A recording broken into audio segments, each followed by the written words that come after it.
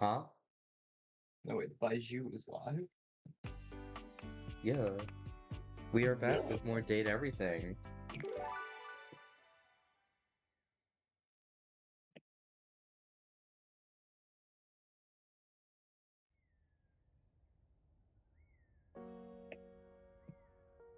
Let me just do the other promotion real quick.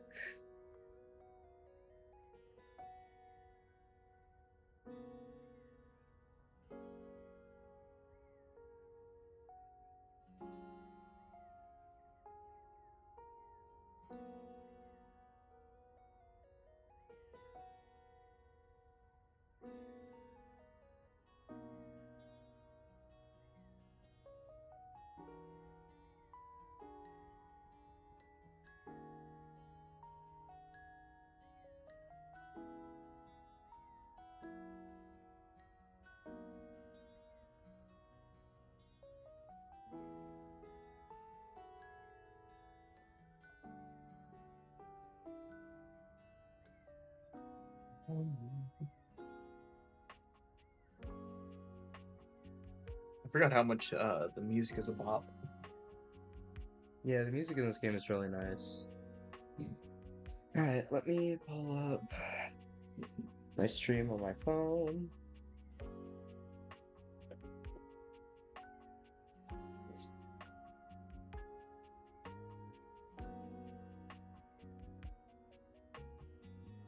Here we go.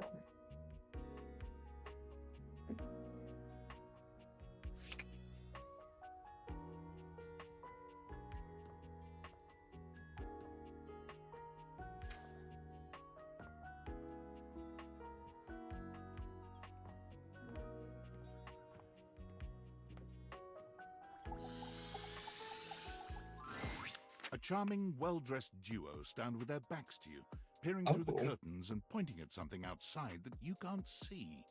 They seem quite absorbed in their own conversation. Look over there. Look at that. Across the street. What are we looking at? What do you see, Rod? I see a dog. I see a car that could use a wash.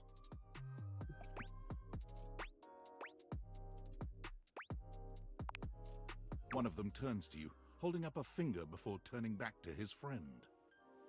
Hi, 1 second. Now, why in the world do you think I would care a single thread about an unwashed car? I don't know what you want from life, Kurt. The shoes, my dude. The shoes. Oh, you were looking at the neighbor's shoes. Those are nice. Right? That's what I'm saying. Bruh. Hold on. Those are way better than those shoes we saw last week. Ain't that the truth? Only time I wish Wendelin would have fogged up. Those kicks could have kicked rocks.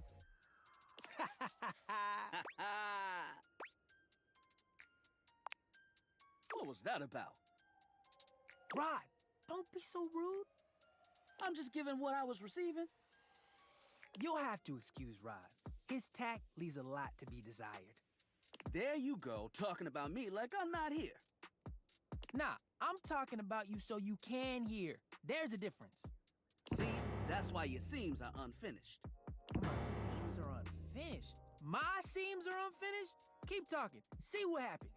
You ain't gonna do This is an nothing. uncomfortable You love me. conversation. Okay. Don't say Yeah. that too loud. Everyone else might start believing it.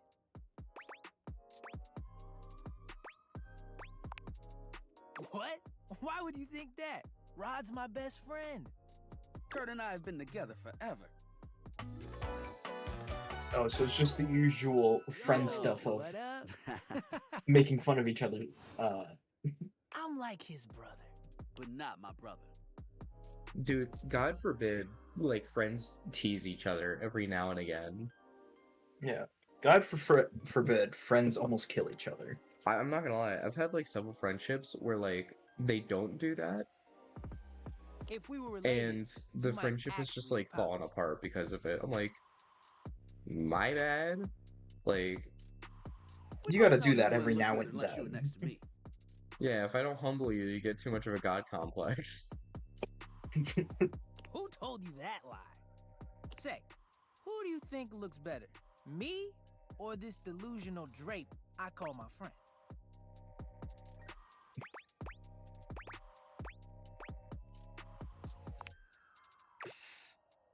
Lame.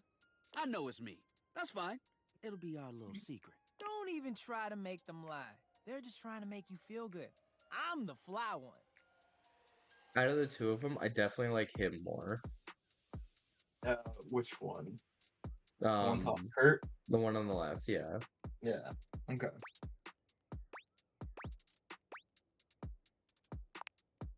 One thing you gotta realize is that we aren't mean to each other. Nah, this is my homie. For life. We're just a little Exactly. shady. Can I leave now? Yeah. You know, Being shady isn't always a bad thing. Oh, to the contrary.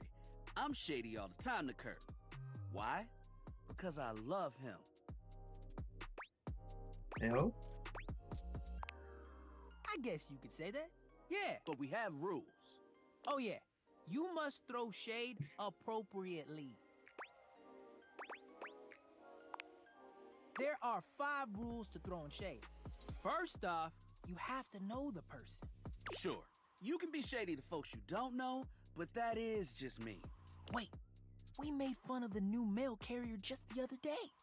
That's because they were wearing that uniform with open-toed sandals. With socks. Oh, yeah. They Okay, asked now about it. that's valid. yeah, that's fair. This rule is one of those, do as we say, not as we do things. Unless we ask you to do it with us, at which point you better come correct. Which brings us to rule number 2. If the roast ain't hot, you're toast. The shade is all about the laugh at the end. Maybe even a strong guffaw. A guffaw? Are you a cartoon dog person? Cause if not, I best not hear a single guffaw out of you, Rod. Keep your aim true. Never bring in secondary parties. Others shouldn't be collateral damage because you decided to mix patterns and it turned out unfortunate. I tried to throw shade on Kurt's mom once. Mrs. Chiffon has never done anything and she will not be brought into this foolishness. Okay. Rule 4. Read their body language as you read them down. Everyone has their line and their limit. Don't be so caught up in the goofs that you step on that line. It's easy to be on a roll and run right over your friend. Which is why rule number 1 is important. If you don't know them, you don't know what might actually make them upset. Right, like I don't talk about Rod's crush on the blinds at the last house. Dude, not cool. Sorry, I was just giving an example. I kind of like this It's an duo. art form. Yeah. And I there kinda is like their one rule chemistry, that you though. absolutely Yeah. cannot break. I don't know if I would date them, but Yeah. like, The final Maybe rule. friends, but like... yeah. Rule 5 is... If someone you know starts throwing shade on your friend, Bah, bah, bah! You better prepare for war. it is your duty to fire back. Pulls out a gun. Verbal warfare has begun. Do If someone what you talks gotta smack do. to your friend, you just shoot them. And yeah, those are the rules. Yeah. You got 'em Oh. all?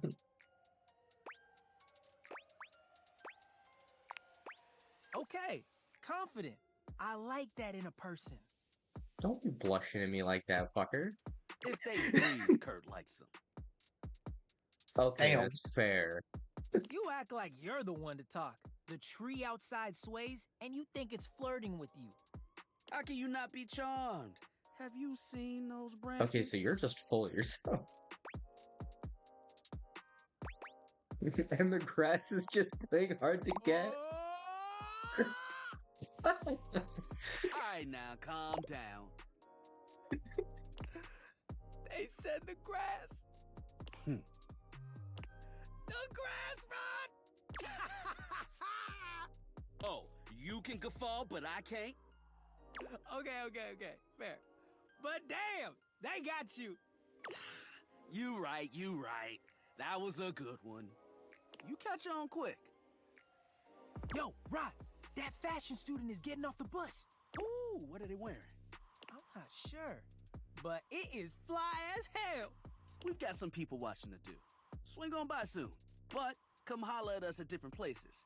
Each window has a new thing to throw shade on. Variety is the spice of life, baby. Bring your jokes. We like to keep it lively here. All right.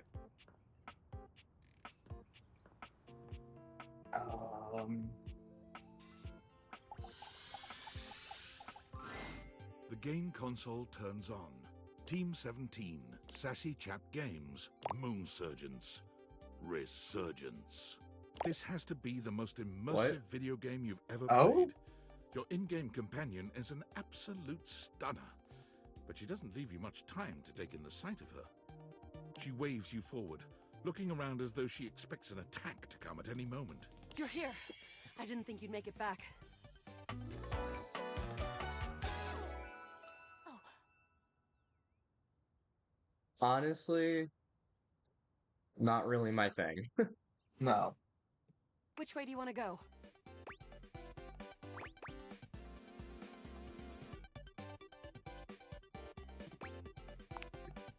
Which way do you want to go? Oh, you just equipped my Zauer rifle, which means that you're thinking of unloading a whole lot of Zaker charges on these scroufs out here. What are we gonna do?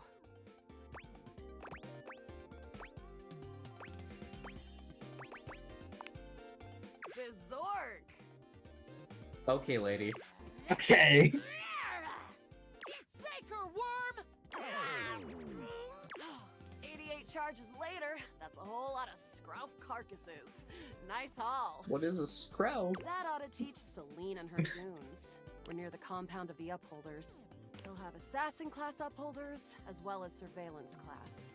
We'll have to sneak our way in, and probably start dispatching them with utmost violence. You up for it? You're right. I'll put on my +5 shadow suit. It'll help us get through the sensors in there. You're just a fucking nerd. Upholder tech is nasty. I found an entrance on the dark side. Should be an easy way in if we just follow the marker on the map. After a short walk, you find yourself standing in front of a bullet-ridden metal door, way out in the middle of the cold, grey landscape. This is the entrance I've never seen anyone use. With my chalk-picking skills, we'll have this open in no Rock-picking? time. What? Okay. Luna picks the lock, allowing you to peer inside. You can see hallways filled with shining electronic doors off into the distance. Here we go. Upholder central inside. So there will be surveillance class too, fuck. which can Didn't sound mean the to alarm. Nope. It is. Very. How do you suggest we do this? By showing me everything. Everything. Try to dip one of the guns. Hell yeah. Let's light this place up! After merely a few charges springed from Luna's rifle, the corridor is absolutely swarmed with guards. Ah, bits, we've got company. Drop your weapon! Cease! Cease! Cease! Plasma drites! The battle rages through the halls as you and Luna drop guard after guard. There you are. Oh no. I can't see them. I can't move. You can't quite tell what's happening, but a vast laser peeks from around a corner and engulfs Luna's stiffened form. Bravely, you take Luna's frozen body and crash through the remainder of the hallway. I'm totally using her like a battering ram. Oh, 100%.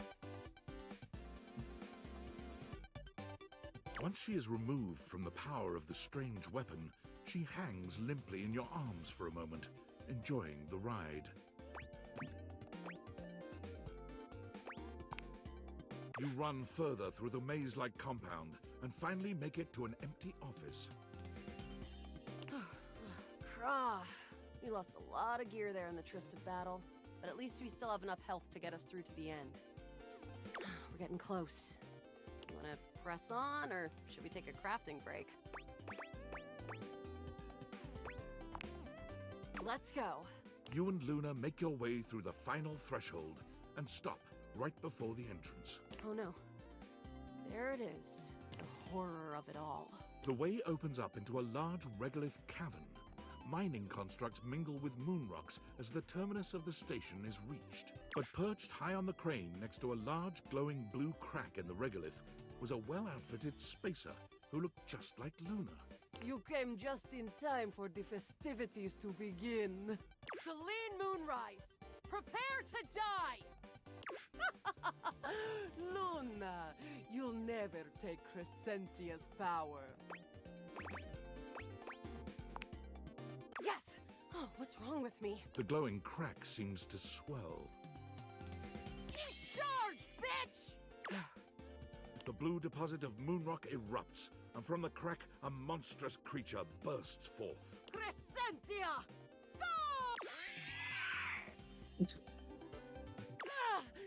I'm Relations. trying my best to keep my composure. Let's go. Ah, easy.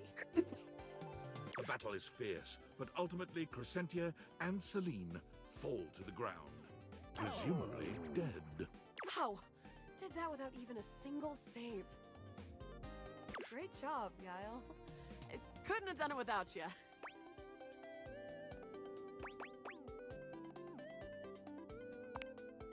You're the best partner I could have ever asked for.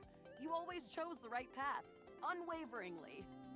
I'd love to be friends with you, even though it can be dangerous out there in Novaya Moskva. Having a real friend by your side friend. means keep your KD ratio way down.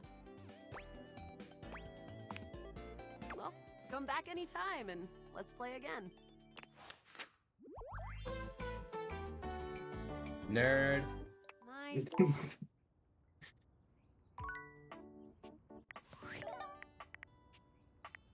Hold on, wait. Where's my specs? Did I level up from that? What I get nothing? I got nothing. And through all that, I got nothing. Well, well, well. If it isn't the Casa Casanova. Do you see what I did there? That's wordplay, baby. Don't break your arm someone's fast. feeling spicy.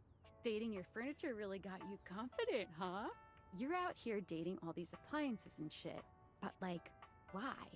Not why are you dating them, like, why is this happening now? To you. Because I'm sad and lonely. Real.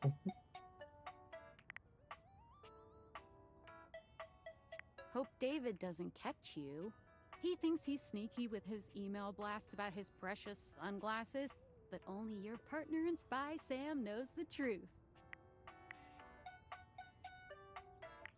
Don't worry, your girl's got you covered. So, like, where did the date viators come from? Like, what's the point of them?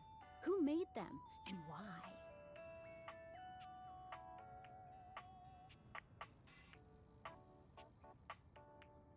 Tinfoil hat? Okay, this is some conspiracy shit. Your life is half political thriller, half harem anime. So, like, did you find out what your purpose I'm is or leaning more whatever? towards harem Are you a anime. top secret operative in the future dating war? Are you collecting data on people in love with their shower? Well, thank God I'm not in love with my shaft. That, yeah. I Me don't too. know how much of an Guess we can Elvis just Presley make up man our I own am. theories. Or maybe Not that just much. That's for enjoy damn the sure. future dates for now.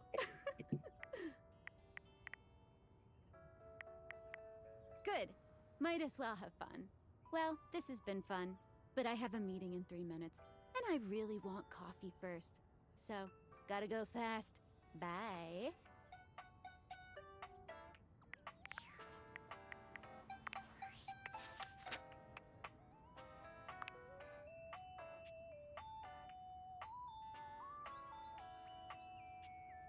Hmm.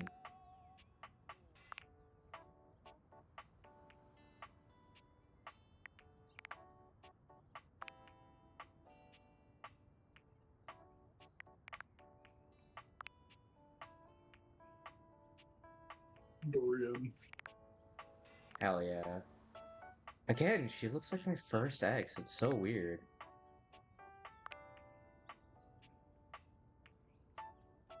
Exotic furniture from different lands. I absolutely despise this person, by the way, or Lux. Because he's just content creator, pretty much. He's a living stereotype.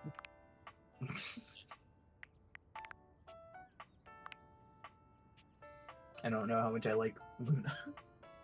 She's fine. She's cool, but like, Again, I love him. It's like anxiety. it's so real. Snuggles, cuddles, and nuzzles. He's also a huge animal lover, which I love.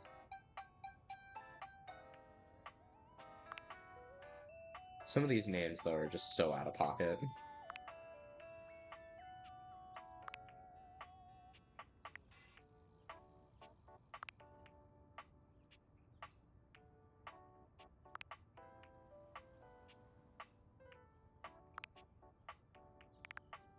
I like how it looks like he's constantly wet, too. Like his hair. Oh yeah. Crush my head. Crush it. This, like, stinky. Also, you missed her yesterday. Oh.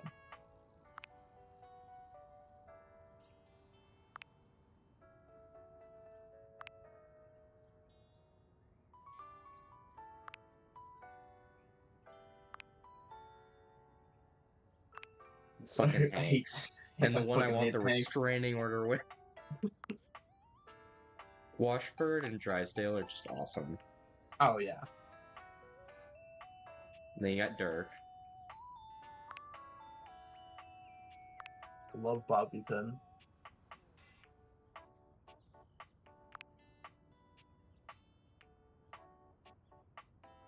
What?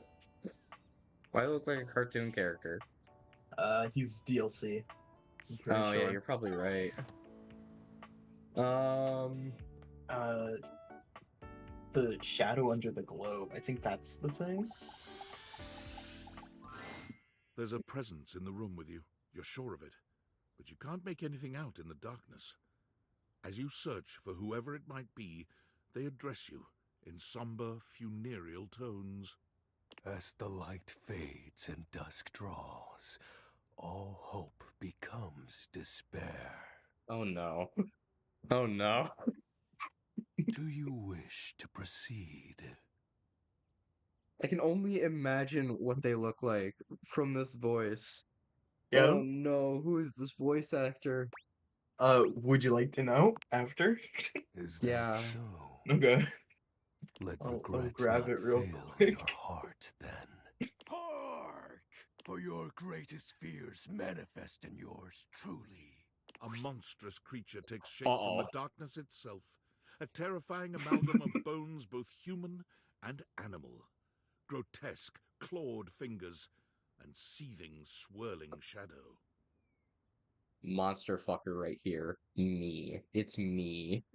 It's From you. brazen earth to the heavens most Isn't it bad that I incorrigible. so would? I so would. No, I feel like you'll even would after I tell you the voice actor. He sounds so familiar The too. shadows quiver, Mhm. the shadows quake and quail. Light has no purchase here. For I am XXX Shadow Lord 420XXX! Exclamation point. Exclamation point! Oh my god. Don't tell me that's his actual name. See, It is. It is. Dude. You fucking edgelord. of course, I am darkness incarnate. It's time to take over the darkness. Where the fuck is my hedgehog? From now Just- on, you are my penumbra. Okay. Okay. Do you? umbra, the darkest core. You are the penumbra. My companion acts in shade, like an outer shadow cast from an eclipse. The fucking music. Yes! So, like, cringy at the same time as, like... He's crying. So tell me, Penumbra, what brings you to the call of night? Sex. Real. Did you find that out on your own? Or did you use a hint?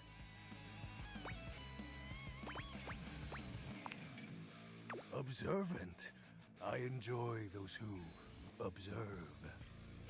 To be fair, my chat told me. You appear to be romancing the objects in your domicile. Yeah, you want to be next? I'll fuck you, I swear. I see. You are embarked on a most interesting quest. However, it is quite trivial compared to mine. What do you mean? Take a moment to empty your mind and heart. Bask in the shadows and remember that sinking feeling you get when you turn off the lights as you return to your bedroom. Then this eerie primal instinct to hasten yourself kicks in while your heart begins to rumble with fear. That, my friend, is but a lick of what true darkness can do. You know, You help my power grow. But with that said, I'm afraid to say my power is waning. If not for your summoning ritual, I may be. Nay, such thoughts are wasteful. Anyhow, I have been wading in the abyss in search of a companion.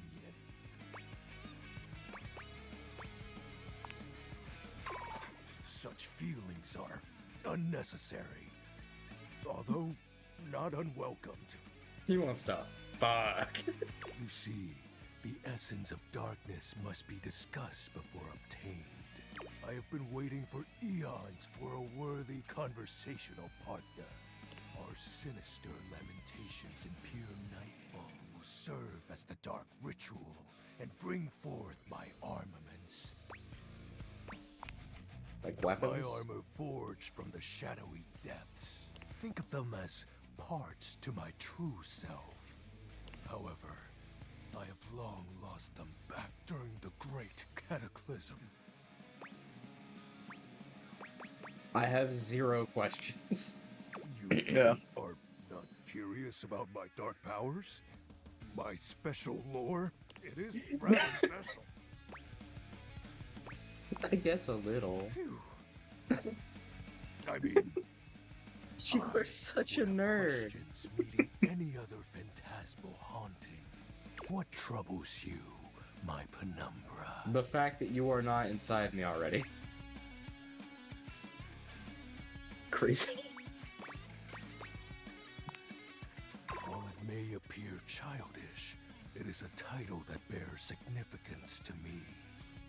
Even creatures of the dark are entitled to nostalgia, Yeah, point. and its relevancy continues to capture my very essence. Lord of Shadows. Signature embellishments. I like how it's 420 too.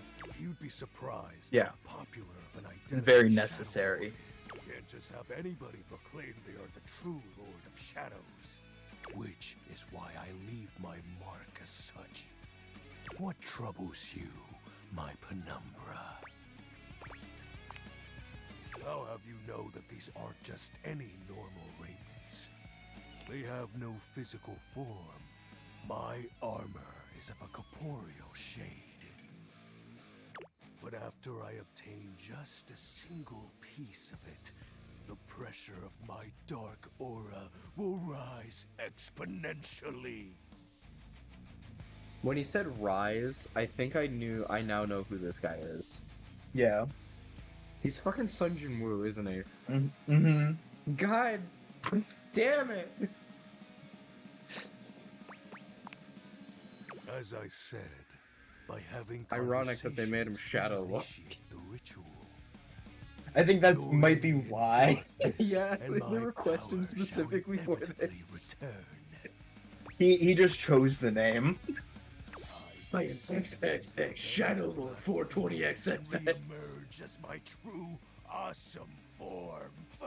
It's like almost my Xbox username. I sense your Um, curiosity. Stay close, Penumbra, and you shall someday see. Sun Jin Woo, otherwise known as the main character from the anime Solo Leveling. What That's what I'm troubles talking you, about. my Penumbra? Or almost Voldigold from I forgot he was on Tragedy that Oswald Gold. befell Oh my my comrade. Yeah. god, that unlocked some memories. Before, it was a peaceful time. I had to rewatch that.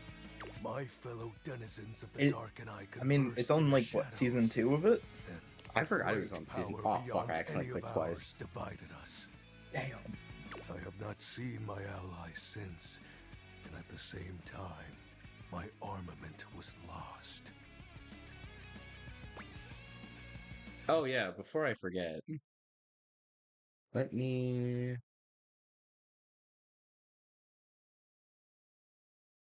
do this. Oh yeah.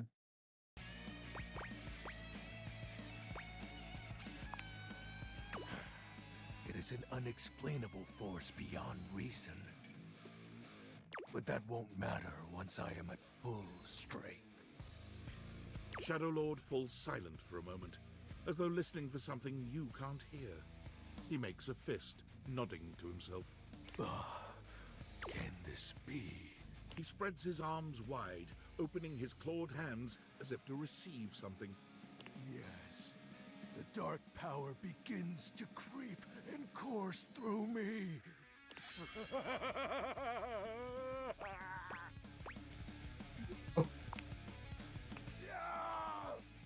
I knew I had a good feeling about you. All I can hear him Penumbra. now is just screaming, "Egress, get up!" Yeah. Egress, get up! There you go. A piece of my armament has returned. My soul quivers with might. Oh, that's I like how when he exactly blushes, the it's yellow idea. instead of red. I thank is a- you for awakening me. There's gonna be an awakening, alright, in my dance. Encountering you has been the most exciting event in a very long time. For now, I shall relinquish you. Return The to fucking your music is quest. such a banger. Oh, and no need to reinvite the light. You're now a denizen of darkness, after all. I mean, I'm already fucking the bed at night, so... Unless being in the dark brings about a fearful sensation that tickles your heart too fiercely. Farewell. He's like caring, but tries not to be. Yeah. Oh, I can talk to this window. I'm not gonna do that. Where would my utensils be? I can talk to Oh. my cookies. Maybe you can open up a drawer.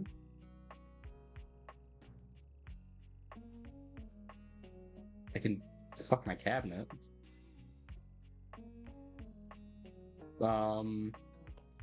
Uh,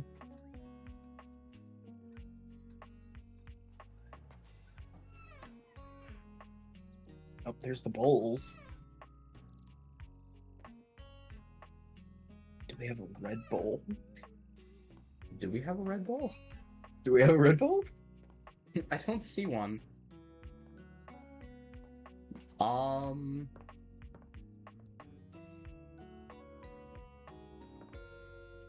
No, where the fuck? Utensils 100% be in the kitchen, but like.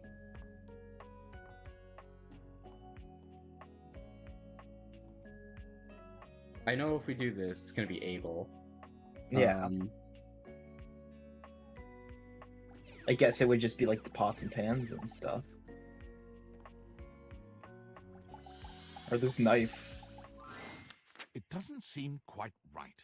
What you imagined you were aiming the Dateviators at turned out to be... Me, Lucinda Oh. Lavish. It's the DLC character. The best character in the whole goddamn game.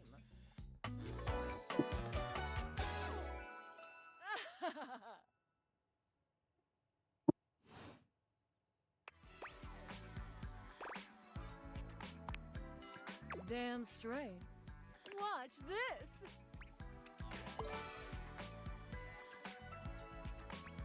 Oh.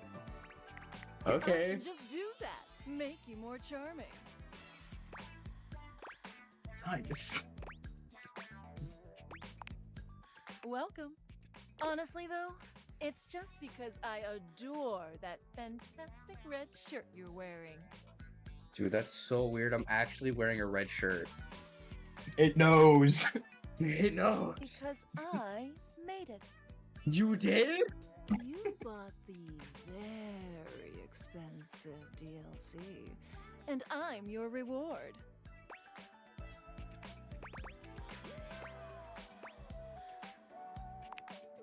Your sacrifice to the endless money pit that is this game is not going unnoticed. And you will be amply rewarded. Lucinda mashes together her ample bosom. Amply.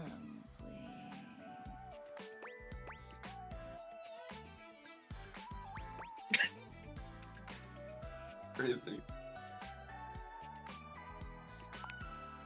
You want to give my Bazumis a scream? Yeah, duh. Which one? Left or right Bazumi? Both Bazoomies. You give both her bazoomies a squeeze. They feel tender and firm. Exactly what you had hoped. Greedy! There's almost nothing to save for later. Thank you for giving me your attention.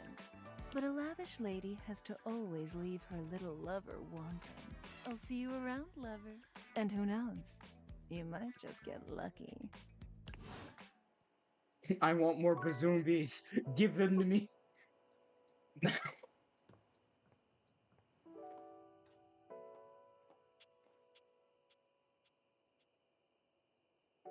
Do you want to talk to Nightmare Lady at night? I don't know. I don't mind. I'm here for Hello, more sunshine. coffee. Abel? My sturdy cowboy. I've known Abel for some time now, and I'm not surprised he sent you to me. He's a solitary type, but if you asked, he'd give you the cloth off his table. Why, he holds up practically half the house without a word of complaint.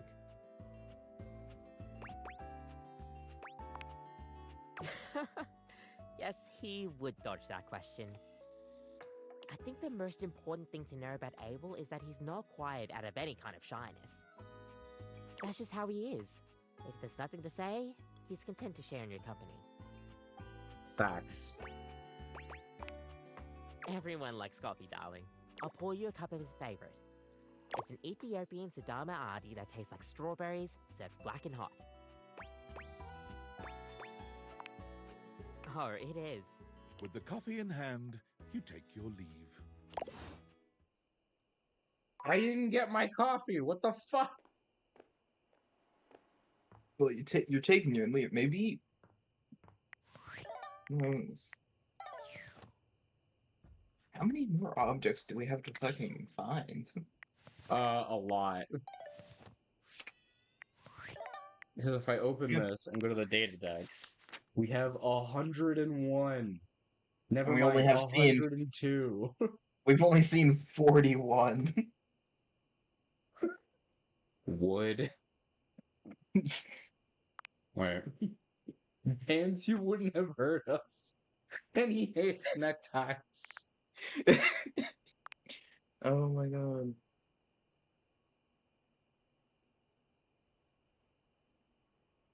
Why does she have a sword?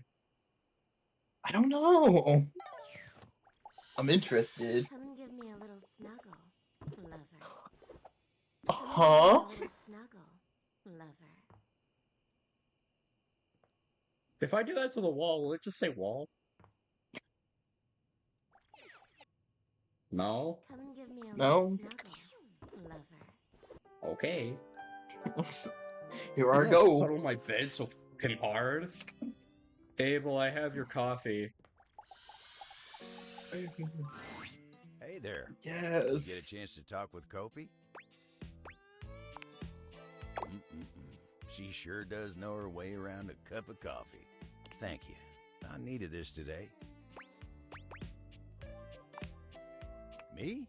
No. Oh, it's nothing to trouble yourself over. I will trouble myself over it. I know most of the house, yeah.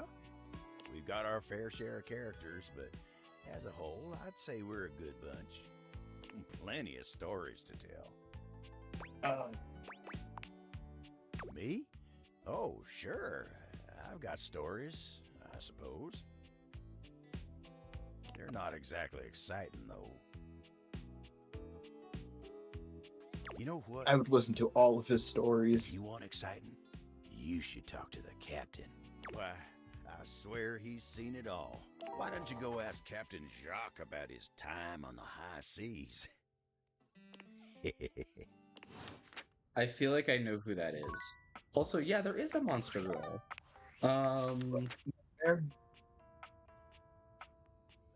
Nightmare is a chick. Hi, Aqua.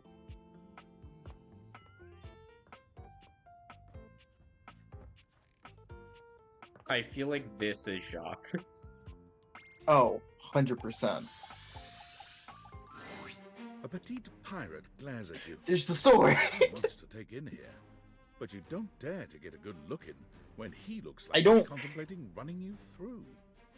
Why does he look like Aaron Hansen? He kinda does.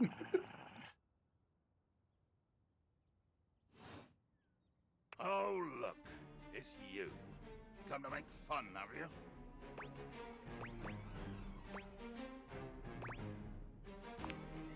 Who else do you see? Do you legitimately imagine anything that cascaded out of that prompting, nagging mouth of yours could shock me? Do you honestly believe I could be shocked? Yes. I am emotionally quite contained. In fact, one could say I am quite bottled up. Trapped within tubular, glassy confines.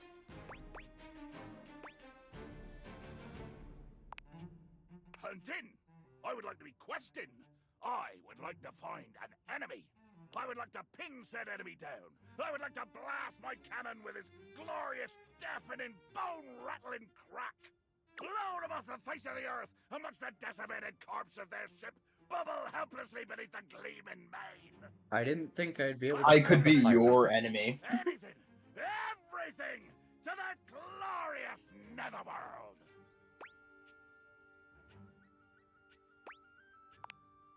I do.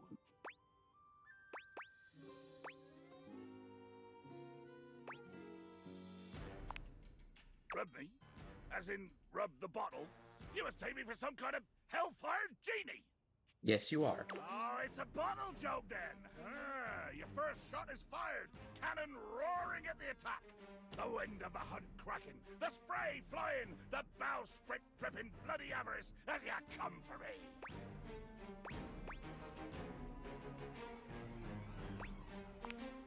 Beauty in death! Too much! The line is crossed! Your pitiful life is forfeit to my magnificence! Love? Think ye I look for love? Your insolence brings you only death! Dear sweet Davy Phones! If you insist on reducing everything to its simplest expression... Yes, I am going to kill you. Bear witness to your undoing. I'm bearing. You not feel it? Do you beg for quarter? For mercy from the most murderous, blood-eyed cudger to plow the fathomless flood? Of course I am! I am killing you, right now! I'm tearing you limb from limb and dangling your bits from the rigging to tempt the crows. You take a moment to inspect yourself. Your limbs and bits all appear to be just where you left them. Oh, I am. I'm filleting your sorry rind. In my mind. Damn your hide, speculative! It's as real as the snap of sail in the wind, the squish of flesh and bone as it makes way for my blade.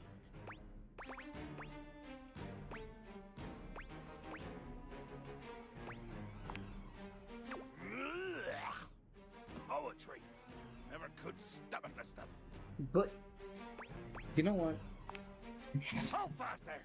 I do not speak beautifully. I am the fearsome Captain Jack Sparrow. I am the plague of the high seas. I get it. Jacques Sparrow. Jack Sparrow. Yeah. Oh my god. I deal in death, spectacle, and warning. I spout the macabre. I vomit forth danger and horror. There is nothing beautiful in my world, least of all my damned self!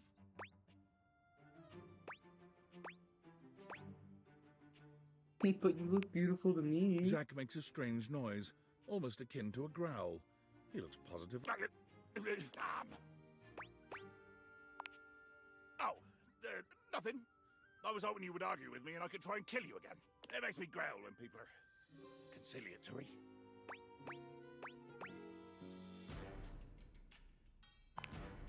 No! Haven't you been paying attention? I want conflict! I'll give you conflict. There's a bottle against the wall. One more first step out of you, and I It swear to fucking God, you breaks. folks, I'll swing you from the yardarm! Let there be blood! I load my cannon with heavy iron rounds to tear through anything and everything you might pray to put between us.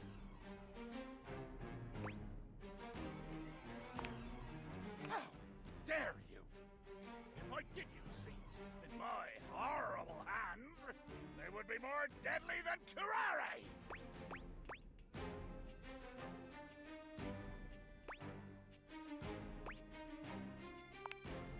Ye must be devilish indeed, that a deadly elixir is at home in your gut. Oh, there you go again, you two-legged thesaurus! You toss words in my face like so many netted squid that I find that they strike me. They strike me.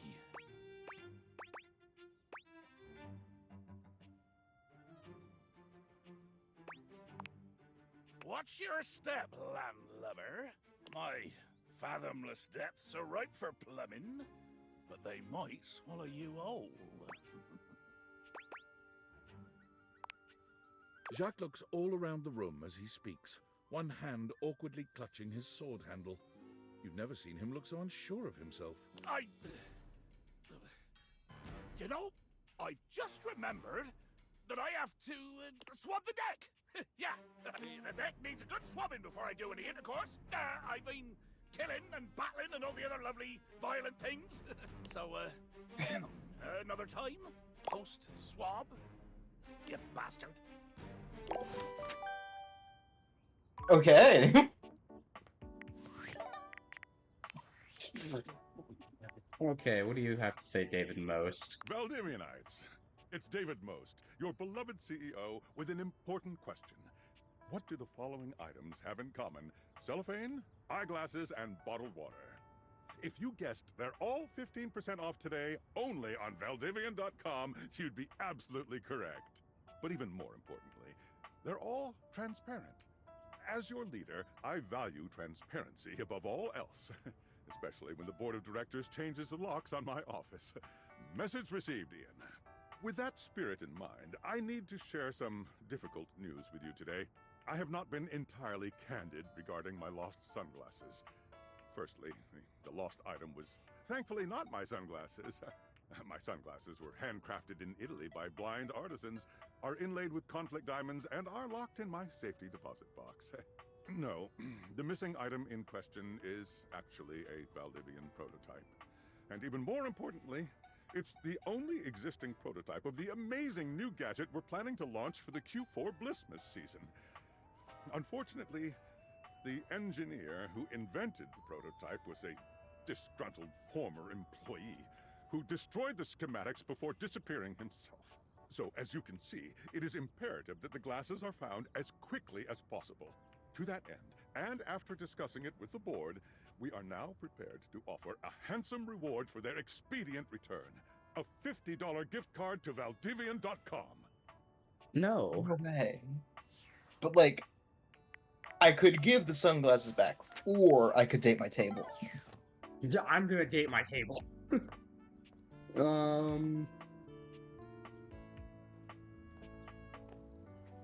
Can you talk to the dishwasher?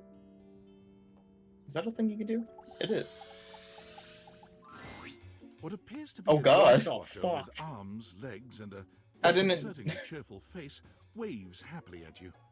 You Hello, and welcome to the Valdivian dishwashing experience. It's a spy. Grab a knife. Get him! Beat him up. We offer an alarmingly clean output of all kinds of dishware, clothing, and such. My name is Dishy. I'm your dishwasher Look now. at me. The human legs are so unsettling. I regret saying, can you Please date the connect me to your dishwasher? internet so I can get started knowing exactly what I need. No. You're staying off. That's completely fine. We can absolutely operate in offline mode. Would you like to wash dishes?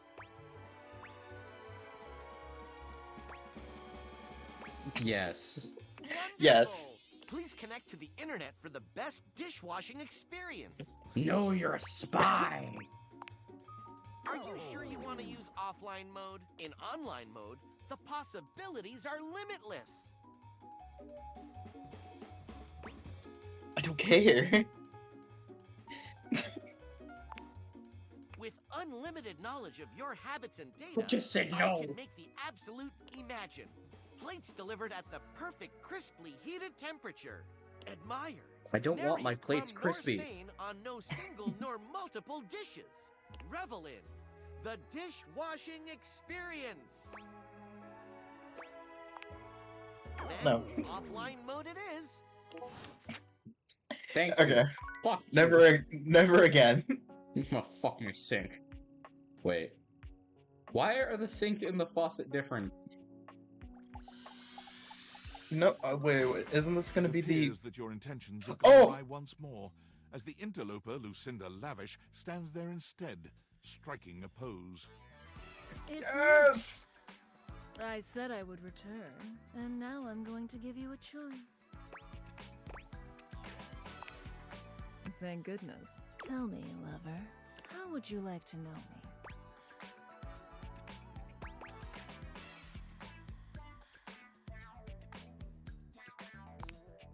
Talk? About me? I love talking about myself. I'm Lucinda Lavish. I'm the extra cool DLC character who is, well, not really a dateable object per se, but more of a different thing. You know what I mean? Sure. Yeah. That's a good way of looking at it. I haven't thought of that before. But, you know, when you put the question to me like, what am I? It just kind of seems so frivolous. Boy, I'm really messing this up, huh? Yeah, ugh. Why am I laughing so much? This isn't funny. It's always easier when you're playing a role, I feel. When you know what the boundaries are. This kind of just seems a little out of my wheelhouse. Oh, you're right. Shit. I'm gonna go. And with that, she is gone. No. I'm back. No. I'm gonna make love to my faucet. You're back! Not God him. damn it! I only like his dog. I love Sun-Zi. It all happened one rainy night on the north side of Turkleman City. The tough side. I'd stayed late at the office because I had extra work to do before the holidays. Well, when I left, I was feeling a bit low, so I went out to a local bar. Hold on, I got a message. Yes, indeed. It's called the Banana Club. They make a mean Shirley Temple. Heavy pour. I should have known better. But after I'd had about 7 of them, I went out for a stroll. You had 7? I don't know where I was going. Just trekking the streets with my dog. Suddenly, I came upon a fine dining establishment called the Questionable Dandelion. Right. They've got an incredible buffet. Lots of strange ingredients from all around the world. They're always trying new things. Sure. Like Okay. Plodicus berries. Fucking huh? And Jimson weed cupcakes. Naturally. They also sell Excedrin by the pint, the headache medicine. I'm tracking this, I Anyway, think. I ate my fill and went on my way. That's when things started to get weird.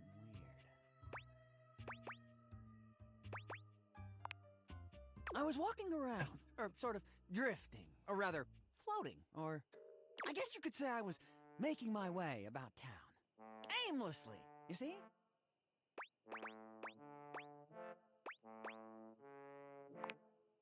Well, I came across an alley I had never noticed before. It was dark and had a rather threatening look about it. So you decided to walk down it. So naturally, I went down it. Of fucking course. You know, really sketchy looking alley. You know what? It's like almost midnight. I'm just gonna walk down this alley. Hopefully nothing happens to me. Would I know? I wandered down the alley and came to a door, lit by a red light.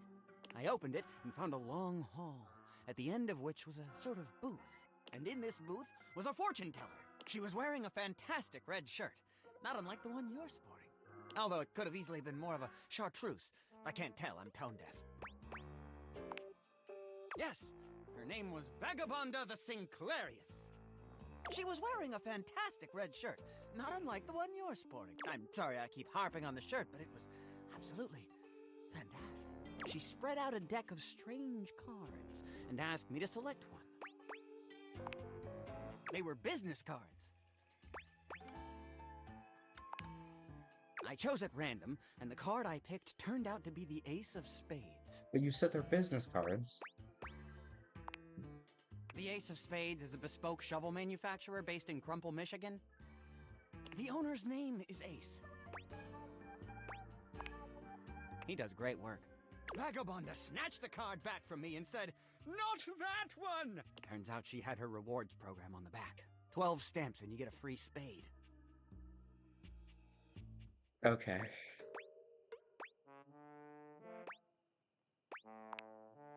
We agree! Besides, she only had 2 stamps. So I snatched it back from her again, and we had a bit of a row, and I'm sorry. God damn, that is a nice shirt. Anyway. Please stop commenting about my shirt. I guess that wasn't a very good start to our fortune-telling session. I think that's why she cursed me. Because right afterward, she said, "Martin, that wasn't a very good start to our fortune-telling session. I'm going to curse you because of it." And then she cursed me. She waved what looked like a magic wand. Although, to be honest, it could have easily been a bagel of some sort. A bagel? And then said, "Martin, I doom you now to become a detestable object. I transform you thusly, so that you may go home and think about what you've done." She wasn't above a bad pun. And then I became a sink. Now you find me as I am, trapped in this porcelain prison. All I want to do is return to my old life, to stroll the streets of Turkleman City once more, without a care in the world. Oh, how I long for it. Please, won't you help me? No. Sudsy and I would be oh so grateful if you I'll could get help to the bottom Sudsy, of but what's not going you. on here and return I us still to need our a sink. proper forms. Will you?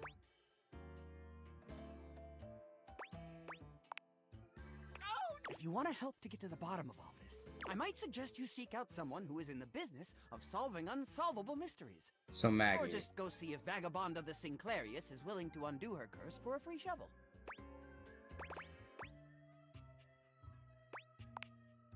He stands there silent and unmoving until you finally leave.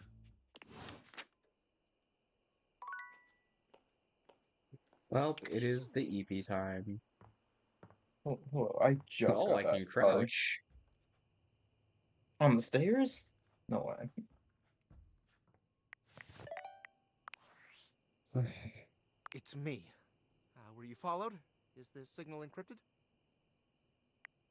No idea. It'll have to do. Listen, I've been giving more thought to our previous conversation about the ethical implications of transforming inanimate objects into humans, and I've come to a realization. Okay. It's honestly not up to us whether an object should become human. It's up to the object. And if an object expresses desire for personhood, who are we to deny them? The government. I did discover one other interesting piece to all this. After analyzing the data, it appears that certain objects can only become human if the Dateviator user possesses the necessary personality traits. I'm not sure why. Oh. I theorize it's because certain character attributes emit an energy vibration on the same resonant frequency as the molecules of a particular inanimate object. But in all honesty, it's likely a mystery that science will never solve. That science will never solve. Regardless, I was able to discover which personality traits seem to resonate with each inanimate object, and I've uploaded that data into the Dateviators. I've labeled it Realization Recipes. You should be able to access those files now. I'm so sorry, but there's no time. Valdivian's goons were closing in, so I was forced to flee to a country in South America to avoid detection, and my cell carrier's overseas data plan is very limited. Seriously? 10 megabytes a day? I can That's barely like send a nothing. GIF. What a joke! Remember, check the Dateviators for the realization recipes. Okay. Okay.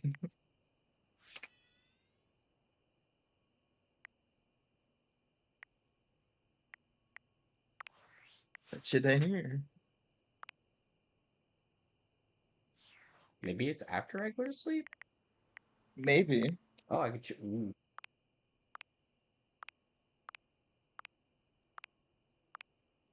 I don't like that other one. Face? The face. It's the fridge's face, I'm pretty sure. I have a Valdivian phone, but I'm gonna blame it on Anime. that one. Yeah.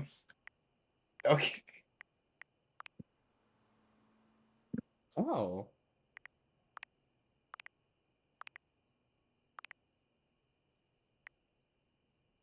See the mirror? I think so. Okay, I don't want to get spoiled on too much stuff.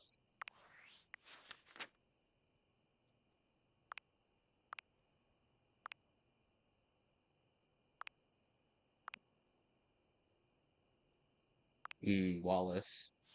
Wallace. Wallace, my beloved.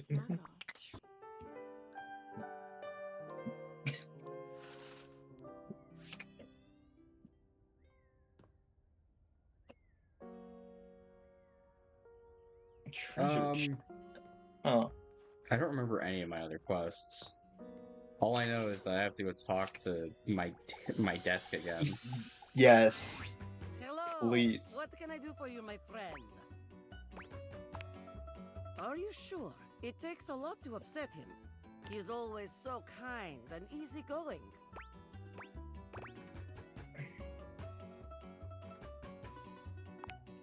Poor Abel. He's always thinking of others and never himself. I have told him many times he should consider taking a suitor again. Perhaps that could be you. Yes. Why not you? You are lovely. But if not you, there are always others. Less and less over the years now, but yes. Abel has always been popular, even if he tries to keep others away. Some objects have hurt him in the past. Who? But I don't think that is all. He has always preferred to be alone. He is very supportive. You need something done? Abel is there. You are hurting? Abel is there. As long as it is about you, Abel is there. But when the attention is on him, he is freezing up. As he would say, like hairless cats jumping into a bucket of ice. Ah, yes. I believe he is afraid. I would like to think so after so many years. It is an honor to keep his confidence.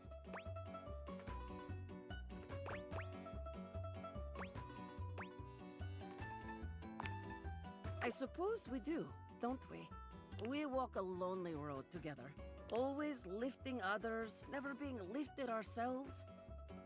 It takes a strong table Do you want me to carry lift so you much my on your desk? shoulders all the time. About to say, I can try my Only he best to had lift the someone desk. To lift alongside him, to help him with form, to celebrate his personal best.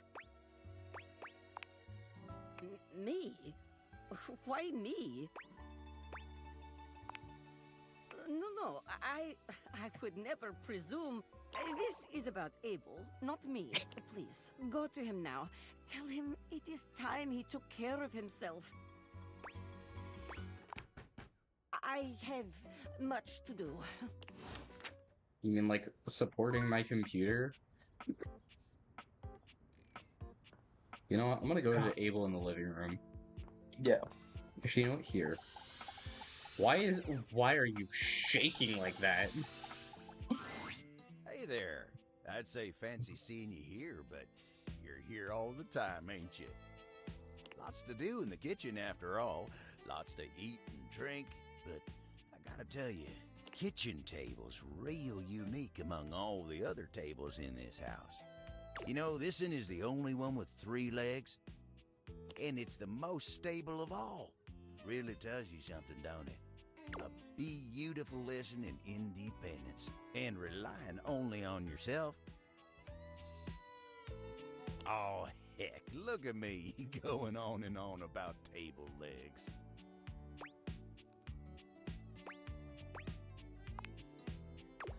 Gosh, thanks.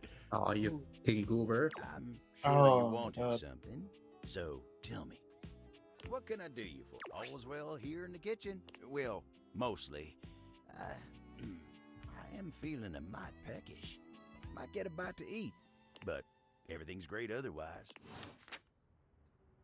Okay. Don't. I- Okay. I need comfort. Shadow Lord, I'm coming. Shadow Lord greets you in his own unique fashion, throwing his arms open wide as he calls out to you. The lights dim and the shadows reign supreme. I kind of want to see what happens if I talk to him, like, at night. The doors of Yeah. abyss open for yours truly. Ah, a dark day to you, my penumbra. Ooh, I have something I want to show you. Oh god, this again. Evidence of my power returning. During our previous exchange, you questioned if our discussion was monumental in any way. Now, observe closely. Come to me, servants of the night! Shadow Lord stands stock still, arms spread wide with his head tilted up. He seems to be waiting for something. Ooh. Ah. Ooh. He starts, turning to look at something you can't make out. He points triumphantly. There! Do you feel them? You feel a tickle at your leg. Ah.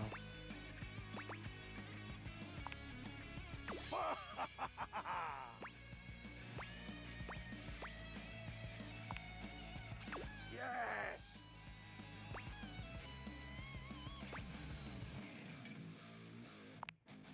Witness my power.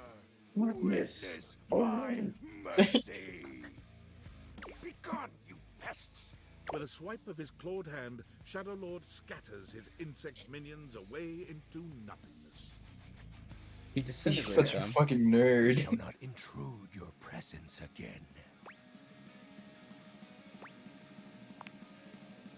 I am merciful for your thankness, granted human. Most merciful of thankness, most bountiful.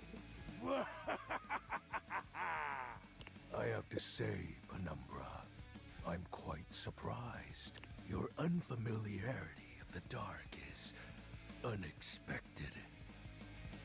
This resistance to the colligiosity must be reversed. Perhaps your soul is not attuned properly. Training is in order.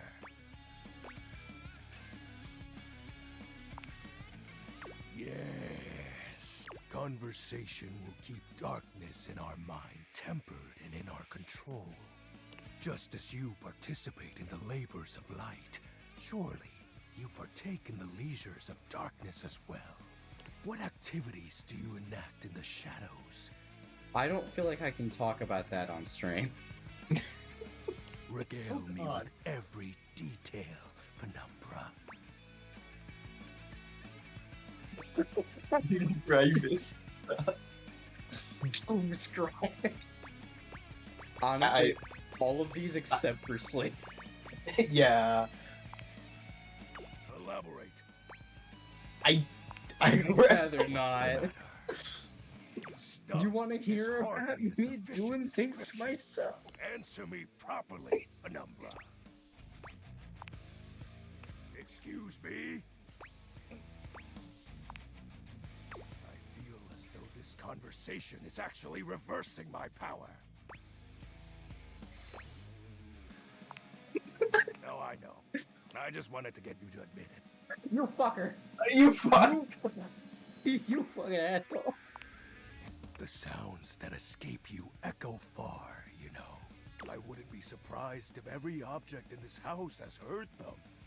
Trust me, my bed has. You are just exhibiting good health. Nothing to be ashamed about. And if I may be upfront, each breath you let out during is admittedly adorable. You fucker. Go on. I will when I'm ready. I'm grateful. Oh, so you make me say it, but you won't say it. More You insight fucking... into your behold. Our corrupted bond grows. Ooh. He exhales, his hands tightening into fist before throwing his arms open once more. You're beginning to grow used to this routine with him. I feel it. Another piece of my dark armament. Not the only thing you're gonna be feeling. Body, yeah. Rejuvenating to the next stage. Oh.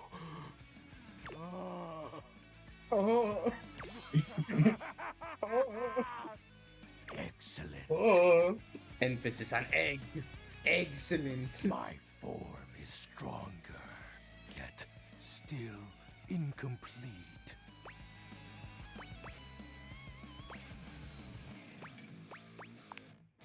Until next time, Penumbra. Oh, and I do hope you have a pleasant rest. You'll need to conjure as much void aura as you can for our next ritual.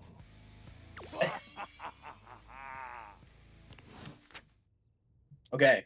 Him in the nightmare. Yeah. Yeah. Now I need to talk to... What happened? Oh, I can't talk to the pots and pans anymore. I can talk to these dishes. A tall, statuesque man stands Oh. with his back turned to you, surveying It's the Daisuke. dishes, your dishes, on the table in front of him. He's so absorbed in them that he doesn't seem to notice you. The man Stare. doesn't move. As you walk around to get a better look, you can see that he's quite handsome, and still entirely uninterested in speaking to you. Still my type. Yeah. The man's head swivels to look at you quite suddenly. Yes? Keep away from the dishes. They are priceless.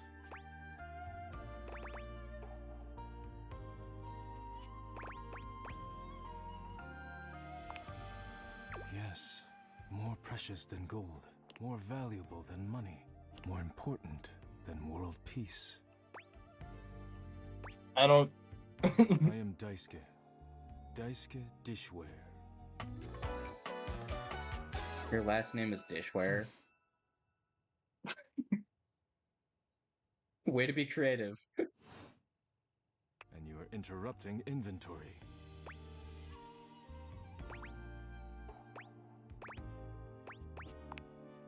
Yes. Once a week I take inventory of the dishes. If one is cracked or chipped, I repair it. If one is beyond repair, I retire it. And when new dishes arrive, I add them to the collection. Your praise is not required, but I thank you. Now please, leave me to finish my work. You decide not to bother him any further. But just as you're walking away... Look out! Your foot catches on a strange bulge in the flooring, and before you know it, you're going down. Hard. But you don't hit the floor. You hit hard muscle instead. Daisuke has heroically put himself between you and the dishes. You're now face to face, and chest to chest, on the ground. Forget about me. Are the dishes all right?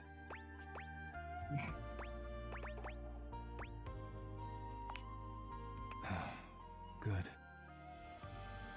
You plant Okay. your feet, surveying the table. No damage that you can see.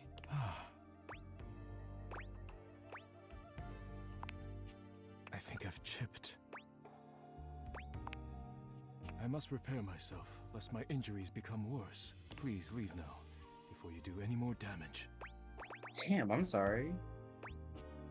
No. You may not have intended it, but the damage remains. Please go. I'm gonna get more coffee. I need to see the nightmare. Welcome to Roofbox, the home for all your coffee needs. Kopi gives you an awkward smile, fidgeting with her coffee implements. She keeps looking at you as though she was searching for something. Oh, well, it's, nice to see you too. You're, that's right. Kopi snaps her fingers, realization striking. We had a little chat last time, didn't we? Well, thanks for coming back. I do appreciate your patronage. We actually have a new drink added to the menu since the last time you came in. So, what can I get for you today? Right. Irish coffee, Just, give me the whiskey. Remember that the Irish coffee is going to be a little different. Make sure you can take your alcohol. Kopi makes a lovely cup of coffee in her expert way, topping it off with a generous pour of cream. You can smell the alcohol even before she hands it to you. And there we are. Aw, that's cute. Enjoy. I love Irish coffee. Is there anything you'd like to know about the Irish coffee?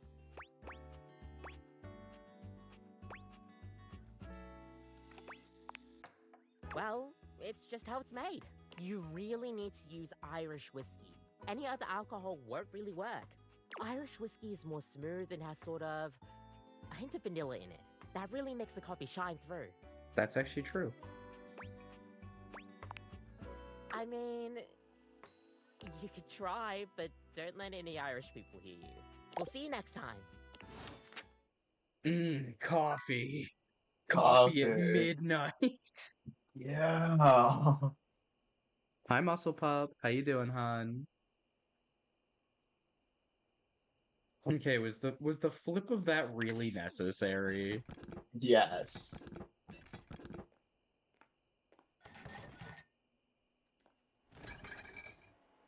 Rattle the table.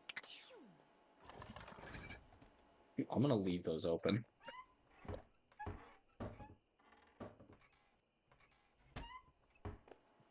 Can I open the freezer? I can't. Ooh, I can! What do I got in here? Why you open up I just realized what part of ant. Freddy Yeah. was. Whoops. You pants the man. How could you?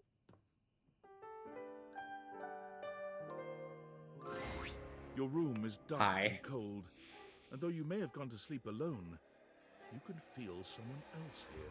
Nightmare I'm never alone looms in my over the bed. edge of your bed, at once friendly and disquieting. Is it you again? Ah, you're back. Hi. I've been contemplating what to show you this time. What may unsettle you? Get your blood pumping. This time I think maybe you're speaking in front of an audience. Is that scary alone? The thought of being... You know, I'm a streamer, so no. Not to mention, I excelled at public speaking in school. vulnerable. Me? Yes. In front of so many Speaks in front of the monkey. expecting eyes on you, knowing if you misspeak even once, they won't respect you. They might not even like you. Honestly, it doesn't be able even to matter if you're public speaking. The important thing is not to look at the audience. You can take glances at the audience, but you want to keep your attention past them.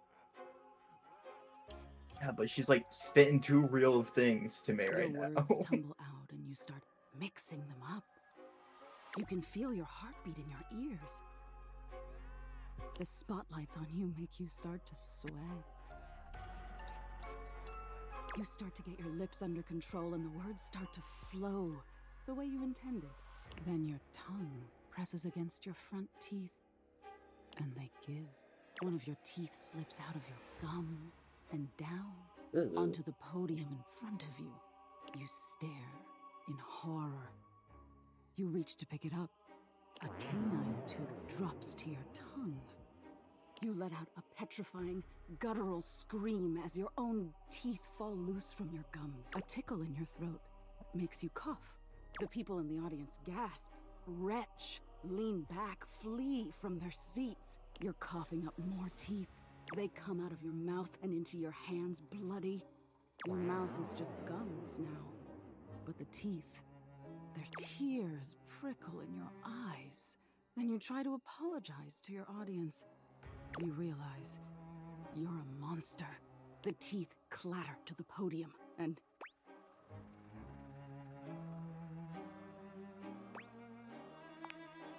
Am I boring you?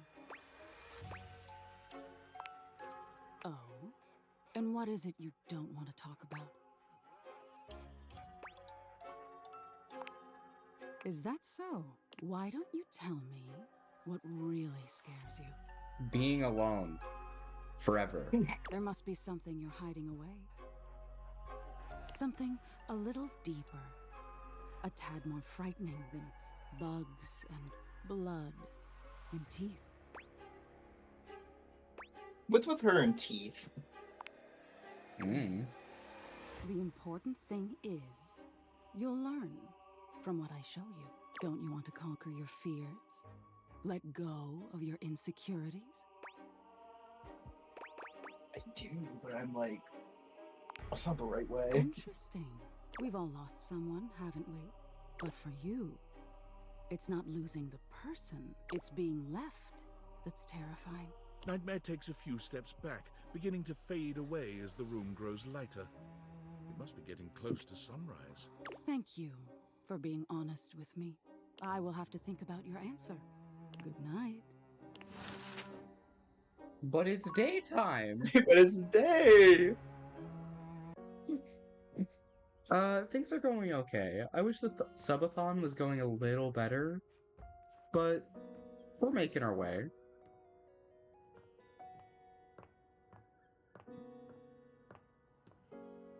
Now the question is, who should we talk to first? You did pants him.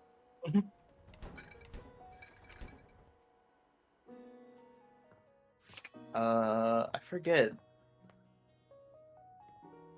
Forget what?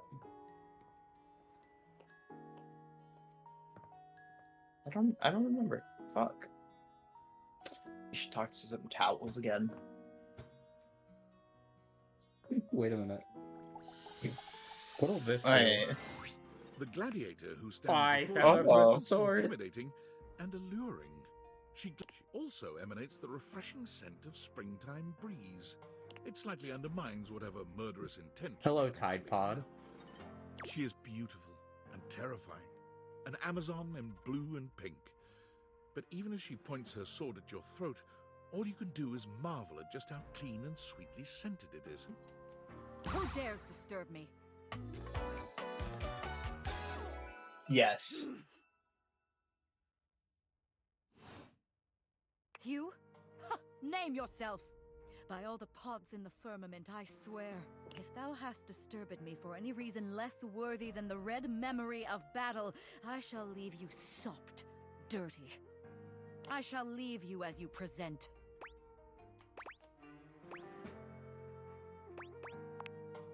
Meet me. You, civilian, you wanted to meet me. I am in the pitch of battle. My pods rampage, sacrificing themselves to be reborn yet again. And you have pulled me here because you wanted to meet me. I confess to you, civilian, I am in a state of indecision. I cannot decide if I hate you, or if I am impressed by your fortitude.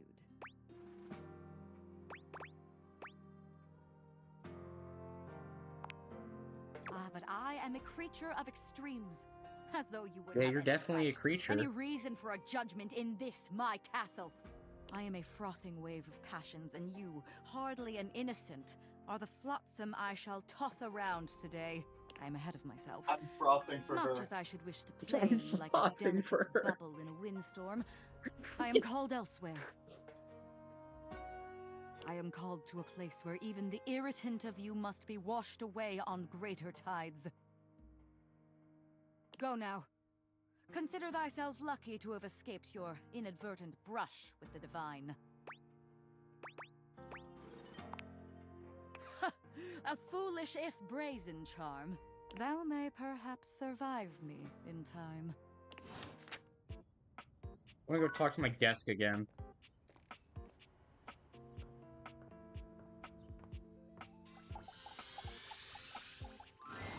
Dasha is lifting an enormous stack of papers over her head, standing on one leg, barely breaking a sweat. She drops them as soon as she sees you. Ow! It is going excellent now that you have arrived. After all, today we have practice date.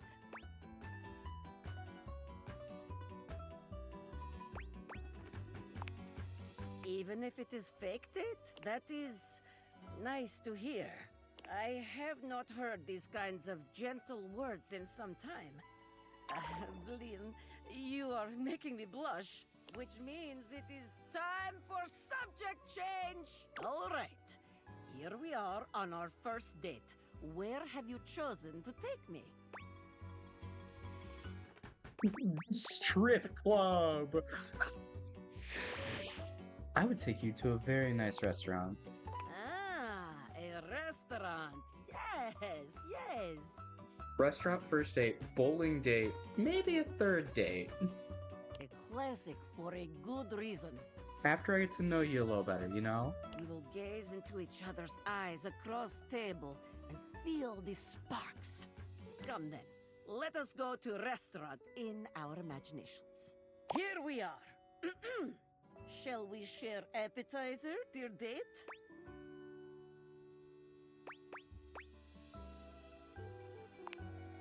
Huh? Pretty smile? Me? Perhaps you are meaning someone else? Do you see anyone else here? This imaginary restaurant is filled with people. Like herring in the barrel, as my father always said. Perhaps our waitress has impressed you with her pretty smile? Oh, well.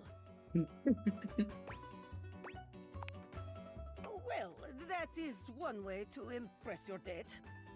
But sharing appetizer is also excellent way to get close.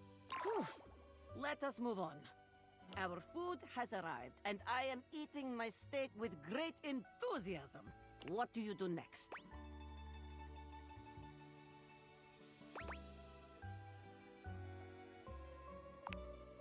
Ah, that is the way. is no greater joy than gazing lovingly into your date's eyes and taking bite of food from their plate. Romance, spark, sensual generosity, top marks. And now, our final question. The waiter walks in with bill and sets it on table between us. What do you do?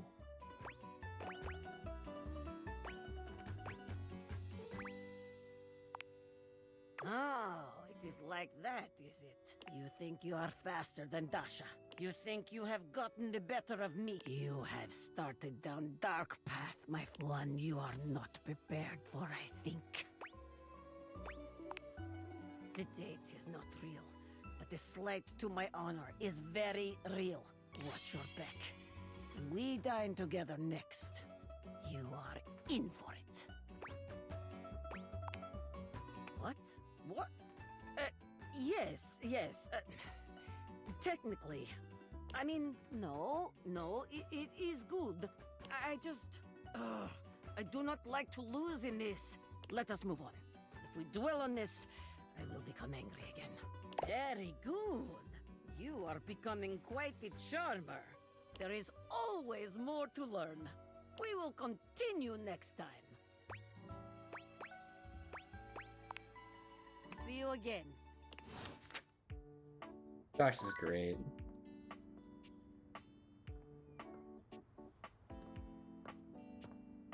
Oh. She's wonderful. Excuse me, what just moaned? I think it was my desk. When you bump into something? Trying to see. I can date my computer? Ooh. A tattooed, bespectacled nerd regards you with a friendly smile. Their kind face is illuminated by the soft glow of multiple screens and the RGB lights in their clothes and wheelchair. Oh, hey there! It's you! I mean, of course it's you. Who else would it be, right?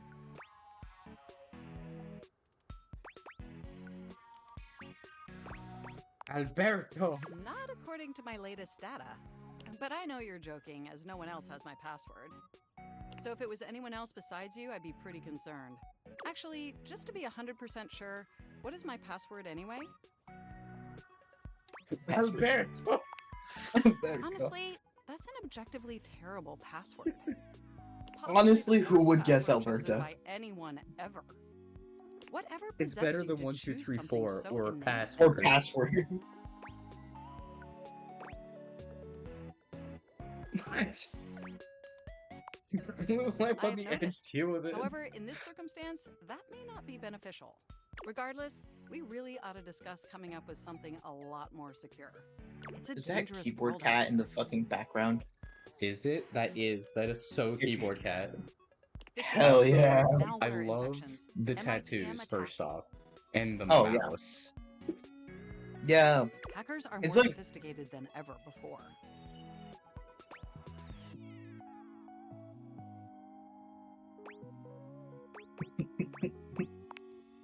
Exponentially more sophisticated. And I've got a lot of highly sensitive information inside me, you know. Your highly sensitive information. Yeah. All your financial accounts, your saved games, questionable websites. Oh, my you visited games. And forgot to clear your cache afterwards. Oh, and No, 100 I wanted terabytes you to of look. extremely embarrassing self-insert fanfic. I've never writ fanfic, but that's a lot of fucking. I know we're lonely, but like, We really need to ensure really? all that data is properly protected against cyber criminals probing Can we at just my delete it? system I for can use that 100 terabytes for so but much more. it could be a fanfic of us and Betty, or you and Betty. I It's knew me you and were as Betty. intelligent as you Yeah. are attractive. I haven't even had the opportunity to properly Okay. introduce myself. I'm Mac. Yeah, who are you? Desktop Oh. computer. Mac, like the iMac. Mac. Okay. You know what? Booted up before, but never like this. Yeah? Yeah?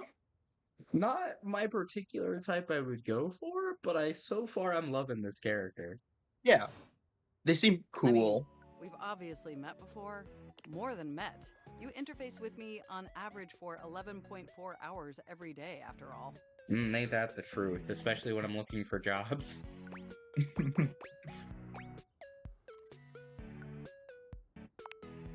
Oh, I am quite aware. I track all of our interactions with gleeful precision. There's no one I'd rather have interfacing with my operating system for 11.4 hours daily. 14.6 hours on the weekends. The way you organize your folder structure follows such a logical hierarchy.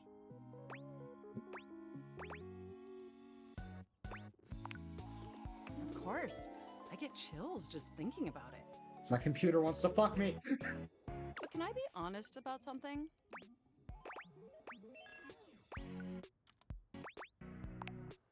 I just want to express how enthusiastic I am that we're interfacing like this now. Accessing each other's software in this new symmetrical way. Oh, I'm ever so delighted that our feelings are reciprocal. I like the way that they kind of fidget. Like, if you notice, like, their feet tilt. Yeah. And there is so much extensive data about myself I want to share. Amazing! Oh, where even to begin? Honestly, there's so many pressing issues that take up an inordinate amount of my RAM. But there is one issue that's been grinding on my CPU above all else.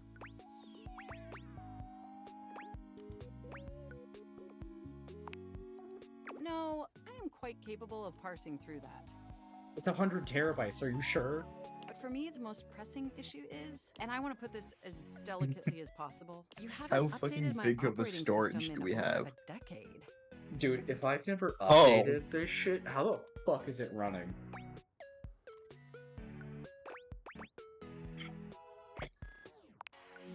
Also, It's what all right. fucking I games know are this we even oversight able to wasn't play? intentional or malicious.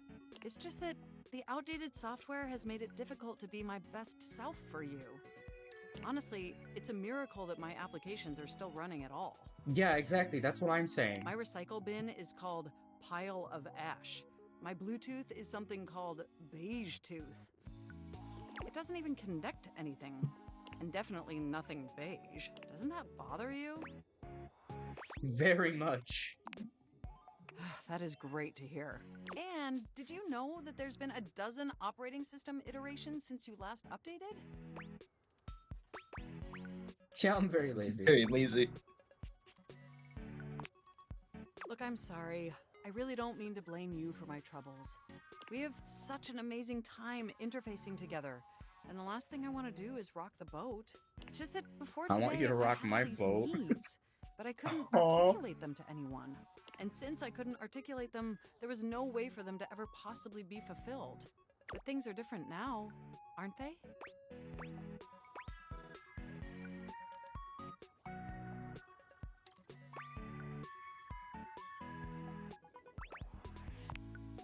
Don't you see? We're actually exchanging information symmetrically now. Instead of you just pressing my keys to write your adult-themed self-insert fanfic, we're having a real conversation. I'm not writing fanfics, that's just fun. And suddenly my needs aren't just pipe dreams locked away in my hard drive. I'm sharing them with you. And by sharing them, it's suddenly possible to finally actualize them. That is, if you're willing to help me, will you? Will you finally upgrade my operating system?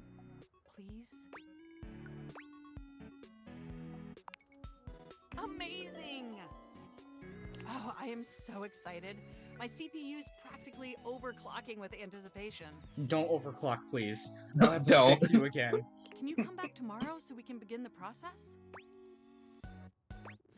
Yeah, it just seems plausible. Wonderful! I knew I could count on you. I can't enjoy the Oh, fuck. offline world. Can you talk to the dice? I can. Or- I know I can.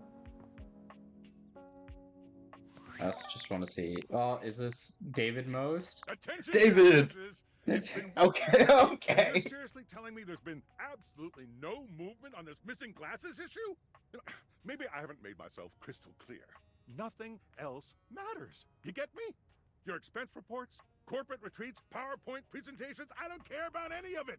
This is your one and only priority. You find me those glasses if you gotta burn this whole worthless rat trap down to the foundation, and do it now! Secretary Dawson at the Pentagon is breathing down my neck, and his breath stinks like flaming garbage! You think shareholders are bad to piss off? You do not want to screw with the U.S. Department of Overseas Violence, get me? We're all gonna end up buried alive in some desert somewhere! Find me those glasses now! And who the hell came up with the 15% off transparent items promo? No consumer buys anything based off of how transparent it is! Find me whoever came up with that crap and fire them! David. Get me pictured as Spider-Man! I'm pretty sure David Mose is J. Jonah. Oh, 100%. You've never been ashamed of your interest in tabletop games, but ever since you stopped seeing people, you've spent far less time role-playing than you used to. The cloak-wearing nerd standing before you reminds you of days gone by. Nerd. To gather around a table with your college friends and pretend to be someone else. Oh there, traveler! What did you just call me? You just call me a hoe? Yeah. No. Ho, as in, hey. Howdy. How are you? You know. Howdy. Simple salutation. Howdy.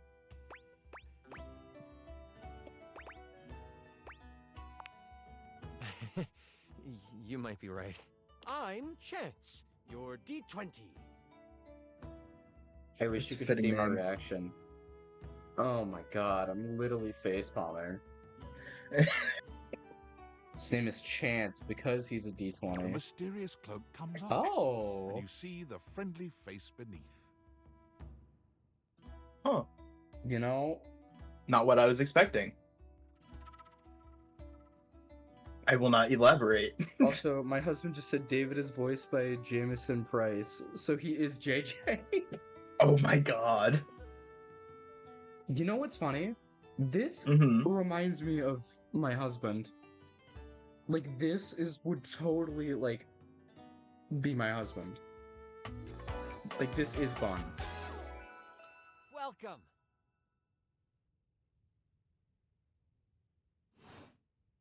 Taking a tiny respite from the drudgery of work?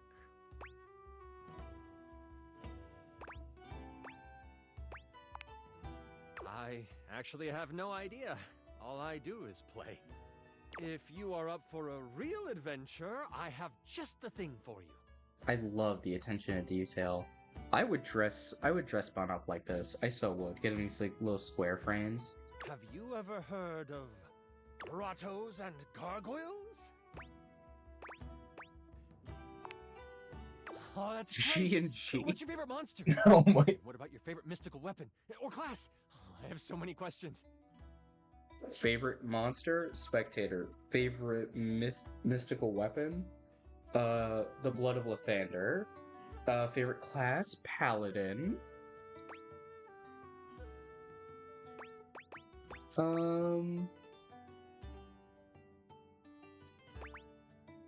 I lied. What's goblins and Granger? Wow, someone else who feels the same as me. Oh, it's so hard to pick a favorite. Everything about G&G is so cool. You wouldn't want to maybe who's this fucking voice actor? Play with me, would you? I would love It would to. only be the single greatest thing you could do for me. Yeah. Chance's eyes light up, his hands balling into fists as he does his best to contain his excitement. Really? Holy crit! Someone to play with me! Holy crit. You have no idea how hard it is to find someone to play with.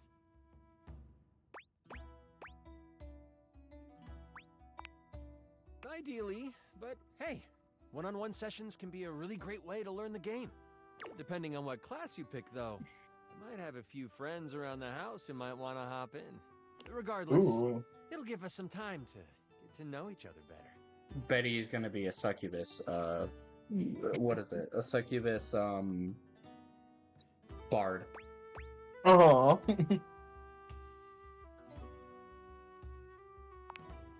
It's time to get you your character. All we have to do is choose your stats, your powers, and your weapons. Then your armor, your lineage, and your gargoyle gauge. Although I might leave that out for this first character. It's an optional setting. See, you can have a portion of gargoyle blood running through your veins, which lets you...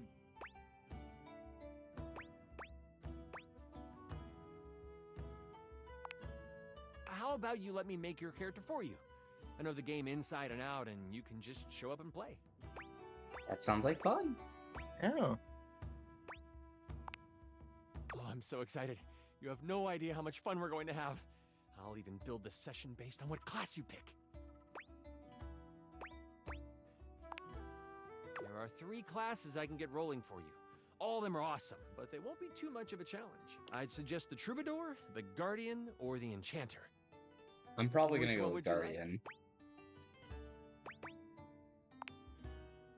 I'm so excited! You would be a guardian. Oh, the Guardian! May your sword find purchase in whatever vile thing comes your way. I heard that Jerry wanted to go apothecary if someone was rolling a Guardian. If you two know each other, I'll invite him. He's a little guy like me, right inside the desk here. Now that I know who you want to be, it'll take me some time to finish building out the session for you. Give me a day? I should be ready by then. Anything before that, and it's a bit dicey if I'll be ready or not. Please don't make puns. Stop the dice puns. Haha, me neither. Oh, it's been so long since I've played. I'll see you then. What do you mean he's in the desk? He's in the desk? Jerry. Jerry the junk? Oh. Jerry the Jigsaw puzzle. Oh. Or he's just Jerry the junk drawer. I guess I'll go talk with Kobe. Oh yeah, no, that's right. We'll not do Nightmare tonight, but I'll talk with him. Mr. Shadowmans. Yeah. Ooh, welcome back, my dark ally. Come, let the next trial commence. Give me all the trials. The trial of the letters begins. Letters? Back before the Great Cataclysm, my comrades and I would partake in spirit-shackling activities. Some have lasted several nights. Others, we simply gave up counting. Are you prepared to begin? Let the game of shadows begin! Chance's voiced by Matthew Mercer. Jesus Christ, why can't I talk? Matt Mercer, like from the Vox Machina series. Oh, also Critical shit. Role. He's also Yeah. Trafalgar Law. That's why he's so familiar. It's ironic that he's also my favorite anime character. Huh. I present to you the He holds a sheet of notebook paper up to you. Oh. It Oh, it's contains a Hangman. macabre The illustration cool of S's. a dead person and a few mysterious lines. I like the heart down the corner. blank, blank, blank, blank, blank, blank. So what is that? 1, 2, 3, 4, 5, 6. 6-letter word. Please don't tell me it's like darkness. Or could it be shadow? This is the Hanged Man. It could be shadow. Choose It's your probably letter. It's fucking shadow. Yes. Now, choose your letter.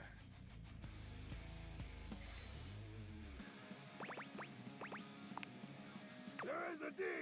Now, choose your letter. There is an A. Now, choose your letter. There is a now. Choose your letter. There is a W. Now, choose your letter. The answer is shadow.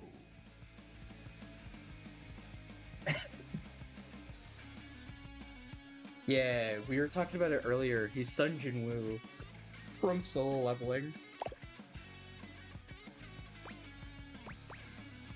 That's so sick, dude. Completely sick. Your turn. Shadow Lord's skull doesn't really have much in the way of expression, but he seems a bit smug. I'll have you know that among my dark cabal, I was the leading player. Think to yourself, what is your mysterious text?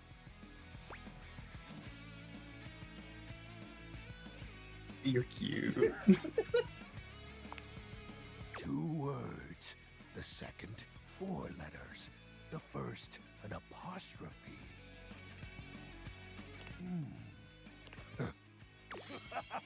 This is most certainly a declaration of praise and endearment. How sweet of you, Penumbra. It's most certainly you're cool. What? That's impossible. What is the answer then? Shadow Lord falls silent as he tries and fails to process this compliment. Well, I see you've chosen the path of flattery. As are you, Penumbra. Very cute. Ah, that was entertaining. It's been eons since I've played the Hanged Man. Last time, I engaged in a mighty face-off with Lunar Knight that lasted until sunrise. Oh, it was legendary.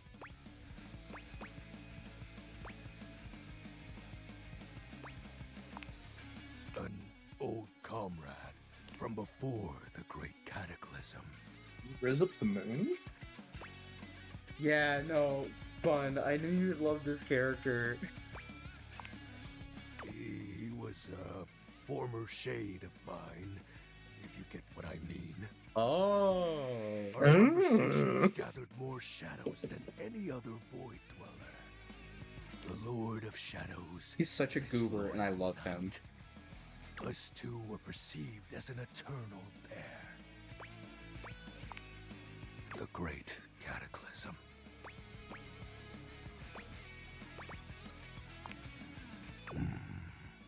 Very well. I suppose a proper explanation is owed. Tell me, Penumbra, what do you presume to be a power more fearsome than darkness? We don't live in a world of whimsical tales and fantasy. Not anymore, at least. The overwhelming phantasmic force that realigned the unified lives of my comrades and I is time.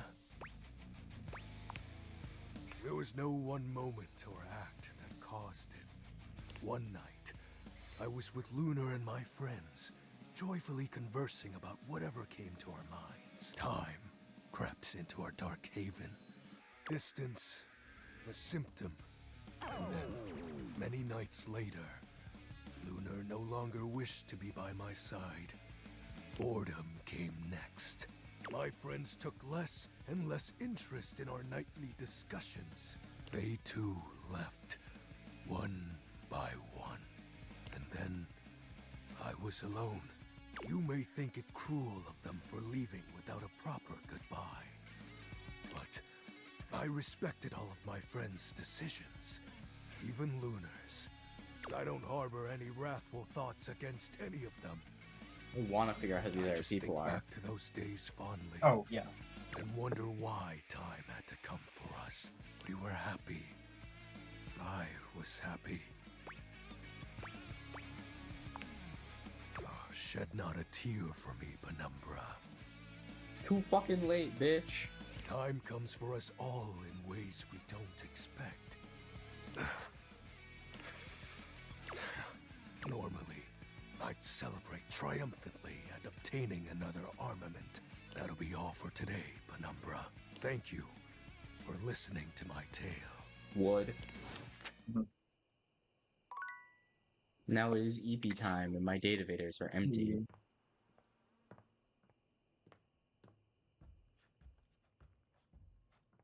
The evening.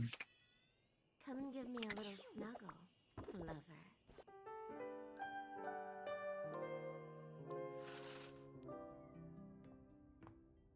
Alright. Where's my desk? It's Lucinda Lavish. Oh, why are She you seems to back? enjoy this hijacking of your intentions. Tell me, lover, what should we get up to now?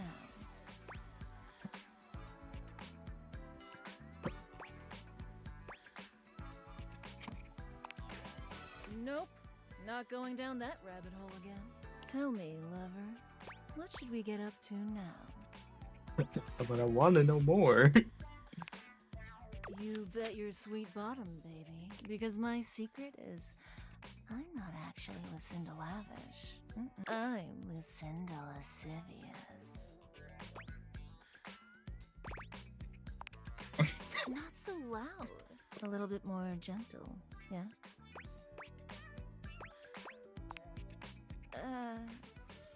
It's okay if you're a little clueless, my little muffin. I've got, let's say, a special circumstance. One that allows me to bend the rules. Come here, baby. I've got a special place where no one can see us. Lucinda takes you to a rather strange place. Where am I? You can't quite make out where you are, but you are certain I'm kicking my you are feet a bit. somewhere near your house. It could be that she's right. No one else can see you here. No one else who has any say, that is. We could get into all sorts of trouble here. Horny trouble. This is my fantasy chamber. A place where all your wildest fantasies can come true. Tell me, my effervescent darling, what is your wildest fantasy? Spinning, whirling, sucking, and fucking.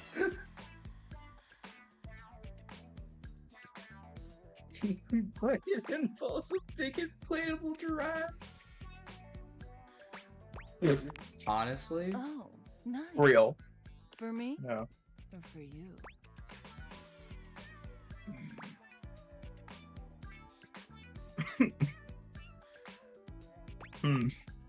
And I love to be dominated. It's here and only here where we can do these things. My time here is limited, so I'll have to see you around when you least expect it. But next time, I think you know exactly what you want to pick. why am I in the bathroom? Oh. Okay. Okay. I'm scared. Ah, you wish to continue going on practice dates with myself? Yes. Yeah, practice dates, Dasha. Here are the potential locations for these dates. Here we are at the bowling alley. It is time to rent stylish bowling shoes. We are approaching shoe counter. The clerk looks us Stylish. both in the eye and asks what we need. What will you do?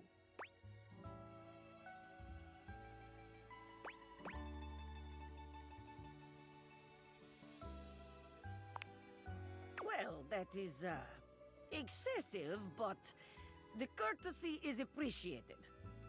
Dasha is not ashamed of her feet. They must be large because I am strong. You may simply smile and nod when your date says their shoe size. It is time to use I don't ancient think. bowling Okay, alley computer this is just to me. input our names But like, in I don't time get honored why some bowling girls custom. are ashamed of shoe size. I don't get it. What do you put for our names? Button ass. Oh, yes. Adorable. Sweet. Just lovely. This is excellent move to begin date. You will capture my... the date's heart in no time. Dasha, please crush my head with your thighs. We are bowling, and you've just hit strike. I didn't want to be How do too you react? blunt about it, but like, We literally asked her to do that earlier. I know, but like, we're in a public place now.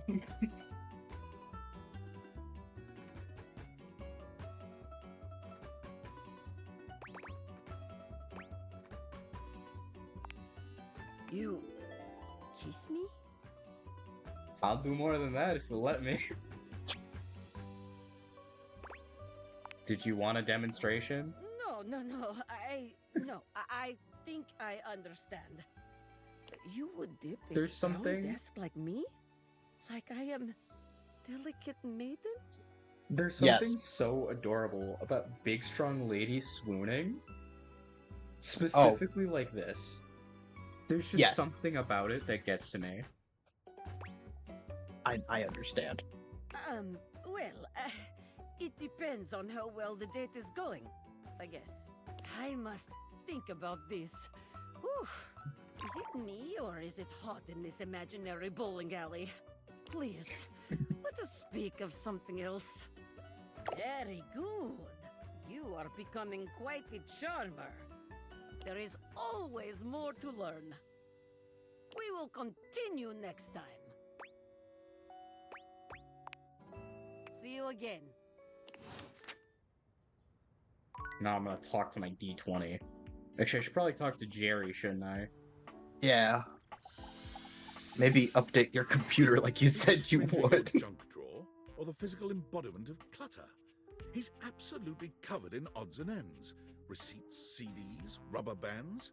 Even his messy black hair sports a light bulb, a pencil, and a pen. I like to imagine this isn't in his hair, but in his head. When he catches Oh, you yeah. looking at him, he's startled. I bet it He fucking runs back lights with an up. undignified yelp.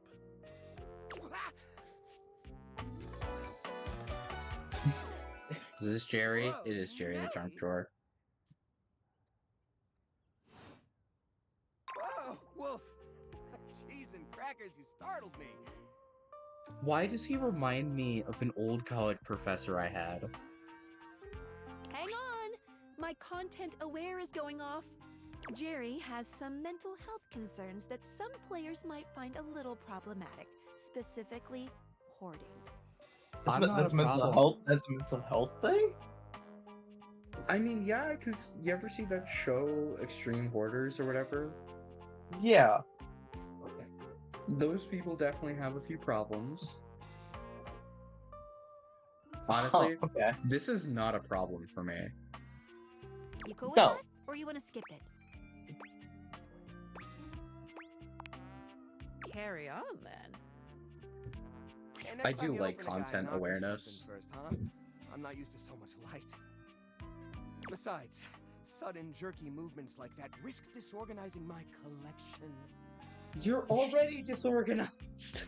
No, but he knows where everything is, though. Oh, I'm yes. going to be fair. I also know where everything Oh is my- in my room. Been a while since I I've recognize been his asked. voice. Who? It's fucking Damien from Smosh. Is it? Welcome to Jerry's Junk Drawer, the finest collection of curated treasures in all It of is. the house. Feast Dude, your eyes the upon baby knickknacks and head. gewgaws from parts unknown. That is so unsettled. Yeah, you know, I see the mental health now. Dude, I mean, it's not like I don't understand. We all have a junk drawer. But, like... Yeah. A moth flew out of there when I opened you. Oh, that's just Silky. He's my assistant. He's your assistant? Or at Oh. least he's supposed to be. That's his job on paper, anyways. But he spends most of his time chewing holes in our sock department. Fair. That's fine, though. If I'm being honest, I prefer doing most of the organization myself. So, what do you think?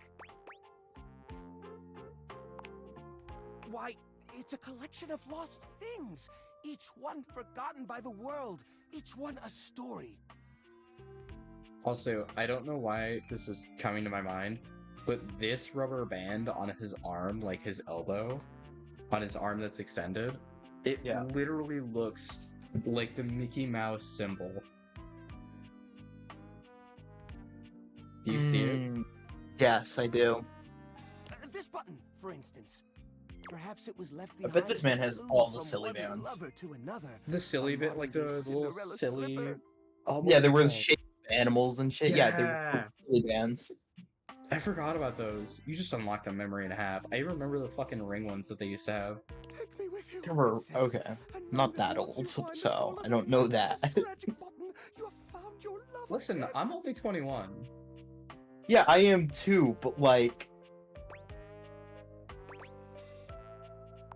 I guess New York is just different. Mysterious strip of papyrus. New York Perhaps is a missive from an different. ancient land. Yeah. Perhaps a treasure map. Oh, the wonders we could glean if only we could decipher these symbols of black and white bars.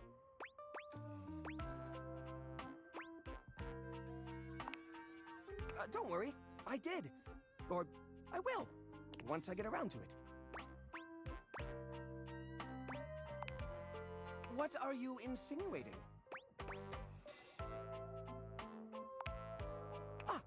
Yes, that would be the part from the old bicycle. It's got that grime on it, you know? That gray bicycle grime, the kind that gets on your hands when you reposition the chain. That stuff. Oil? Throw it away? Are you mad? Each and every object in this drawer is like a friend to me. You wouldn't throw away a friend. Each and every one of them is special.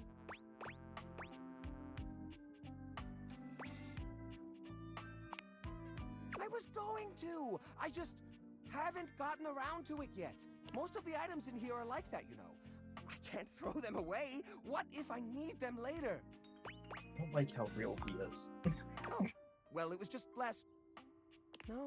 No, I guess that was a few months back now, wasn't it? Sort of hard to tell.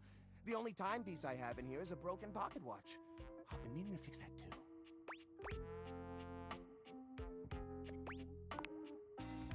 How do you mean? ...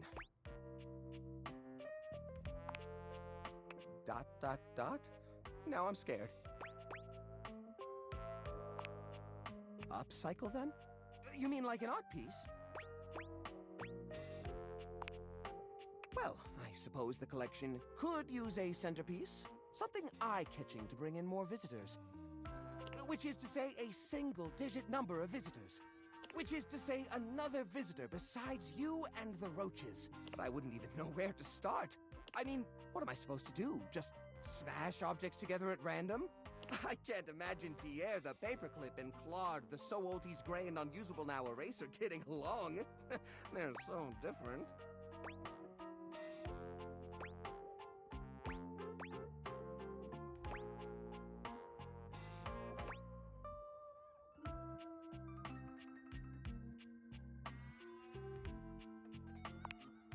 I guess that could work. Oh, great. To be honest, whenever I look at anything in the collection, it's like I see its entire past laid out in front of me. That's one of the reasons it's so hard to give things up, you know? They all have their own vibes and textures and feelings. Mixing them together is hard. They've all got such strong individual identities.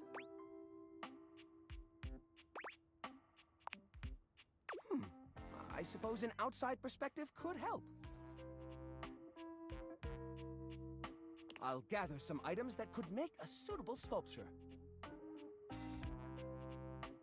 He does so, then claps his hands together. Okay, sculpture. Phew. Here we go. First things first, we need some kind of foundation. I think I've got just the thing for this. It's a flat, circular piece of wood that fell off the fence out back. You always said you'd repair it someday, but I think both of us knew that was a lie. I've got a pile of other objects here. Your job will be to pick one of my objects we'll pair together. It's a long shot, but maybe we can scrungle something together. Let me tell you about Rudolph, the wooden square. When Rudolph first came to me, I had a habit of tapping on him. We would while away the hours together, tapping away to a rhythmic beat. Sometimes the best fun looks like boredom. Rudolph always tries its best, even when he's down on his luck. He might not always be the tool you need at the moment, but he's always there to support you. Very reliable. Now, which of these would pair well with Rudolph?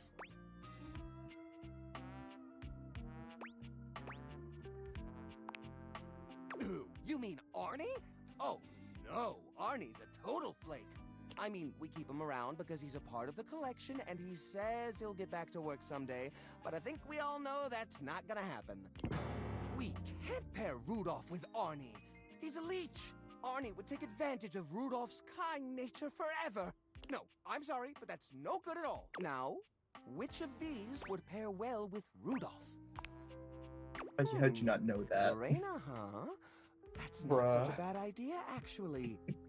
She might have a few holes in her, but she's always been useful in a storm. Very reliable, just like Rudolph. It's sad to see them both past their prime, but I think they could find solace in each other's company. Here, I'll glue them together. There. Now we've got a base for the rest of the sculpture. We need something to give it body. Something eye-catching. Something that pops without throwing the whole piece out of whack. What do you think?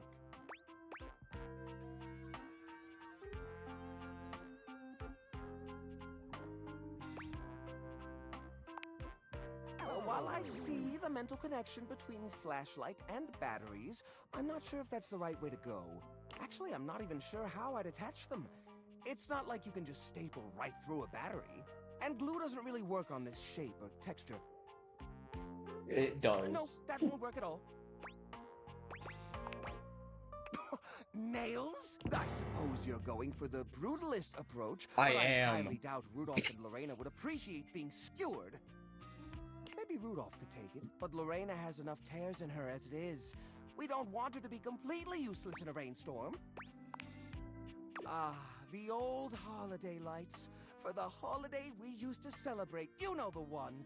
These guys were real champs before exactly one of their 50 bulbs burnt out, rendering the entire string useless. You gotta love Siri circuits. Even though they don't light up anymore, they still have an interesting shape. And the we could even make some little columns between the top and the bottom to connect Rudolph and Lorena. Yeah, I think this is a great fit. We've got the sparkle, we've got the foundation, but it feels a little empty in the middle. It needs direction, a sense of purpose. There's a wooden foundation, a canopy above the lights. What could go in the middle?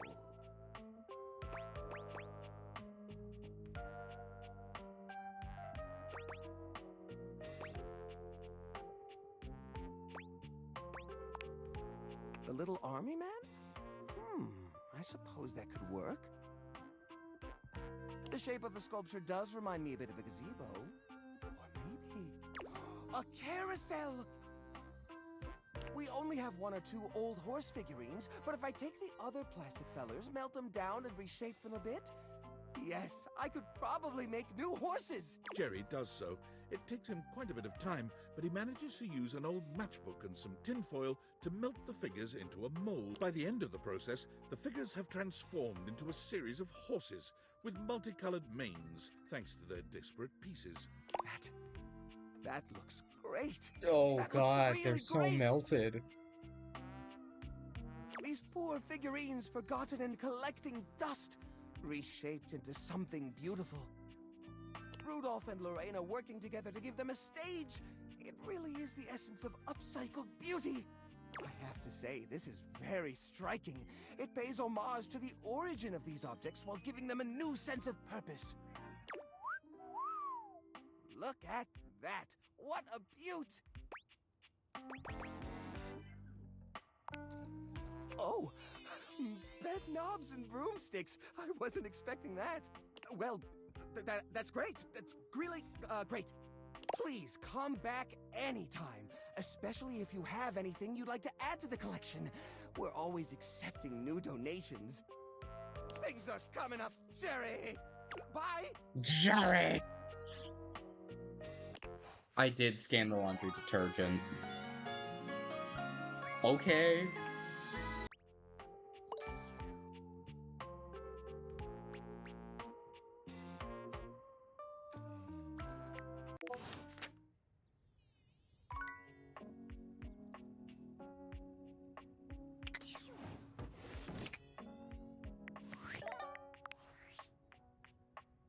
David is obviously becoming desperate, and he doesn't do well under pressure. I'm worried his behavior will gradually become increasingly erratic until he crosses a line he can't come back from. You have no idea. I should never have put you in this situation. Naively, I believed as Valdivian's lowest paid employee, you would be safe. But it's become clear that as long as you possess the Dateviators, you'll be the target of David's wrath. Anyway, I have a solution. Use the realization recipes to bring Skylar to life. If Skylar becomes human, the Dateviators will instantly cease to operate. And if the Dateviators cease to operate, there will be absolutely no evidence implicating you in their theft. Realize Skylar and destroy the Dateviators before David unleashes his full fury upon you. He has access to resources you'd never believe. I'm afraid there's just no time to explain. You see, I forgot to charge my phone's battery last night, and now I'm at 2%. And I can't charge it because I also forgot my charging cable. Can you believe that? Ugh. But remember, realize Skylar ASAP. So I'm assuming that's like end game.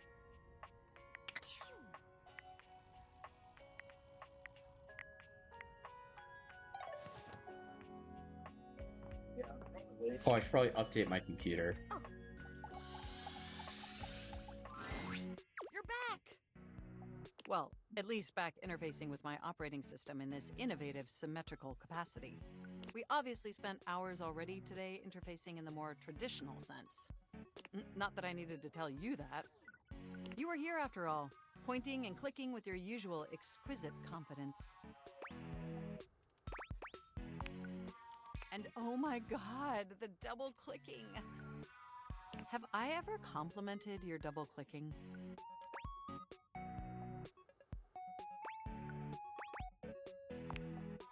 Well, you double click so very gently and with such clear affection. It makes my processors purr. The Ahigo mouse is wild.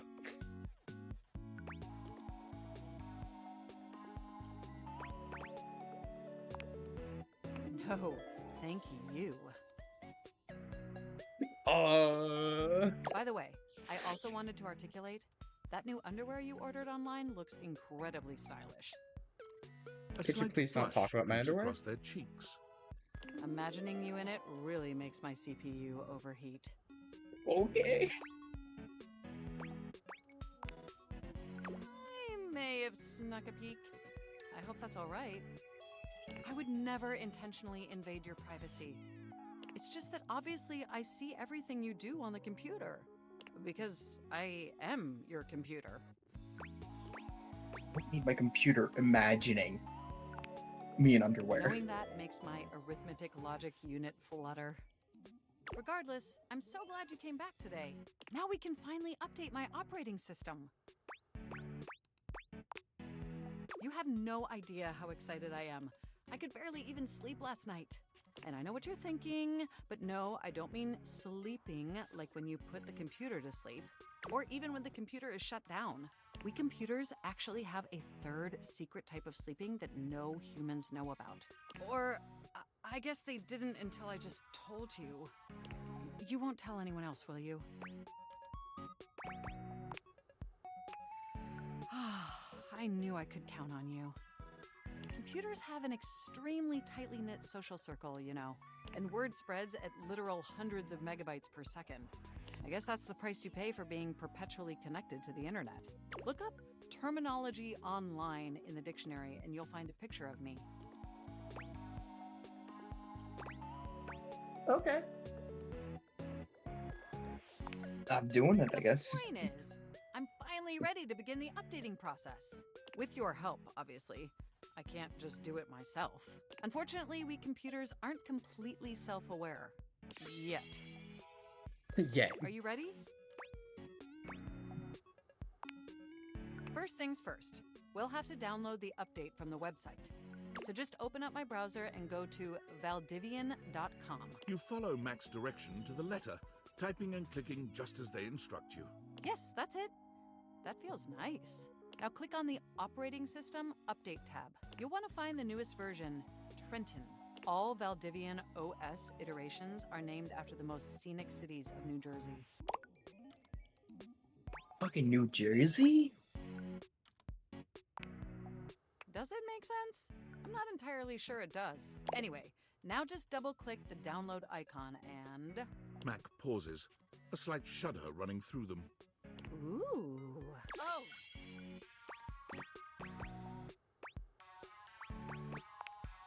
They look away from you, blushing profusely. I'm so sorry. I didn't mean to make those noises.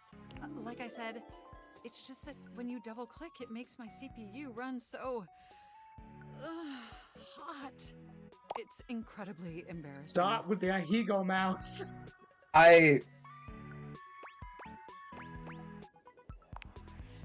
Well, there'll be plenty of time for that later, after my OS is updated. You know, I really can't believe we're finally doing this. I've dreamt about this day for such a long time, and now that it's here, I can barely contain myself. Are you as excited as I am?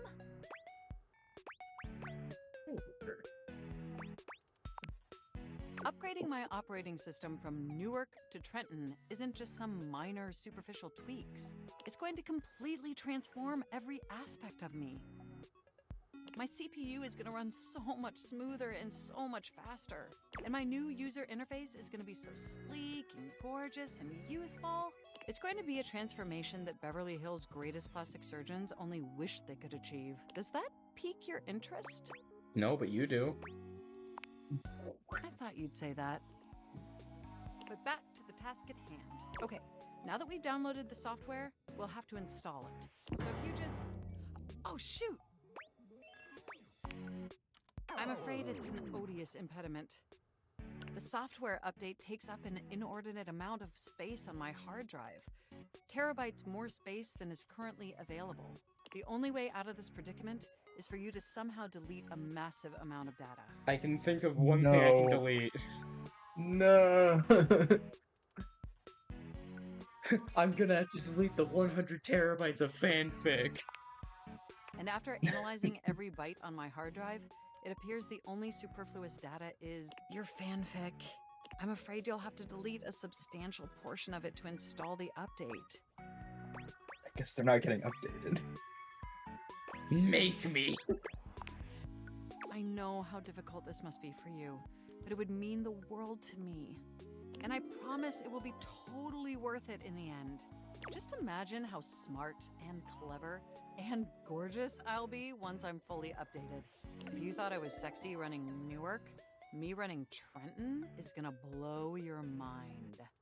Fun note, like my husband, Noetic Chasm, my husband, knows how badly it bugs me when there's things taking up space in my computer that I don't need.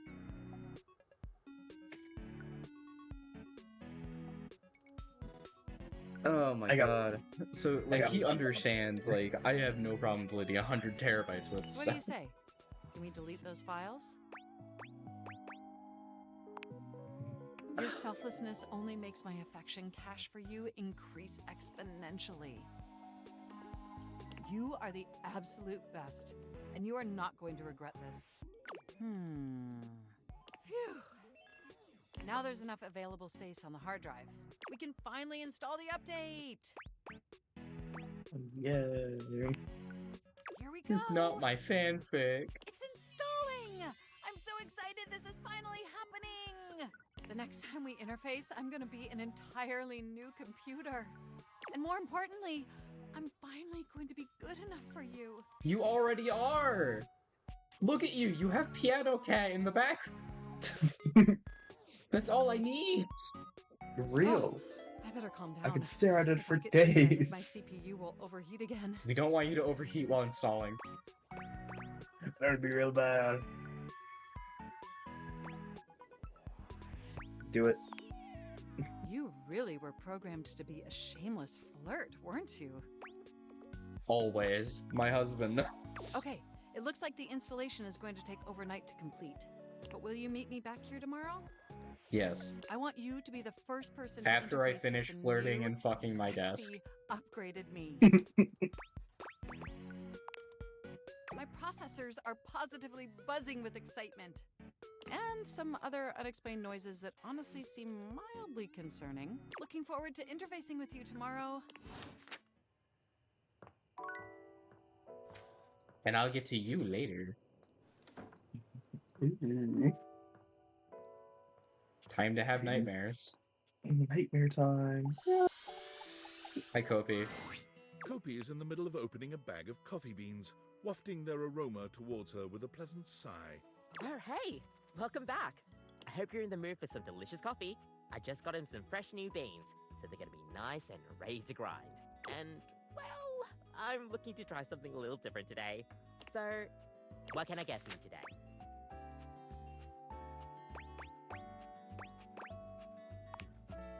Sure thing. One latte coming right up. Kopi gets to work, grinding and pouring and mixing with an impressive speed. And voila! One latte just for you. Is there anything you'd like to know about the latte? Well, that's the Italian word for milk. If you're in Italy, you have to order it as a cafe latte. Otherwise, they'll literally just give you a glass of milk. Right? I don't think my nerves could handle being handed a glass of milk like that. She shudders violently. We'll see you next time. Milk, it scares me.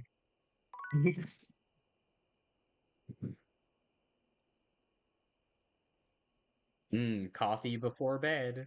Perfect thing to inspire nightmares. Now I'm ready to be scared. Don't worry, I'll get to you later, Stairs. Come and give me a little snuggle. You've come to expect Nightmare's unsettling presence, but there's no getting used to the shivers her gaze sends down your spine. She doesn't even bother greeting you this time, launching into your nightmare with no fanfare whatsoever. There's a house across the street from yours. There are many houses on your street, but the one across from yours. I like how all of these people are twins.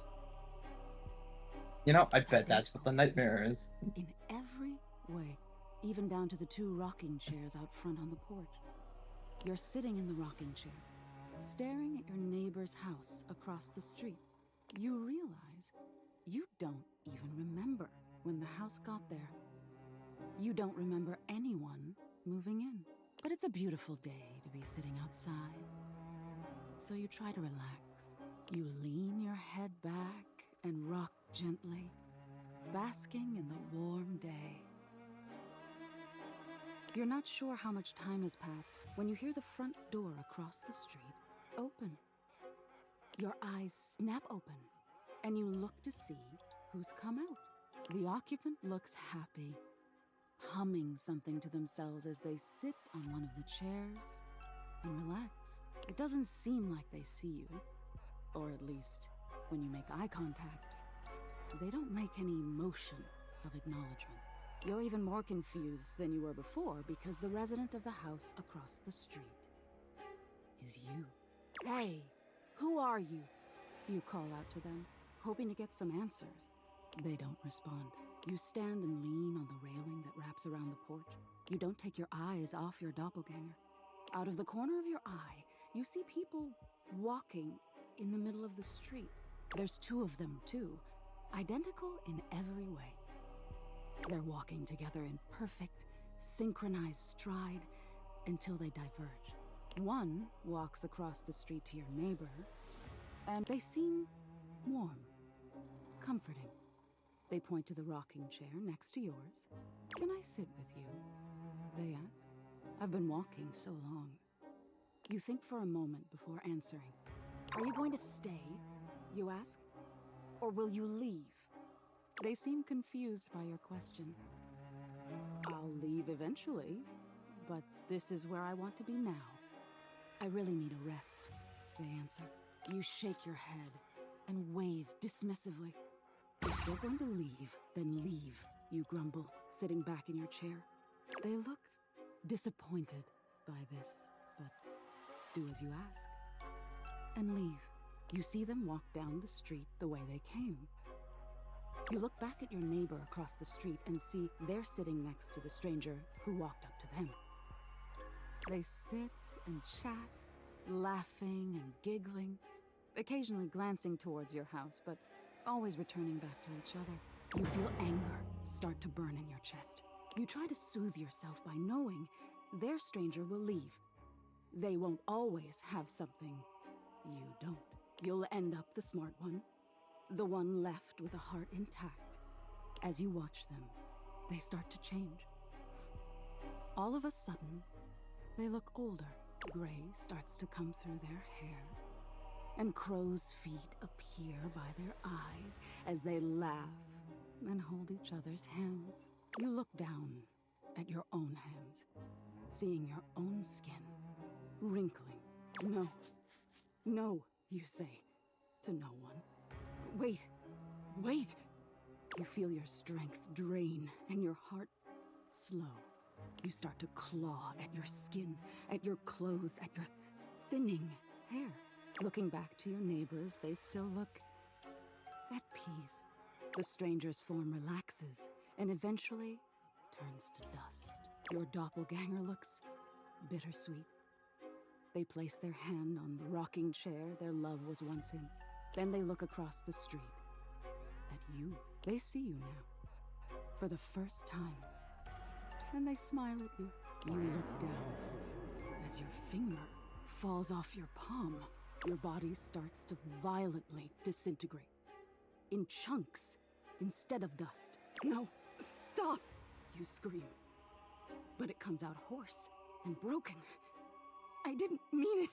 You feel something strange in your neck and a sickening crack. Your head tumbling to the porch. Your body breaks into pieces as it falls to the ground. Even detached from your neck, you can see your doppelganger neighbor on their porch. They don't fight it. Their body just slowly stops existing. They don't need any more time here. They got the love they were waiting for. Even if their love left before they did, it was still love.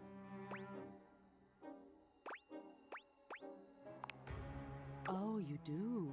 Hmm? What do you think the point is?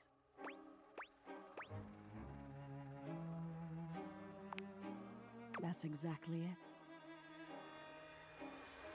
Being open to love is such a vulnerability. But isn't it worth it? To be known and loved. We'll always be alone at the end of the day. We can't change that, but we can decide whether we've been known and loved. Now get some rest. You deserve it.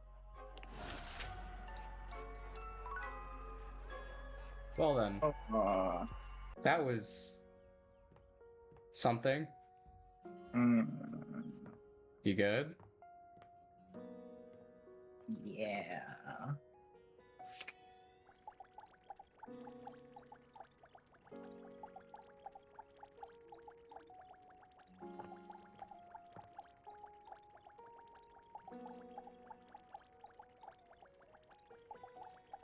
Why can't I just do this? Don't know. You spend the love. Dig it. There's a strange heaviness to Shadow Lord today. He's not his usual dark, cheery self. Dark tidings, Penumbra. The news I carry may be troubling to you. I have found the final armament piece. Once I don it, my true power will be unleashed. With that, my final form shall be revealed. What if he's like actually super hot? Like, I know he's already a monster, and I would totally. It's still just do him. Sun Jinwoo. It's just yeah. You may be surprised by who I become. Do it. Thank you. It is imperative to me that you understand that your presence was most welcomed. Our conversations have been a highlight to my dark days. It seems my vernacular has become more flexible as our bond tightened. Shadow Lord bows his head, falling silent for a few moments before he begins his incantation. The die is cast. Let us begin. The whispers of the void. Heed my call. Bend to my will and reforge my soul. Let darkness incarnate reign supreme once more! Shadow Lord vanishes from your view with a flash of black smoke. The Shadow Whoa. Lord you once knew is gone, replaced by what appears to be... It is complete. Oh. Oh, Some can you go back? nerd?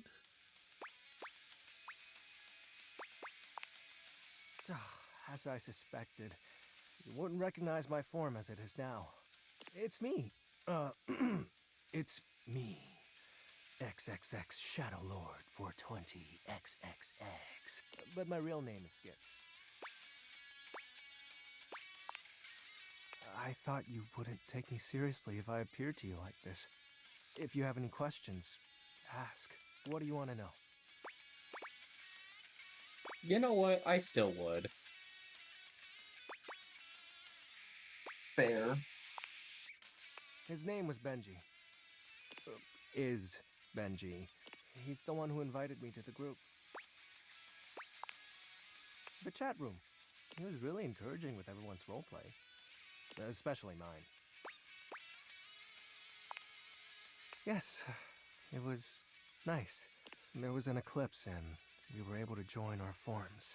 I hope wherever he is, he's happy. Yeah, well, I've had a lot of time to think about it. I still get bummed out though, but that's just my mind taking negative nosedives every now and then. I figured you would. It's a handle. You know, like online name. Well, I could have figured that My out. friends and I would chat with each other online using DIM. Oh, DOL Instant Messenger. Darkness Online. Are you too young to know what that is?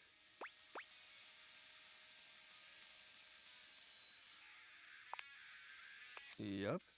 I wasn't kidding when I said Shadow Lord was a popular name. You know how many shades are out there? We're all darkness. Some work in collectives, while some occupy a whole house to themselves. That's my real name. Skips Shadley. Okay, now that's a cute name. He's adorable. I love him. Yep. Told you you'd hate it. I did not say that. See? I'm not actually the Lord of all Shadows. To me, you are. My friends and I love roleplay, so we made characters to chat as. Not real, but wasn't it nice feeling like you were making progress? I feel like I have. Yeah. I was excited to talk to someone again.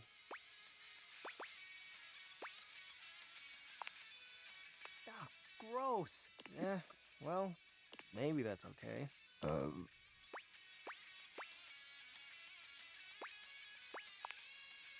Well, that was actually the most accurate thing I've said. It was slow and sudden at the same time. Maybe it was happening the whole time, but I didn't notice. But it doesn't matter. The fact is, my friends all stopped hanging out with me. We just grew apart.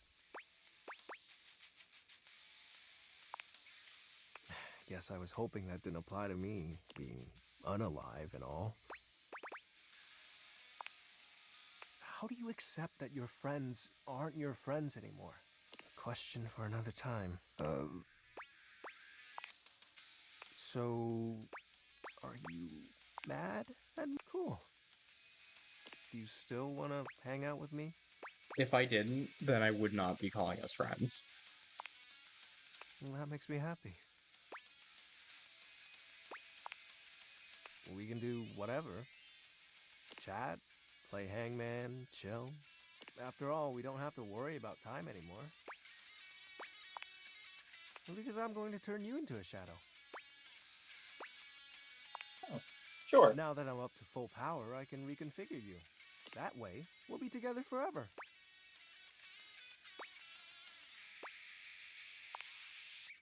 Why not? Didn't you say you still want to hang out with me? It'll be fine. You're not like the others. You won't leave me like they did. Like Benji did. We'll be together. Trust me.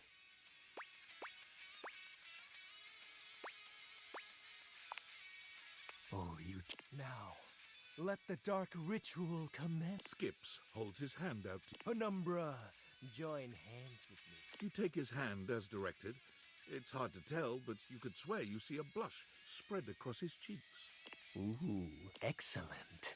Be untethered from the warmth of light, and submit thy soul to the chill of night. Be one with the darkness. Skip's grand incantation ends, but there's no puff of smoke or flash of light. You certainly don't feel any different.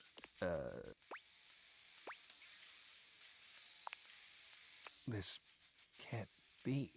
Why isn't it working? Aren't you fully attuned with the shadows? No. That's not right. If you can't become a shadow, how can we truly be together? For you, it is. You have so many other friends to talk to. I only have you. Why do you have to go in the morning? Why can't you just stay and be with me? Okay. Oh no. He said. Alright. Desk time. Desk. Desk. Ah, you wish to continue going on practice dates with myself? Yeah, sure, they're practice. You keep telling yourself that. Here are the potential locations for these dates. Please don't only be a strip club. It's a strip club. Well, here we are at Strip Club. I am surprised you have taken me here, but I am open-minded date. I am ready to have a sexy fun. What do you do first?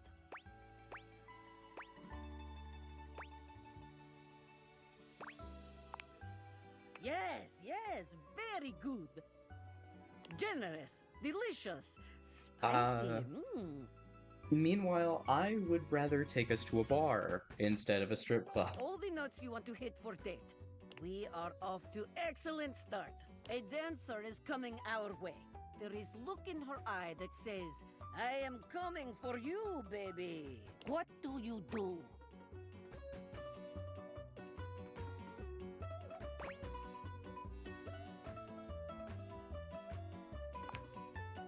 Me? Even with all these beautiful people around you? Duh.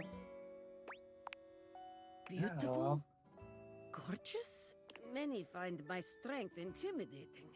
Not me, I want you to crush my head with your tongue. These are not words Dasha hears often. Like watermelon. Thank you. Sasha should hear these words more often. Dasha should be showered with affection. On with date. Moving on then. The music is pumping, our hearts are racing. We are having good time enjoying the dancers. A woman named Diamond Delight has given us dance that left both of us forever changed. What do you do when it is done?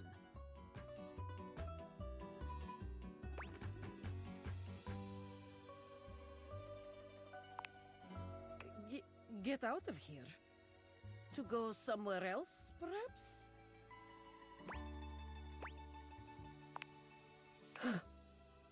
Oh, wow. This is very sexy. Your imaginary date is very happy. Shame it is not real. This date is now over. Give me a moment to cool down, please. Please, no. Very good. You are becoming quite the charmer. There is always more to learn. We will continue next time. See you again. Now pardon me while I have a date with my dice and my computer. My strong warrior, you have returned to me. I have 75 hit points.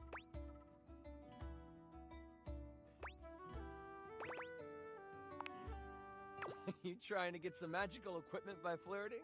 It might work. Keyword The magical equipment I'm after are those pants of yours. Yeah, the pants of holding. The pants of holding. Glad you're here. I knew you wouldn't let me down. I rolled a crit on my insight check of you. And it looks like our mutual friend Jerry is joining us today. Hello. Jerry. I'm excited to play with you. I hear there's loot in this game. I've rolled Jerry as the apothecary class. To keep things a little more exciting, I've rolled to see what his character would have. A lot of it is things to help you on your adventure. Some of it is, well, less than useful. You will be playing the mighty Sadida Ikin, a guardian I who just lives on the realized his thing human is over shores there. in the village of Sneakars. Mhm. On your way back Can I from date training it? on the nearby Chukka Hills, you will start I- with 75 health. You know, you Don't could, worry, I'll maybe. keep track of all those things for you. We start our adventure in the early morning. As you walk upon the grass path, thinking about your latest training and feeling the soreness in your muscles, your mind drifts to home. In particular, your mind drifts to that of your family. Tomorrow is your partner's birthday. You haven't decided what to do yet, but you know it has to be special. I'll Maybe be a back. cake Sorry. Or a Okay. seafood dinner. The smell of the salty air from the shore is refreshing, and you look out on the horizon. That's when something catches your eye. Something from the direction of Sneakars. Is that? It is! It's smoke! Black and billowing.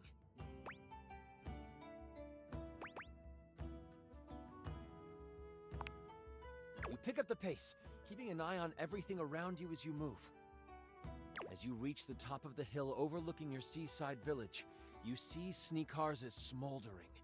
You see the village priest helping tend to people around the town. Oh, praise to the goddess, you are back!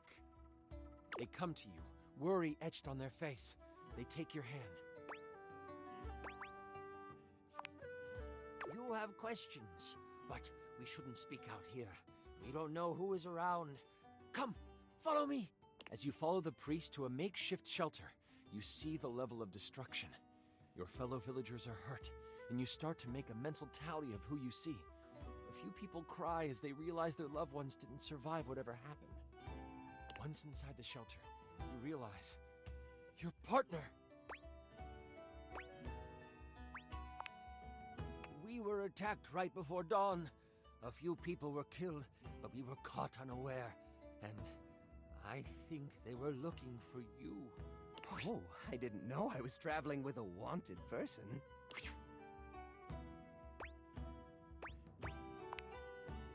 Your house got the worst of it. They took your partner, spirited them away, and left only this amongst the rubble. The priest hands you a piece of fabric with what looks like a mountain lion pouncing burned into it. It's the Amok bandits. Not the Amok bandits.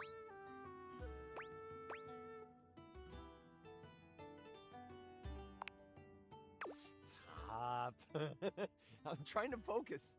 Oh, you know, there's an old love poem you wrote once in my drawer here. I'll find it later. The Amok bandits are a rival band of scallywags who were once in constant battle with the village of Sneakars. But it seems they never forgot about you. What will you do? How should we respond? You are the only one able to go after them. And I can help. Surely my sundries will come in handy. The priest sees the dedication in your eyes and offers to help you prepare for the journey. They also bless you with what healing energy they have left. You gain 15 health. You decide to head off when night falls. During the day, you help your fellow villagers as you continue to think about your partner in the Amok. What is going through your mind?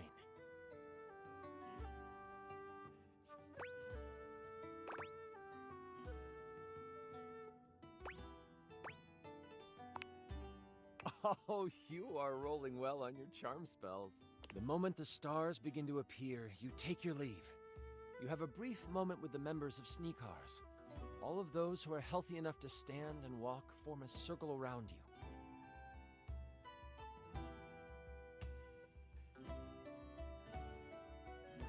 They all whisper hopes of good fortune and a battle well fought for you. They also take the moment to state anything they might want to say before you pass. This is a Sneakar ceremony to ensure that there is nothing holding their warriors back from the future, regardless of how the battle ahead may end. You bask in the moonlight and accept their desire for you to defeat those who attacked them. Setting off down the path that many say the Amok bandits used, you walk with your head high. Your village is what you fight for. Moving alongside the path, you travel for about half an hour before you see movement. You find some shrubs off the path and hide between them. As you sit, surrounded by leaves, you see what you know to be members of the Emup step into the moonlight. Cat-like humanoids, all clad in leather armor. On their side, you see the traditional swords that you became familiar with during the battles a decade ago. You think there are only 2 of them, but wait. A third actually walks right past you, missing you in the bushes. There's no doubt they'll come. You just have to wait. Ooh.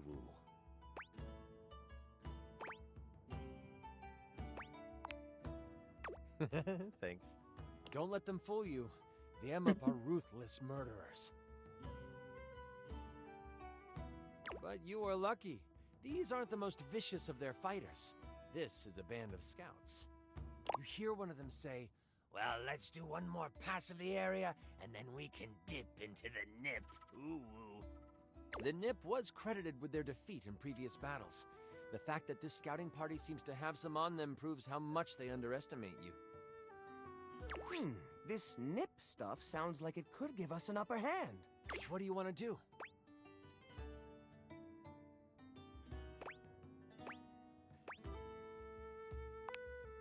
They circle the area one more time. This time, they are highly distracted. You can tell that Nip is on their minds. They walk past you again, only this time, they almost scurry back and huddle together. Ooh, this is the good stuff. Ooh. They partake. It doesn't take long for it to take hold of them. Their eyes get wide. One stares at the moon, mouth open and drooling. The other 2 produce a ball of yarn and begin to pass it back and forth as they roll around on the ground. This is your chance.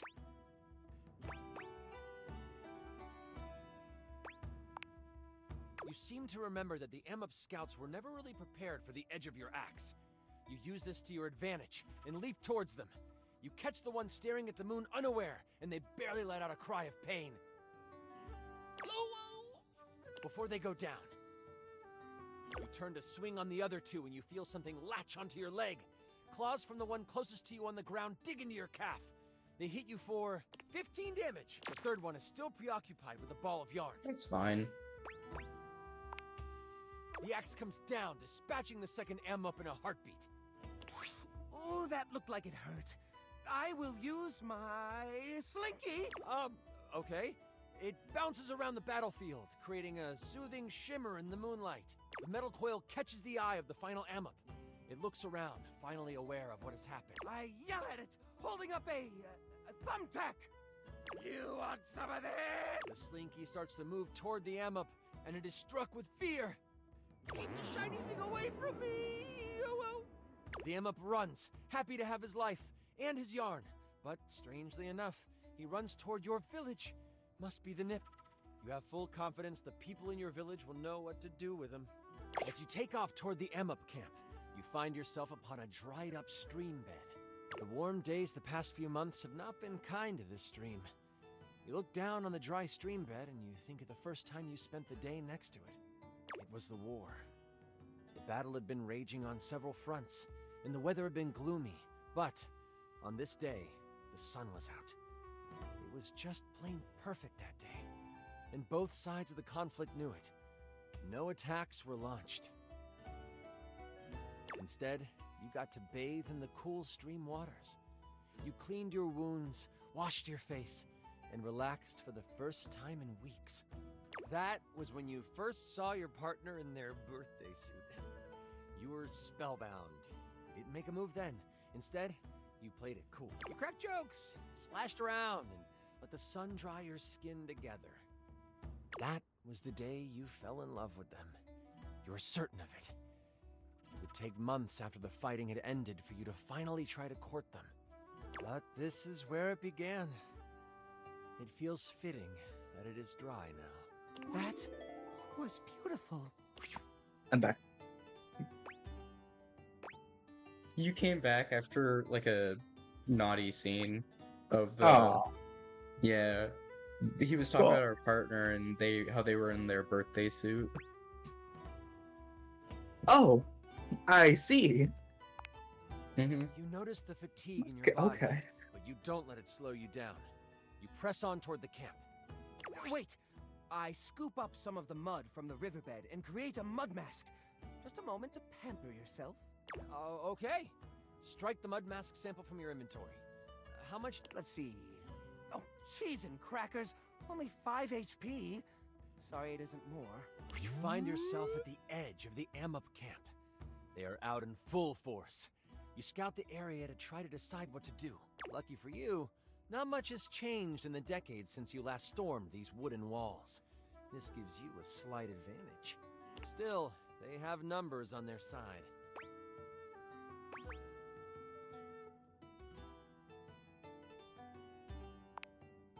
You watch for a time to slip into the camp, and then it hits you. You remember how you got in the first time you were here. You look to your left, and there, under fallen leaves and palm fronds, you see it. The path that leads around to the back of the camp. You take off down it, keeping low and making sure the side of the camp is on your right. Do I find any loot on the path? Maybe. There are a few bottles and broken pieces of shields and swords. I pocket them. I take them all and I'll sort them in my beautiful little gorgeous pack. Okay. Just anything he can find. Eventually, you come to a path. It leads to the back entrance of the encampment. You see 2 Amup guards there.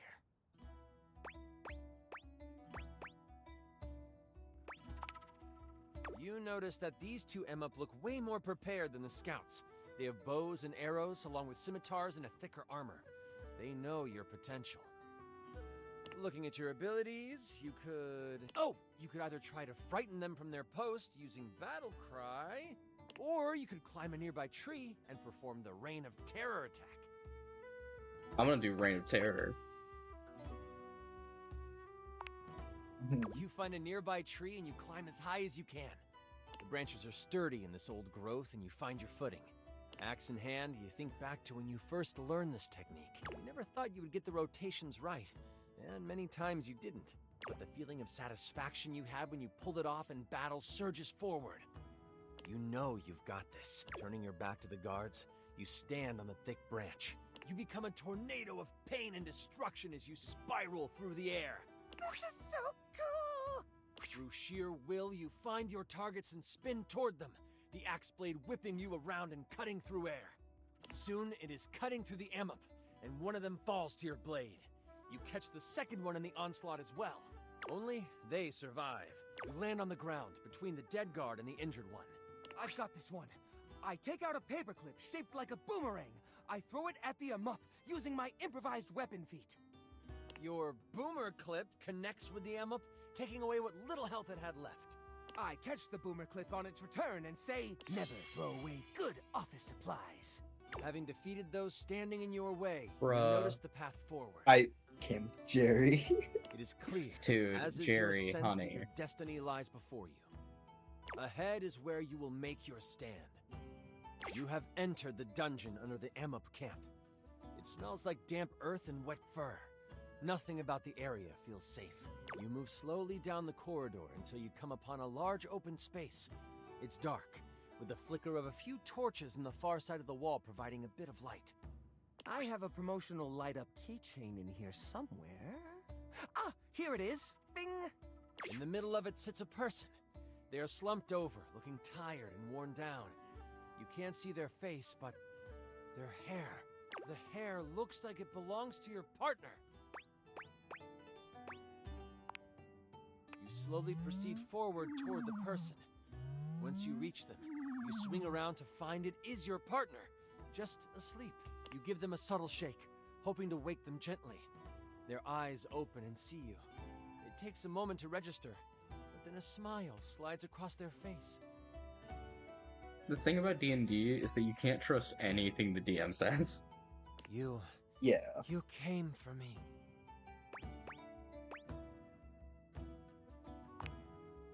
Phew! You are together again. Now let's get out of here. As they look at you, you notice their eyes shift to right above your head. The glee they had turns to pure terror. Look out! Before you can turn around, you are pushed aside by a giant hand. You can feel something huge behind you. You scramble on the ground, putting yourself between you and your partner. You look up to see a tiger-like Amup towering over you. drool drips from its teeth, and its breath reeks of fish and blood. He smirks and says to you, Ah, yes. The great warrior of the Sneakars. Come to play hero once again. no woo-woo. He means business. Before I continue, I should let you know, this is where I wrote like a monologue for him. It's silly, but it's what the big bad is supposed to do. Ooh, can I have the script when you're done? Sure, no worries, Jerry. Score! Do you mind if I do? Do it. Go for it. The tiger Emma stomps his Oh foot, my. and as if by magic, the rest of the torches in the walls erupt into flame. You know, I've always preferred to see my prey. You don't remember me. Or should I say, you don't remember my father, do you? The confused look on your face tells him you don't. 10 years ago, during the fighting that caused the destruction of many Amab families, I was just a little one. We thought our village to the south was safe. The one Amab settlement you and your kind left alone. I'm sure you remember that day. I saw you enter the town gates from my window perch. You looked so damn proud of yourself. They say you came to broker a truce, but you didn't. You presented an ultimatum. Surrender, or you destroy our town. My father, he didn't like that. He told you so, to your face. My father stood up to you, and I watched proudly. And instead of listening to reason, you know what you did? Do you remember what you did? You reached your hand out and patted him on the head, telling him it was okay. The way my father's body relaxed, and his tail flicked back and forth in an unexcused moment of enjoyment. I gave him pats and he was like, yay. Utterly embarrassing. You embarrassed him. You embarrassed us. The whole town saw what happened. And my father was ridiculed until the day he died. Well, until the day he does die. He's still alive. But still, the ridicule keeps on coming. And I vowed on that day that I would get revenge for what you did to my father. And, oh, your blood will be sweeter than cream. I shall destroy you and embarrass you in front of the one that you love. Warrior of the Sneakars, prepare to be vanquished. You knew where this was leading, so you had your axe at the ready. What do you want to do?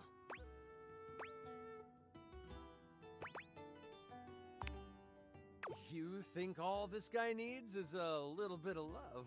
You just need a little So pat. you slide under him and scurry up his back.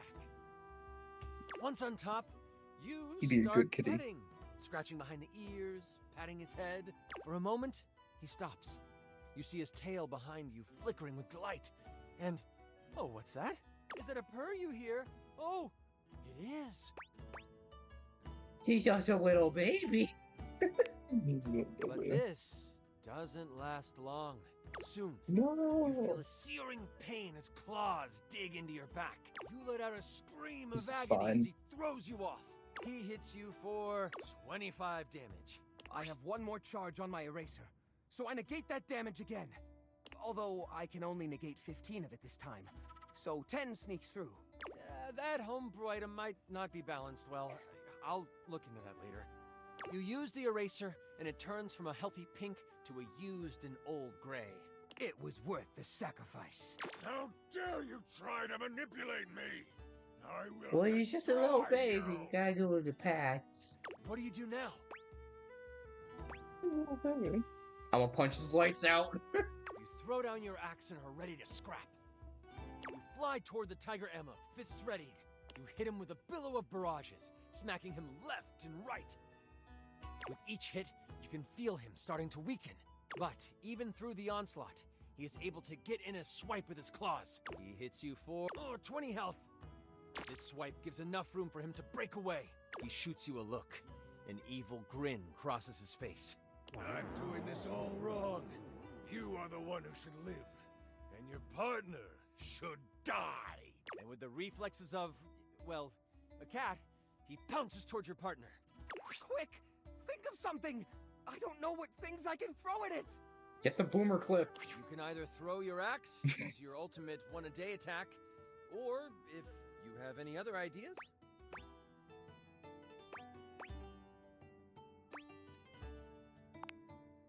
This is going to be good! You are tired of playing games. That rage you were trained with comes to the surface. You are ready to destroy this Amup. Power flows through you, so much so that rocks begin to float around you.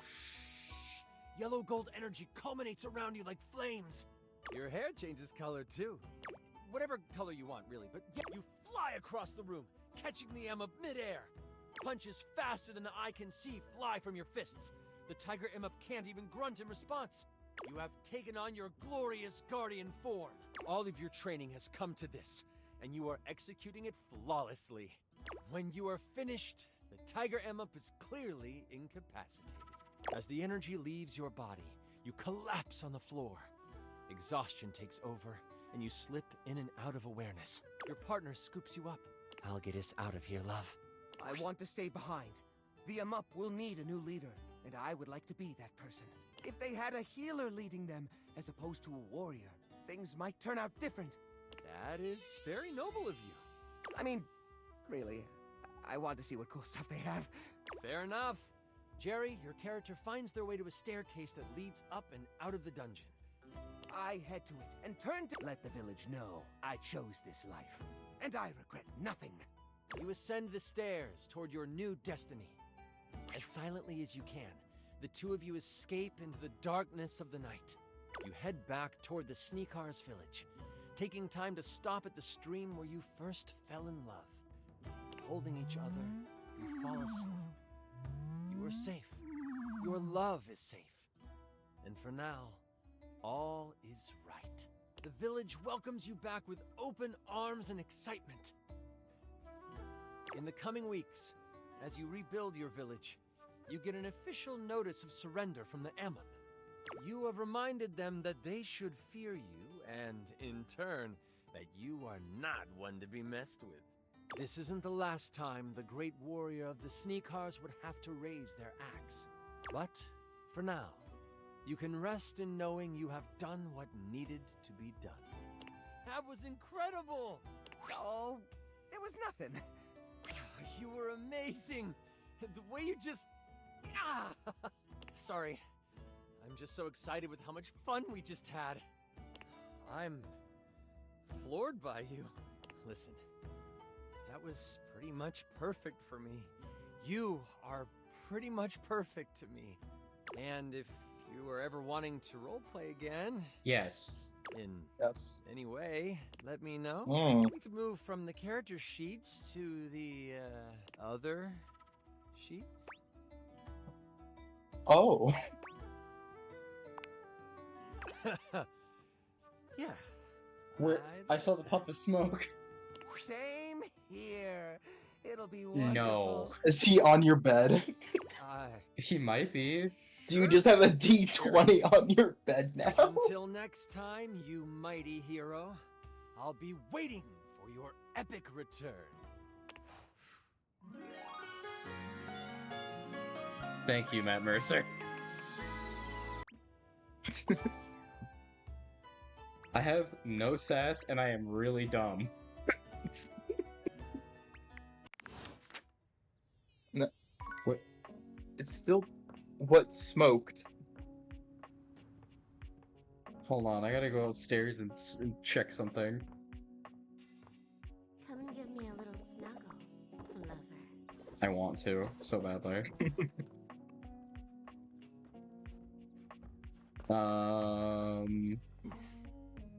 I gotta test this. Yeah, oh, you can. You must. I'm just curious. Oh. Oh. This is art, which I am, but meeting you here just isn't right. No, no. To the attic, where it is only proper. Meet me on the empty canvas. We can't get in the attic yet. Oh, We don't we know still where the need a key is. key. We need the key. Part of me is curious My fidget because spinner. I haven't tried the that Trash yet. can. Oh yeah. Um, I haven't tried the microwave. I plan to try that the next My day. favorite customer. Hell yeah. What can I get for you today?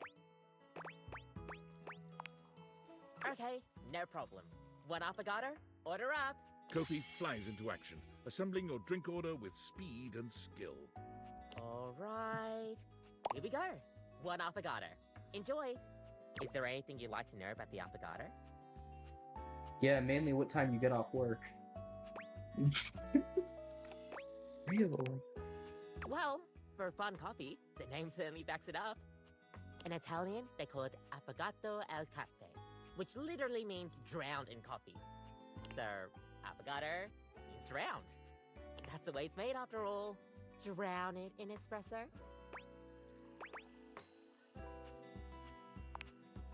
Don't get lost in it. We'll see you next time. Thank you. I can't wait to have nightmares again. I can't wait to have an existential crisis. Again. Yeah.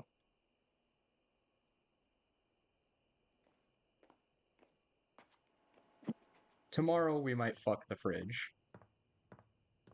Fine by me. I would want the fridge to fuck me instead, but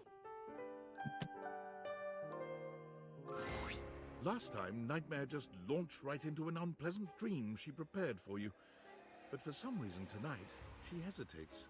Whatever the reason, she's running out of this could be material. your opportunity to get to know her better, or perhaps to swing your dreams in a more pleasant direction. Oh, you want to talk to me?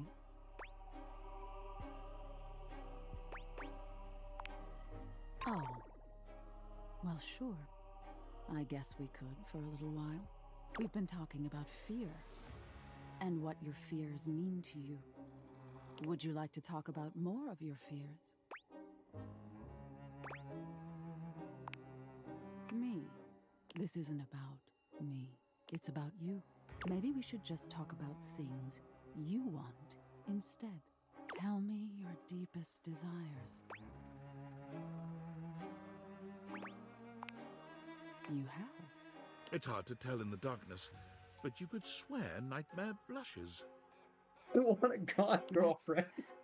Interesting. Well, wow. Of all the things to have in your mind. There's all sorts of things in your head, you know. And I can dig through them and try to make the best sense of it I can, but haven't you ever wondered why some of your dreams are so nonsensical? I can make anything scary, but the scariest dreams are the ones that stick with you when you wake. The ones that come from a place of true fear. Things that keep you up at night. So you telling me those things about your biggest fears? It was nice of you. You gave me the keys to really scare you, I guess. I'm not used to people playing along with me.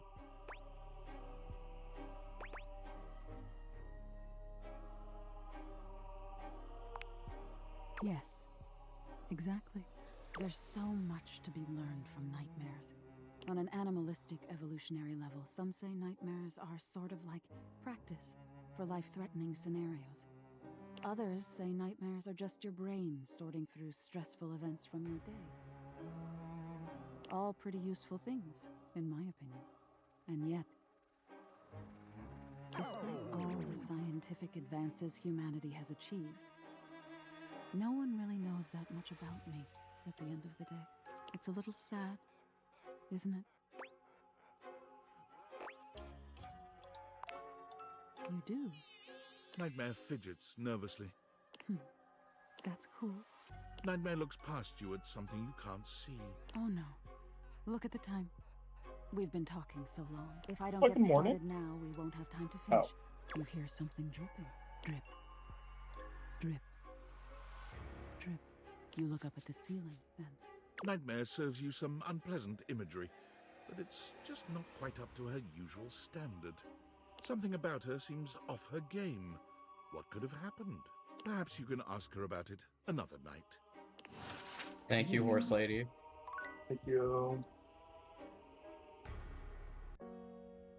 Hell yeah, goth girlfriends. Let me think. We could continue Drysdale and them. That's true. I also kind of want to see how he's doing. Will he? You don't have to do that. If I was so powerful, it'd be a shadow. No, you're perfect. Why do you keep coming back? I see. If that's the case, I've grown fond of you as well, Penumbra. And I of you, through and beyond my nights. This is lovely. Your warmth. Now, what sinister ideology shall we deliberate on tonight? Hey.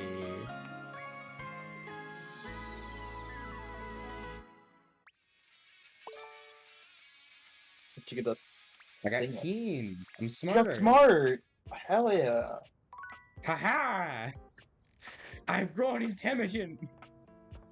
I wrote intelligent. Oh, yes. Yes. Yes. I am so glad to see you. I'm always glad to see you, muscle mommy. There is much on my mind lately. Not yet. I promised I would help you with date training, and we must finish yet.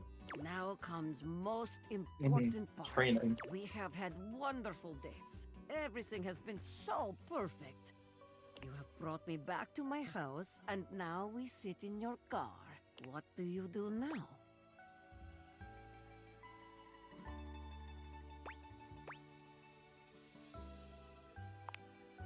Yes, just so. It is better for your date's safety and extremely romantic. This is the way to your date's heart. Everything is whispering to you to do one thing to end the date. What do you do?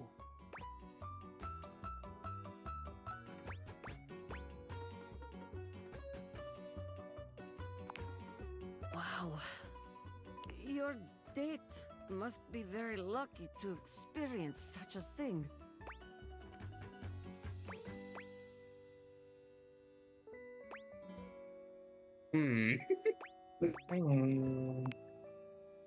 Practice? You mean you kiss me? Yes, that sounds nice. I mean, anything to help.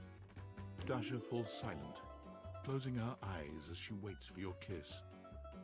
She's shy, but when your lips meet, she comes alive, sighing sweetly and leaning into your embrace. When she pulls away from you, she's flushed and just a little dazed. Wow, that was very good.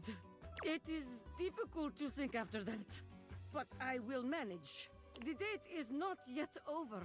Let us assume your date is not so old-fashioned, and after your kiss, has invited you inside. You are accepting this invitation because date has gone well. You find yourself sitting on my couch, looking into my eyes. What will you do now?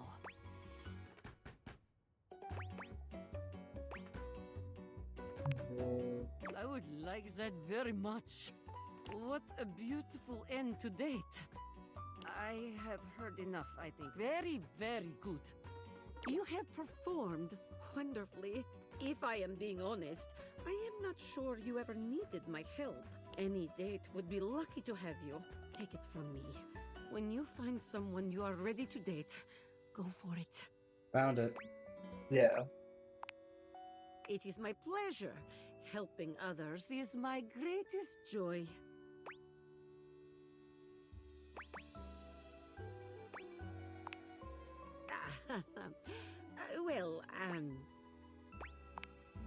Well, please, forgive me, but I do not feel ready to share it just yet.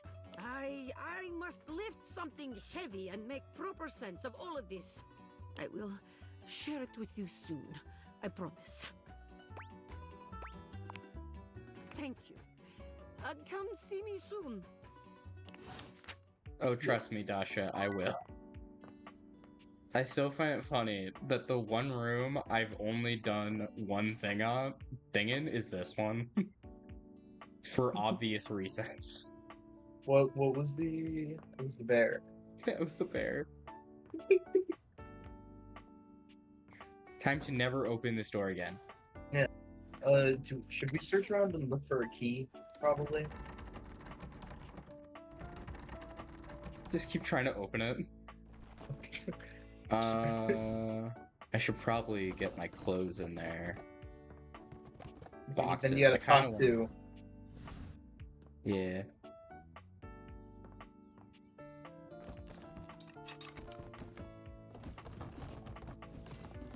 I wonder if it is in the room that we said we would never go back in with all the other junk.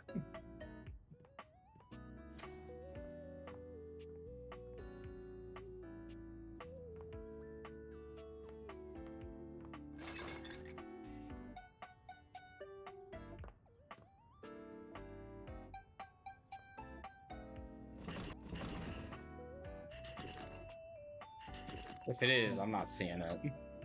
Yeah. I'll be back for this room. At some point. Yeah, maybe.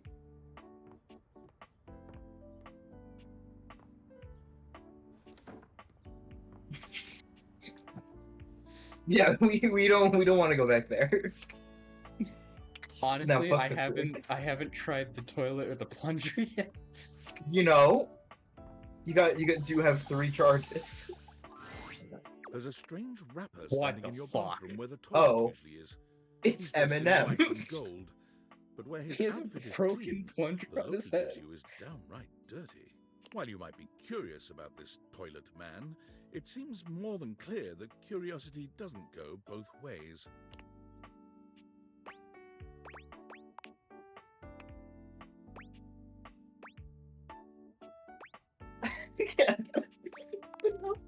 The toilet man springs into action, raising his hands to his mouth as he begins to beatbox. I thought he was gonna Oh no! You thought the same thing I did, didn't you? Probably. Stop spitting these bars at me, let me piss! Your rapper's a rapper, he knows how to go. Plumbing and drumming are both about flow. I never thought that I would need toilet wrap in my life. You'll be ending your life when he slams your head into the bowl. Oh, on a toilet roll. Jean-Luc Bissois, out of control. Over, under, never, blunder. Speaking more words than an ancient scroll.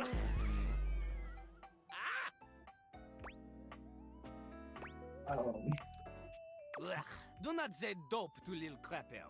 Dope Oh, is what your the little junk reside crapper? in these cisterns of innocent toilets like Jean-Luc. Jean-Luc sings all about this. Why is he Lil Crapper's French? latest album, The Tipi Hippie. I Anyway, don't you know Lil know. Crapper. You love him. Everybody does. I don't.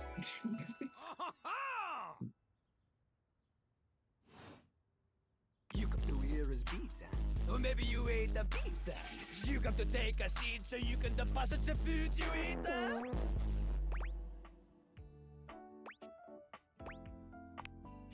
Don't know me? Don't know me? This human thinks that they own me. There's always one thing on my mind and always one thing only. I'm a rapper, the best you see, a shining dream in porcelain. He's like a bidet, only spitting the truth, going down quicker than gin and vermouth. They call him a party mouse, letting the naughty out, but that's a way to appeal to the youth. Man, you ain't the use. Get out of here. Little crapper can't hang with posers, you know? It alters image. If you are a poser, you get out of little crapper's face. Oh, me okay. Maybe? Show me what you got. Show me. Show me little crapper is not alone on this stage of tile and stone.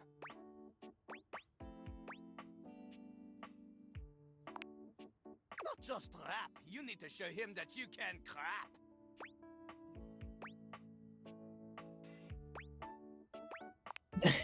Oh, you misunderstand him.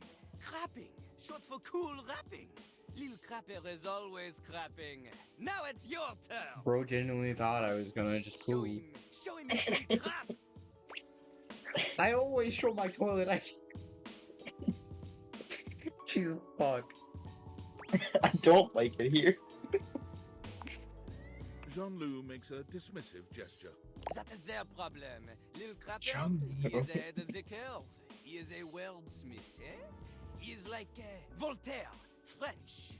Smarter than you. On a related note, Voltaire was my number 2 pick for my nom de plume. Not from Lil Crapper. Lil Crapper is not a teacher, he is a test. You study on your own time. You cannot keep up, you fail. But if you can match his rapping skill, then you will be able to woo anybody. If you have the skills to woo Lil Crapper, then any partner will be within your reach. In fact, if you can match Lil Crapper in a crap battle, then he will fall in love with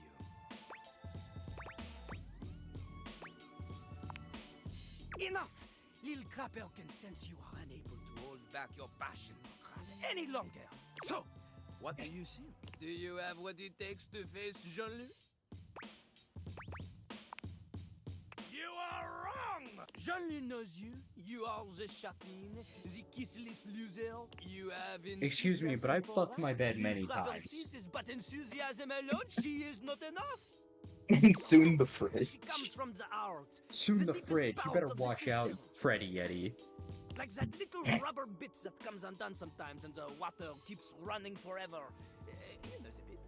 You need to experience life before you can spit it out in alternating phonemes adhering to some sort of a rhyme structure. As you are, you have no chance to defeat Jean-Loup, let alone match his rapier wit. You want to clash talons with these 2 gallon stallion? Go! Live a life worth rapping about! Return to Lil Crapper when you are ready. Never thought I'd have to do a rap battle with my toilet. Yeah. Also, I looked into it. Yes. His voice actor is King French. from the 7 Deadly Sins, or King? Saitama. King and Saitama. Jesus Yes. fuck. Yes, the French toilet. Oh, you're back. Try not to bore me too much this time. Okay, fuck off. I Okay. guarantee you leave me speechless. Kiss him. My, what a lucky spider. Ever seen a tarantula on a trampoline?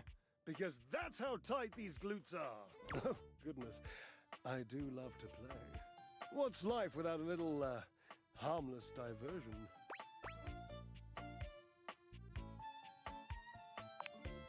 Oh, really? You think you can bring a little danger into my world, do you? I mean, yeah, all you have to do is, call a specific company and they'll drag you to the fucking dump. You are positively delectable when you're showing off, you know.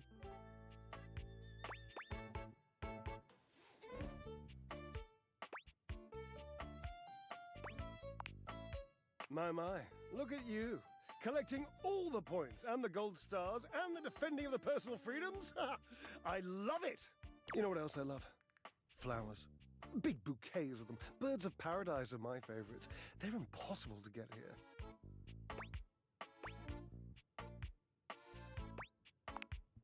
I wish you would try. It's just been so long since I had anyone to talk to. Oh, how are you going to take care of me if you don't know my personal tastes? Points. Ask me a question. Divine my being.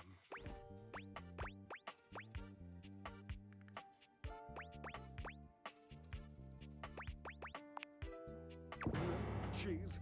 Didst thou say blah cheese? It's burrata or death! Olives without accoutrements, though. I once ate a whole jar unassisted. Washford couldn't stand to kiss me for days. At least, not on the mouth. Ha! Fucking. But it was tasty. Okay. Yeah. I've never been sorry.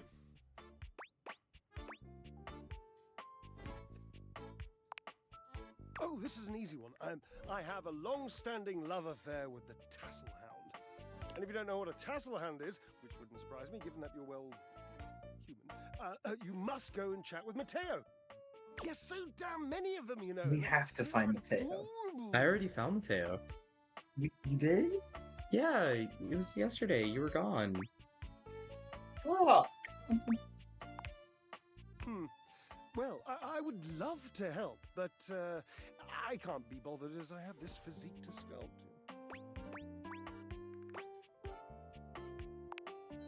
Well, of course, silly. We are stackables, after all. We are not brothers or anything incestuous as that. Just a mere 25-year fling. Yes, I suppose, But time means less to me than some others I know. It's been a blink of a timer setting, really. Years. Years. It's been years. Yes. And that must be the end of your game, because it was by far the most important and tricky and insightful question. And since I answered all of them correctly, I win! I love to win. Oh, I love gold stars. I love Washford. I love Washford. Oh, damn it. Drysdale runs a hand through his hair, shaking his head. Oh, God. I can't tell you how inconvenient this is. You don't understand. To have a love like I've had, so deep, so... Oh, it's infuriating. I'm trying to explain to you how I still love this character, this absurd amalgam of pathos and muscle, and I don't have the words. I sound like him with his searching and his verbosity, trying to describe how much I love and loathe his searching and his verbosity. Ugh, what a circus. And not the good kind. You must do something for me. You can see now, I trust, that I am incapable of solving this puzzle on my own. I'm too bound up in it, and I have loved being bound up before, Cherub, believe you me. With this dramatic pause, I am entangled. Dramatic pause. You must help me.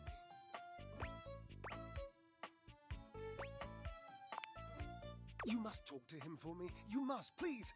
Try to repair this chasm, this rift.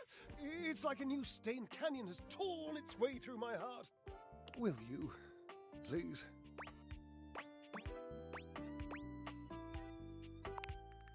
Understood. I've always considered promises to be rather passé anyway.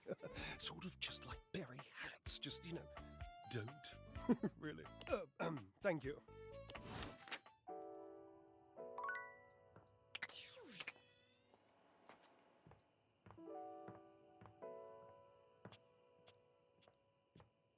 Who are you going to speak to? My bed. Hell yeah. There you are. I was just thinking about you, you know. How about a hug? You envelop Betty in your arms, and for a few moments, nothing else exists. Betty's hugs are truly supernatural. It feels as if you're in bed and under the covers, warm and happy, and with no responsibilities to plague you. Wasn't that lovely? See you tonight, cutie. Oh, so she just has, like, no more dialogue. Damn. Damn.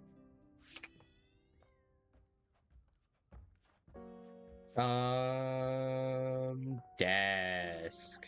Desk. There you are. Hey, Dasha. Yes. Thank you for your patience with me. Spending so much time with you speaking of romance lately, it has given me much to think about.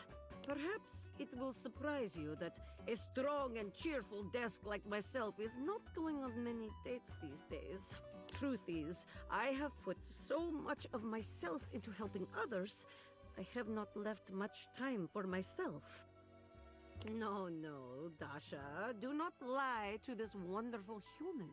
I thought it would sound nicer if this were the case, but it is not so.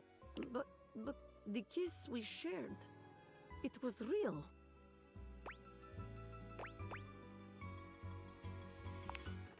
Truly?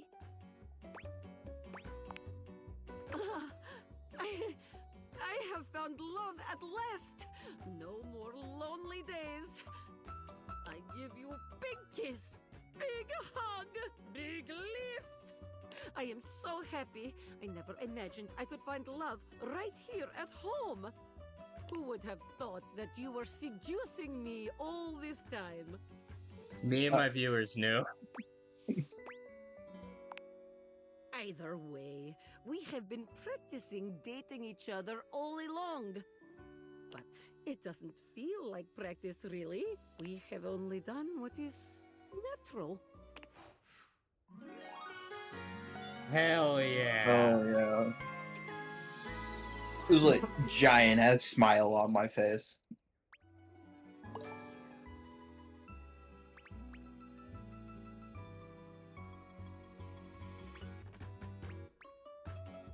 Huh.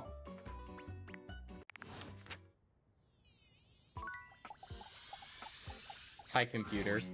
You're back. Computer. Sorry if I'm a little groggy. You just caught me right in the middle of rebooting. I don't know why, but rebooting always takes forever after a new OS update. Have you ever noticed that? And it's not just the rebooting that's arduous. The whole upgrade process always takes so much out of you. It's exhausting. Remember the last time you upgraded my operating system? From Atlantic City to Newark? It's burned into my diodes.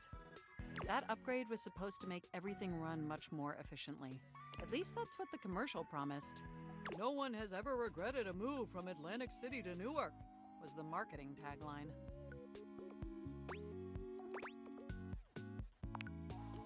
I thought so too. But then, after the install, half of my applications wouldn't even open anymore. And the other half were crashing incessantly. That was a rough few months. Don't you agree?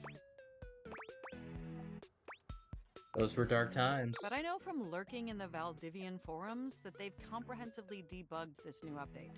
So this time it's going to be different.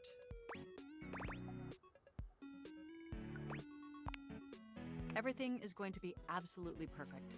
And in just a few more minutes, you'll finally get to meet the new, improved Mac. My processors are all computing at an accelerated speed just thinking about it. And I love hearing your enthusiasm. Ooh, it's almost ready. Just a few more seconds. At least that's what the progress bar says. And we both know the progress bar never lies. Don't lie to me, progress bar. I can't help it. Being around you brings out the best in. By the way, have you given any thought to what you want to do together? You know, after you meet the new, upgraded me? Sex. Well, I was thinking we could visit some very naughty websites See? together. I know what's on my computer's mind. Maybe we could spend some time writing some documents? Replace some of that fanfic of yours with some steamy new stories? Of the NSFW variety, of course. Only always. Yeah. Oh, I bet that you would. I bet that makes your processors positively overheat. Oh my gosh, it's done! It's finally installed! She just mutates right in front of us. Mac looks at you with vulnerability in their green eyes. They truly look like a new computer. They were beautiful before, but they truly shine now. Well, what do you think of the new me? Be honest.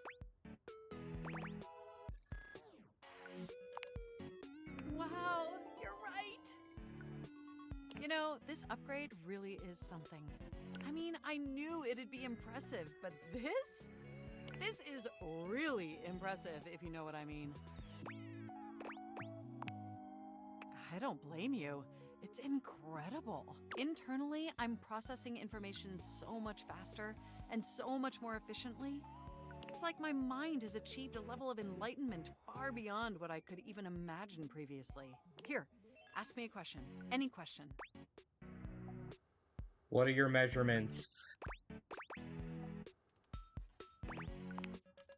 You won't believe it, but it's love. And I can now see that you were indeed wearing a fantastic red shirt this whole time. What is with the red shirt? Moving on to my appearance. First it's Red Bull, now it's red shirt. This operating system is sleek, It's just Red 40. exquisite, and downright sexy. I'm sorry. Let's be honest. Huh? This is a user interface that Nothing. is just begging to be interfaced by as many users as possible. Am I right? Hey DJ. I'm Oh, doing hey, good. How about DJ. you?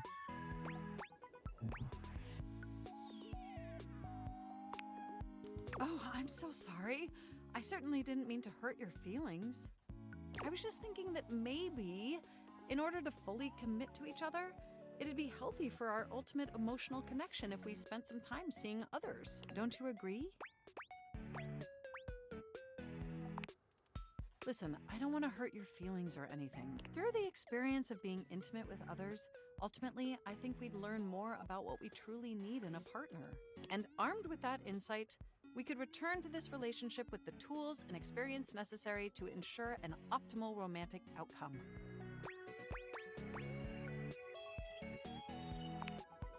Wonderful! I think this is an exceptional plan.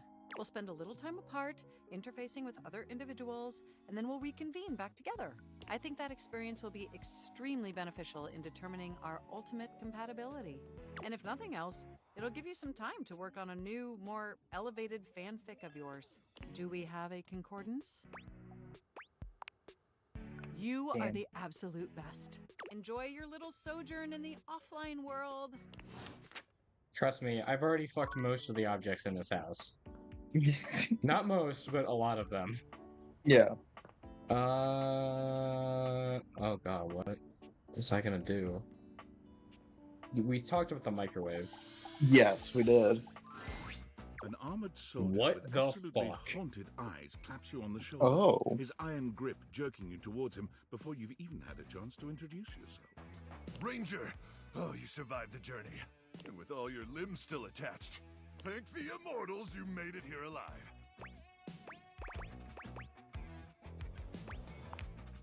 He stares at you for a few moments, though he doesn't remove his hand from your shoulder. Oh, I'm sorry. I didn't realize you were a Separatarian.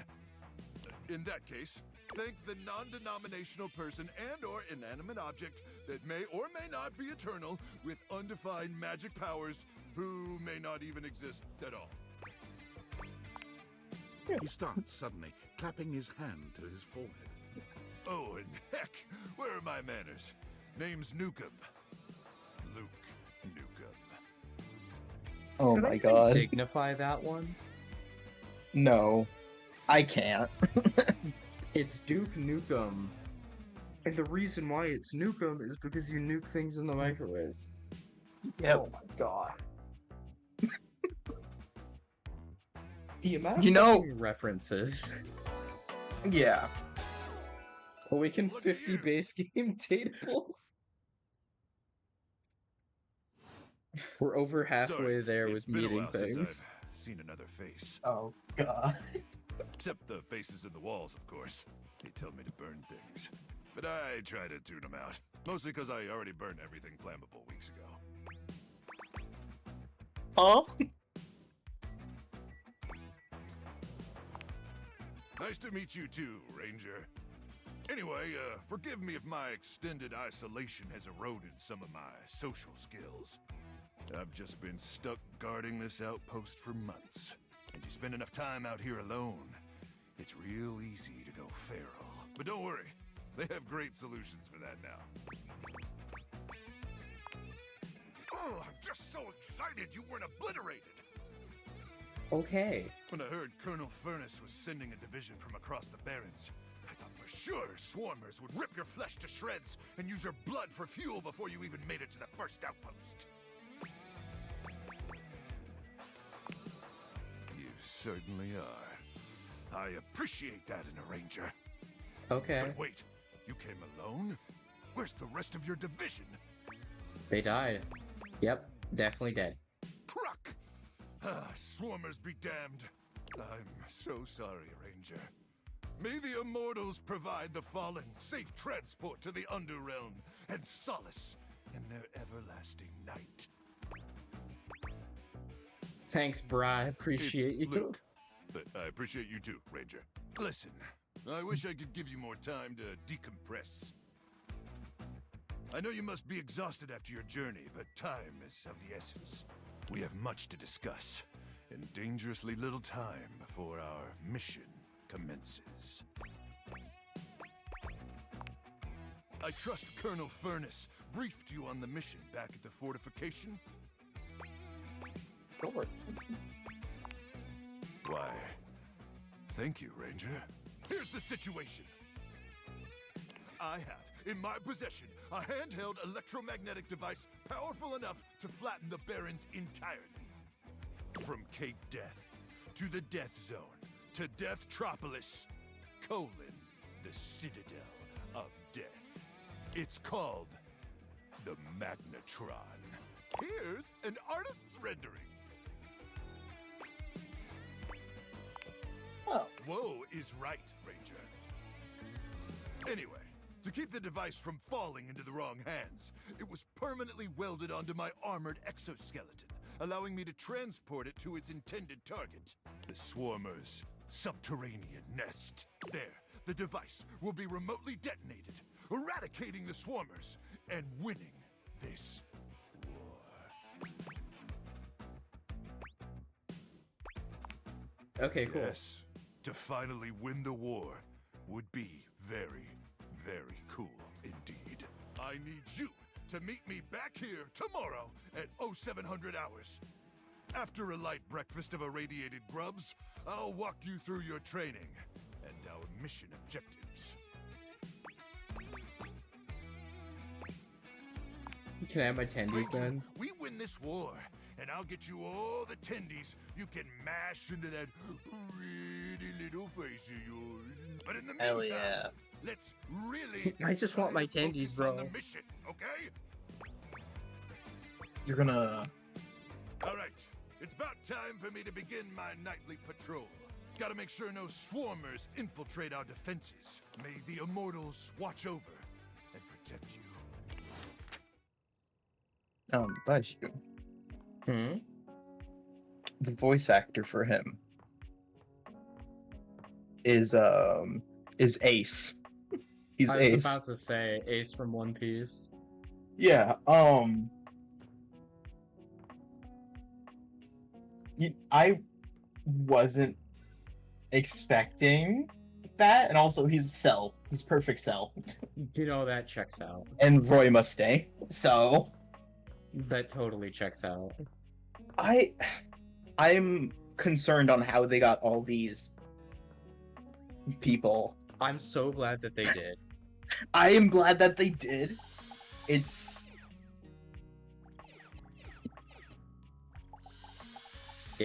yeah. Yeah, it's amazing.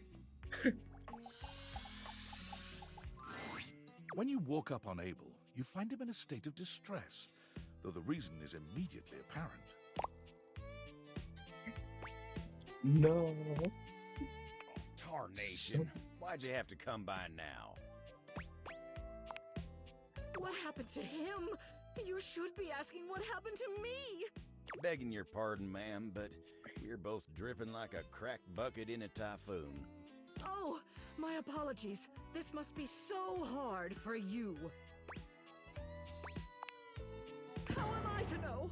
All I know is I woke up in the middle of the night like this, absolutely waterlogged.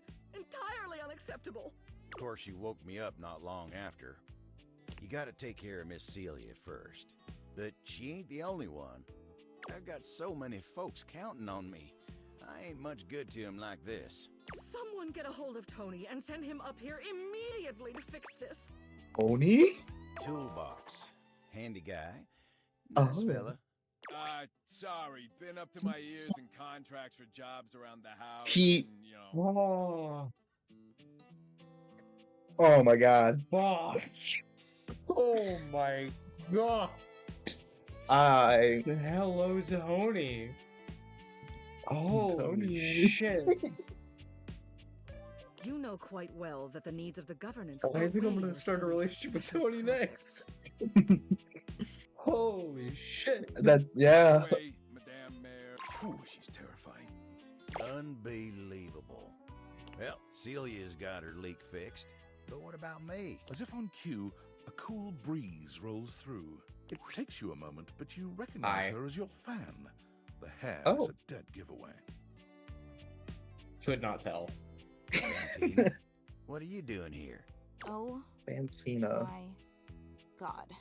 I heard Abel needed help, but I didn't think you'd be here too. Hi, fan. Oh my god. Oh my god. Oh my god. Okay. Oh my god, she's Okay. fangirl. I'm calm. I'm cool. I got this. Abel looks back and forth between the two of you, still dripping water. You all right there, Fantina? Oh god, you're right. I'm so sorry. Here I am making this about me. I'm so sorry. Please forgive me. All right. Let's not lose focus again. Abel looks pained at the thought of being indebted to the both of you. Well, what are you gonna do then? We're gonna dry all that water. If you could, like direct me?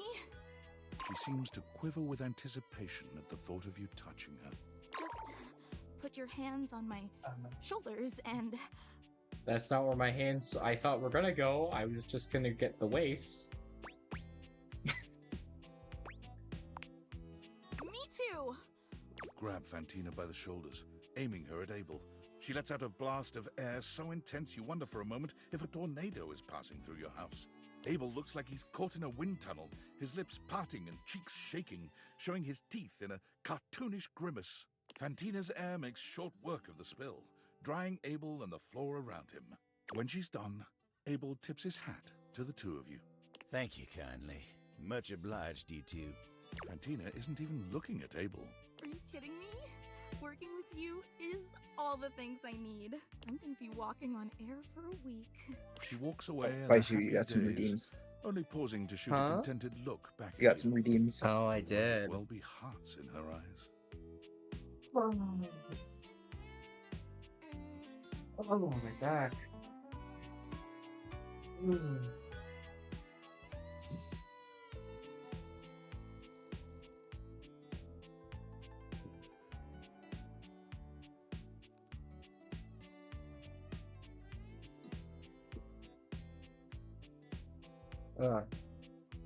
It just reminded me it's actually really hot outside, so I do need to drink water. Thank you. Thank you, DJ. Well, all right.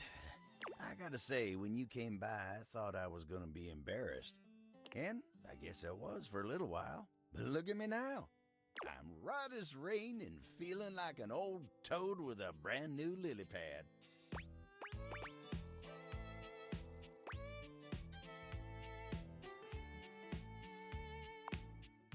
Just like it sounds. Brand new. You see, I'm the old toad. The lily pad is my attitude. It's a metaphor, darling. It ain't really about the toad and the lily pad. You follow? But hey, don't worry. You stick around with me long enough and you'll get the hang of how I talk sooner or later. I ain't been able to do much work since all this started, so I better get back to it. See you around, all right? You take care now. Thank you, Cass, for the head pats.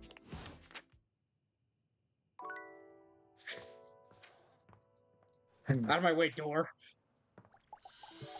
Tony. Fans Tony. and constructors are currently invading your space.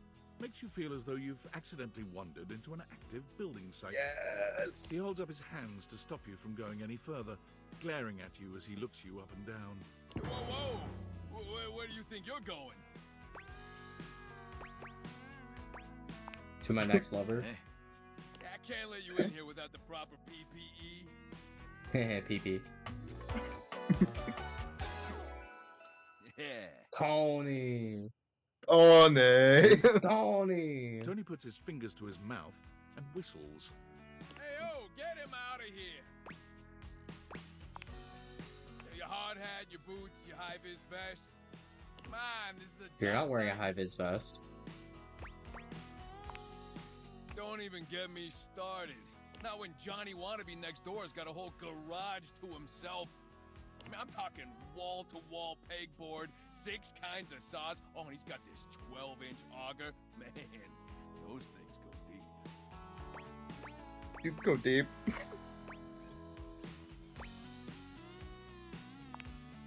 Yeah, well, what can I say? It's professional jealousy. Look, all I'm saying is I want a little more Whoa. Oh.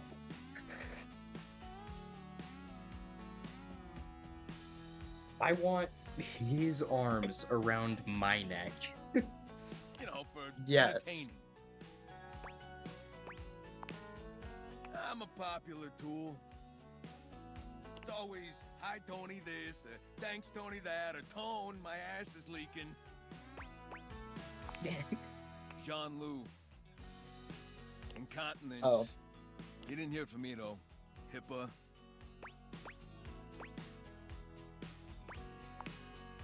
When your ass leaks. My fault for using $10 words like incontinence. Anyways, objects need $10 somewhere bigger words than like this to come see me incontinence. for what ails 'em.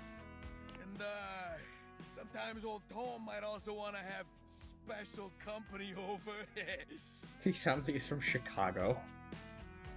You know what I'm talking about, huh? Chicago Tony. Tony. Get the deep dish. Tony nods, grinning smugly at you. Oh, you don't have enough sass. You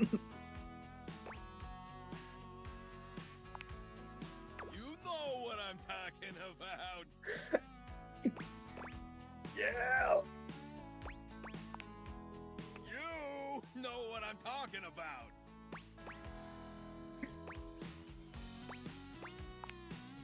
You know what I'm talking about, yeah. I'm walking in. He's fucking walking in. You know what I'm talking about? Woo! So long is this gonna go on for? You're gonna be his lover by the end of it. It's just like the wall thing. Yeah. You each know what the other is Wow. talking about. So you get it. I need more space. Space for all Yeah. sorts of things I may or may not be insinuating. I got a pitch for you. A drawbridge. I fuck with it. Like Think from the about it. olden times. Your lover pulls up for a date, and the drawbridge lowers to let him in. But that also requires me to build a moat around my house. Pretty freaking impressive, huh?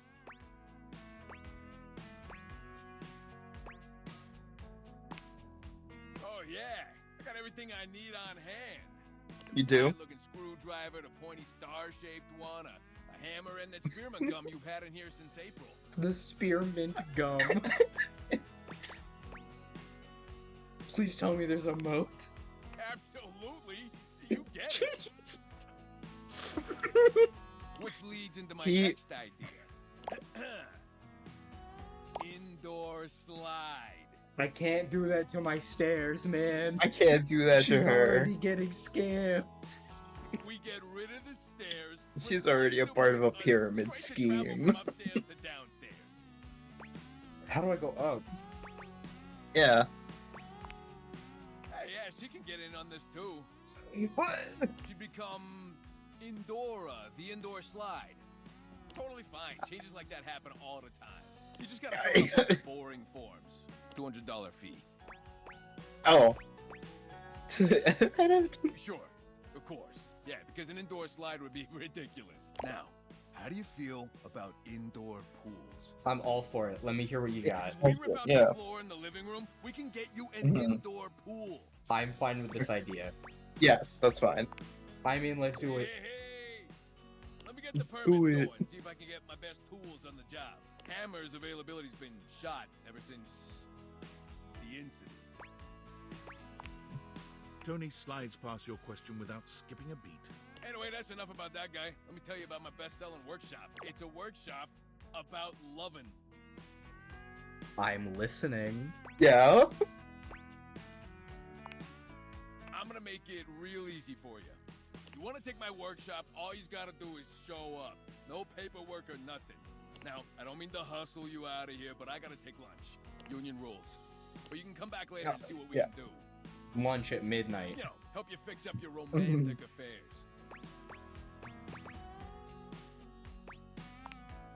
I'll see you around. Thank you, Okay, Toolbox. so I love Tony. Tony! Tony. Fucking Tony! I should probably talk to my stairs at some point, but also I should see how my ceiling's doing. Yeah. Lucinda Lavish stands Hi, in the Lucinda. way, her endowed body striking a luscious pose. Tell me your desires. You. Aren't we? Yeah, the fantasy. Come here, baby. Let Lucinda Lavish take you in her nice, soft arms. And let her take you away.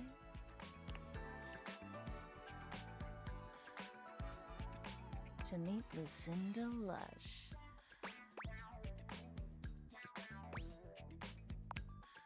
Same here, honey. Same here. I hope you like my chamber. I did make it especially for you.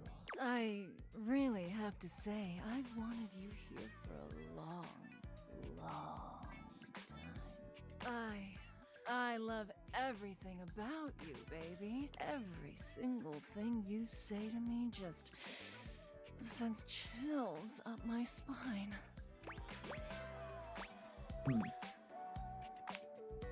You and I have just the most natural repartee. I wanted to bring you here to tell you that you're doing a great job. I'm gonna fuck so many more objects. Oh, You've found all my secret dialogue so far and uncovered every single one of my most in-depth and unrevealed features. I have. Don't Oh. tell anyone.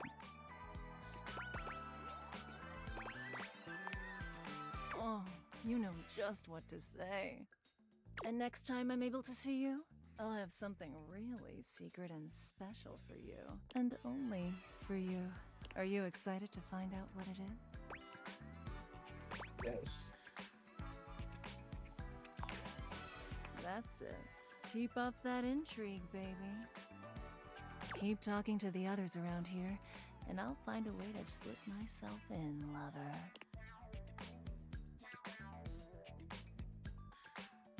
Can I now have a conversation with my ceiling, please?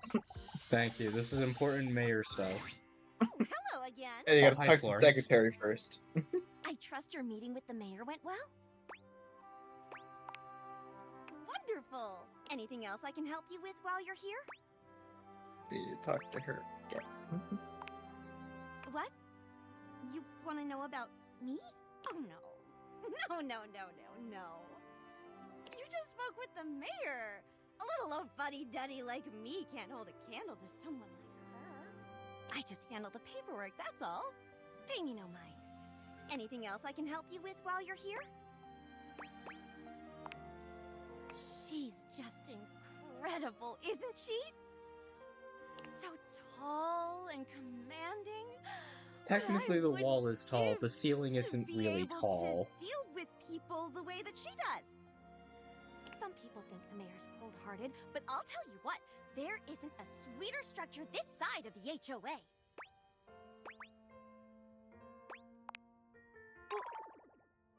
What do you mean by that? Exactly. I just think she's a really remarkable ceiling, that's all. Besides, she's my boss, so I couldn't begin to comment on her outside of professional opinion.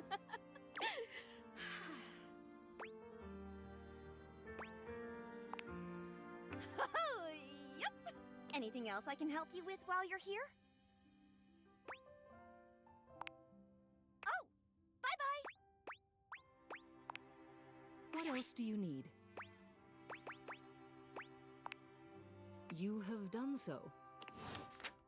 Okay. Okay.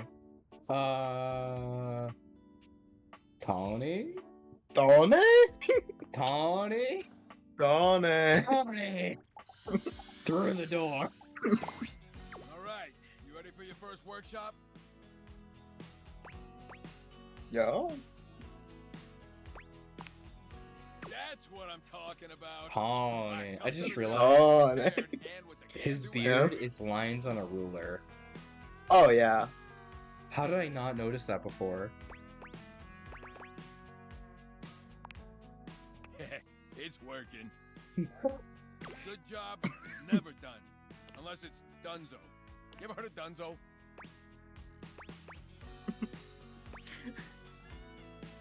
Tell me, a wise One one. step above done. The ultimate done. Careful though. I knew a screw who had a little too much Dunzo, if you know what I'm talking about. Tony grins, flashing you a pair of finger guns as he waggles his eyebrows at you. I'm not doing First this. things first. In a courtship, If I as had on a more, I job site, could've. you want to look busy. Oh. You don't gotta be doing nothing. You just gotta look it. You just gotta be doing something.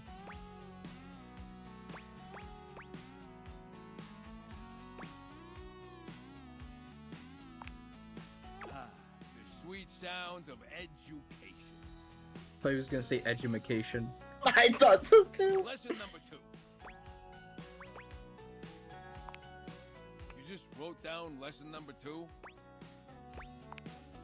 Wow, commitment. It's what's on the outside that counts.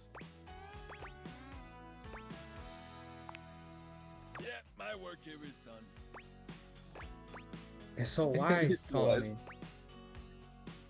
This seems to be why you're still single. See? You're really starting to get it. Alright. That's enough wisdom for today. Gotta give you time to digest That's all it? that good advice. Hope you were taking Damn. notes. Next time you're getting tested. For Oh. what?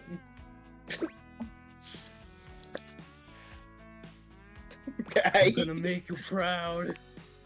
Good. You better knock my bolts off next time I see you. Thank you, Tony. Thank you, Tony. There's the lunch bell. Gotta run. Remember what I told you. Test next time. Die, don't take it. Okay, lay off. I kind of see what happens if I do it to things. Yeah. I'm gonna make love to my breaker. You walk into what you thought was your breaker box, but as the dark door swings open, you realize you're somewhere entirely more stimulating. A classic speakeasy club welcomes you in. The low electric lights glow warmly.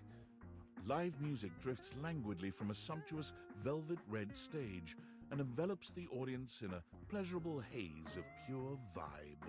The gentle clink of cocktails in glasses rises from a wood bar to the left of you, and then a gentleman with a languid, easy air to him approaches you. Well now, what a Oh delightful my. surprise. Oh. Not what I was expecting. I Why love is the he detail for the electric hair. Yeah. Brand new patron. Okay, I'm just gonna say this now. Mm-hmm. Is this Loki? I will look for it right now. Is this Tom Hiddleston? It feels like Tom Hiddleston.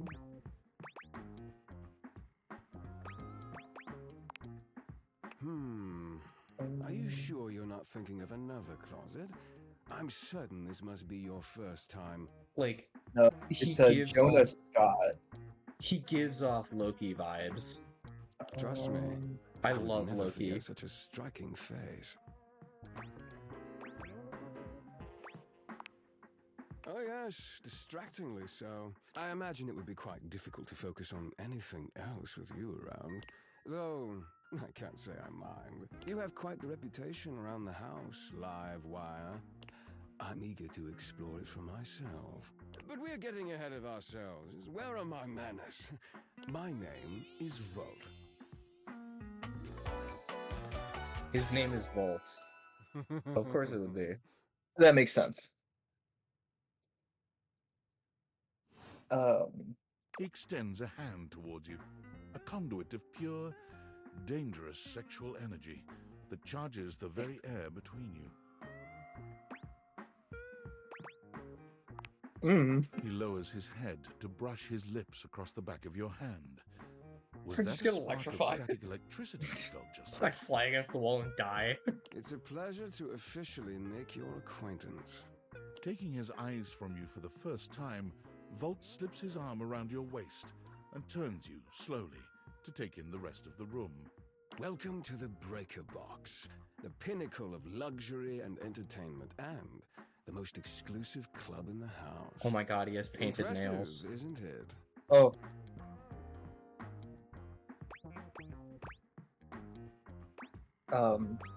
I fucking love him. Trust me, you look stunning. The Your sound of fantastic red electricity? shirt is the envy of Ooh. every eye in the room. Fantastic red shirt. That sound, the flickering lights, it can only be a power fluctuation.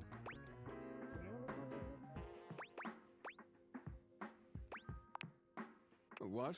Oh, well, that was nothing. Just a little surge. With this much energy coursing around, it's bound to happen from time to time. Volt.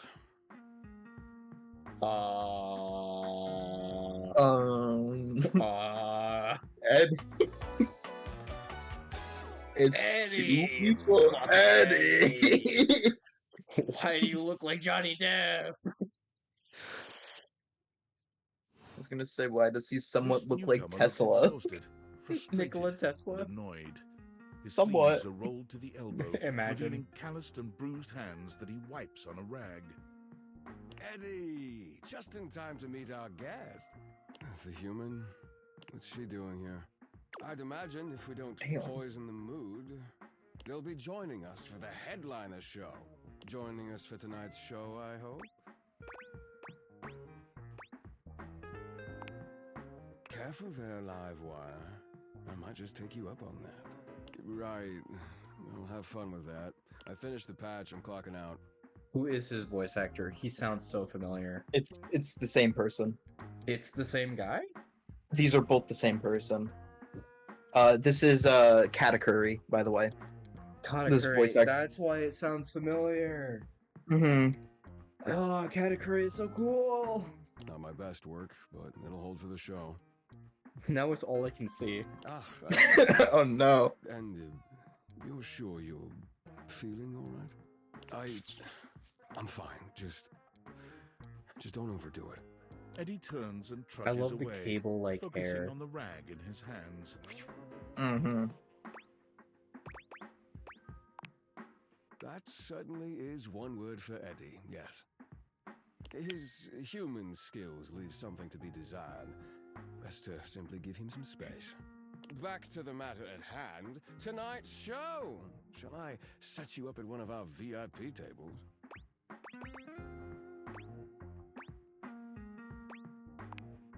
With pleasure.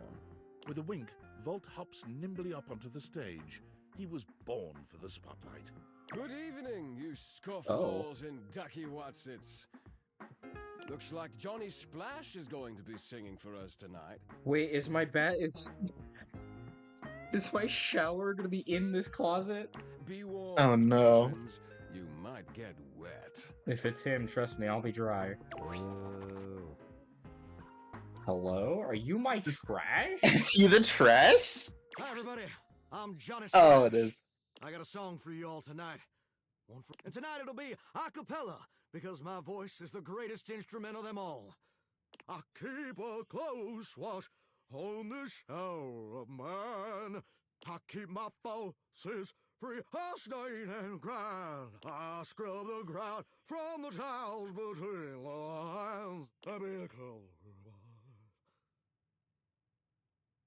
Oh, that was amazing, baby. I even surprised myself. I've seen many bombs in my time. Hi, That Luke. one takes the crook-blasted cake. Oof. Even I couldn't clean up that mess. Hi, Hoof. Damn. I thought it was okay. I'll retool it and come back with something even better. Just you wait. With the club beginning to close down, it appears that the show is over. Patrons mill about, talking amongst themselves. You spot Eddie nursing a solitary cocktail at the bar. Volt is nowhere to be found. Things feel colder and quieter without his presence. Speaking with Eddie, hi, Katakuri. Show's over. Club's closed.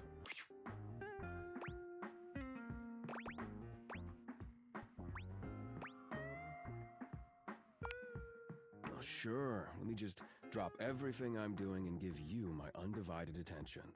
Please do. Are you always this oblivious? Yes. Then allow me to make it perfectly clear. Punch me in the teeth, please. Get out.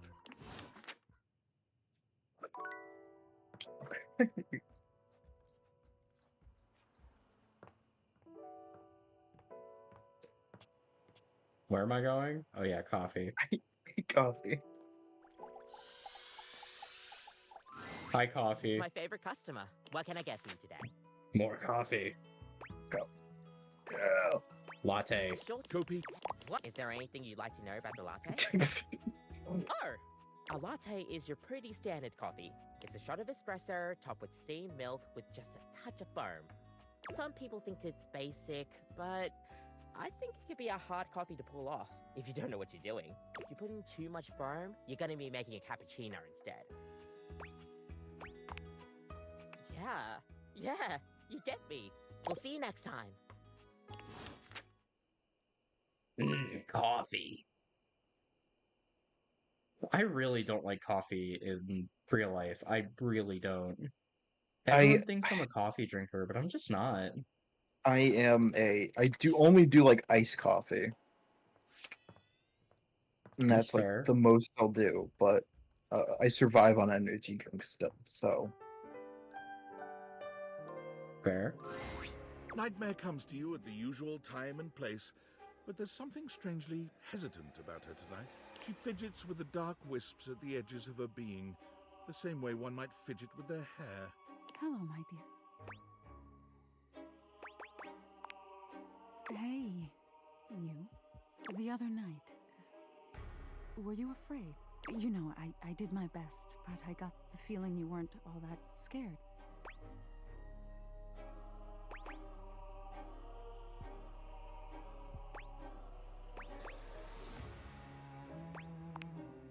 I knew it. I knew something was wrong. Nightmare sighs, her horrifying shoulders sagging visibly. You've never seen her look so out of sorts. I knew it. I knew better, but I did it anyway. I let you see more of myself than I intended. I'm losing some of my mystery. I'm losing my ability to frighten you.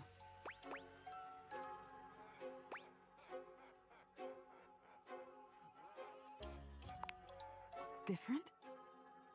Nightmare turns to look at the wall to your left, which is now just one massive mirror. When she sees her own reflection, she screams. When did this happen? Oh no. No, no, no, no, no, no.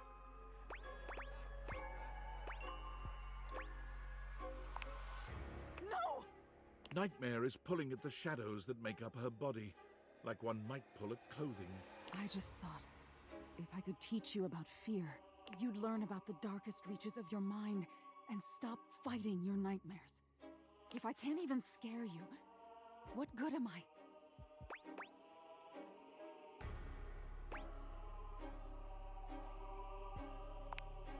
Talk this through. Wasn't that the entire problem? You can fix this. You're going to be afraid of me. She rounds on you suddenly, pointing a finger at you and letting out an unearthly screech that raises goosebumps all over your body.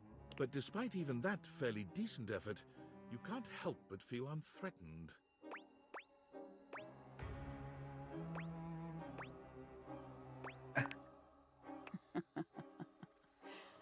I've still got it. Nightmare sighs.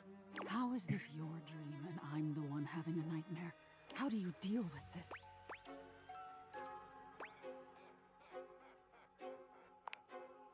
This? What do you mean by this?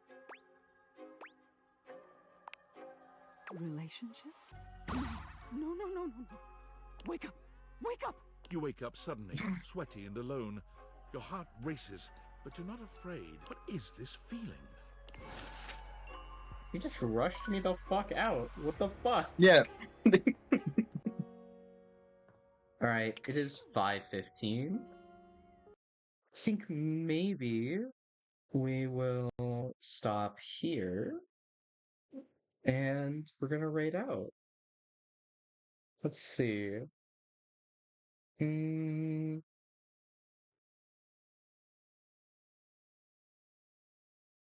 I'll give y'all to Unity. Why not, you know? Alright. I hope you all have a great rest of your day, and I hope to see you guys again tomorrow. Have a good one.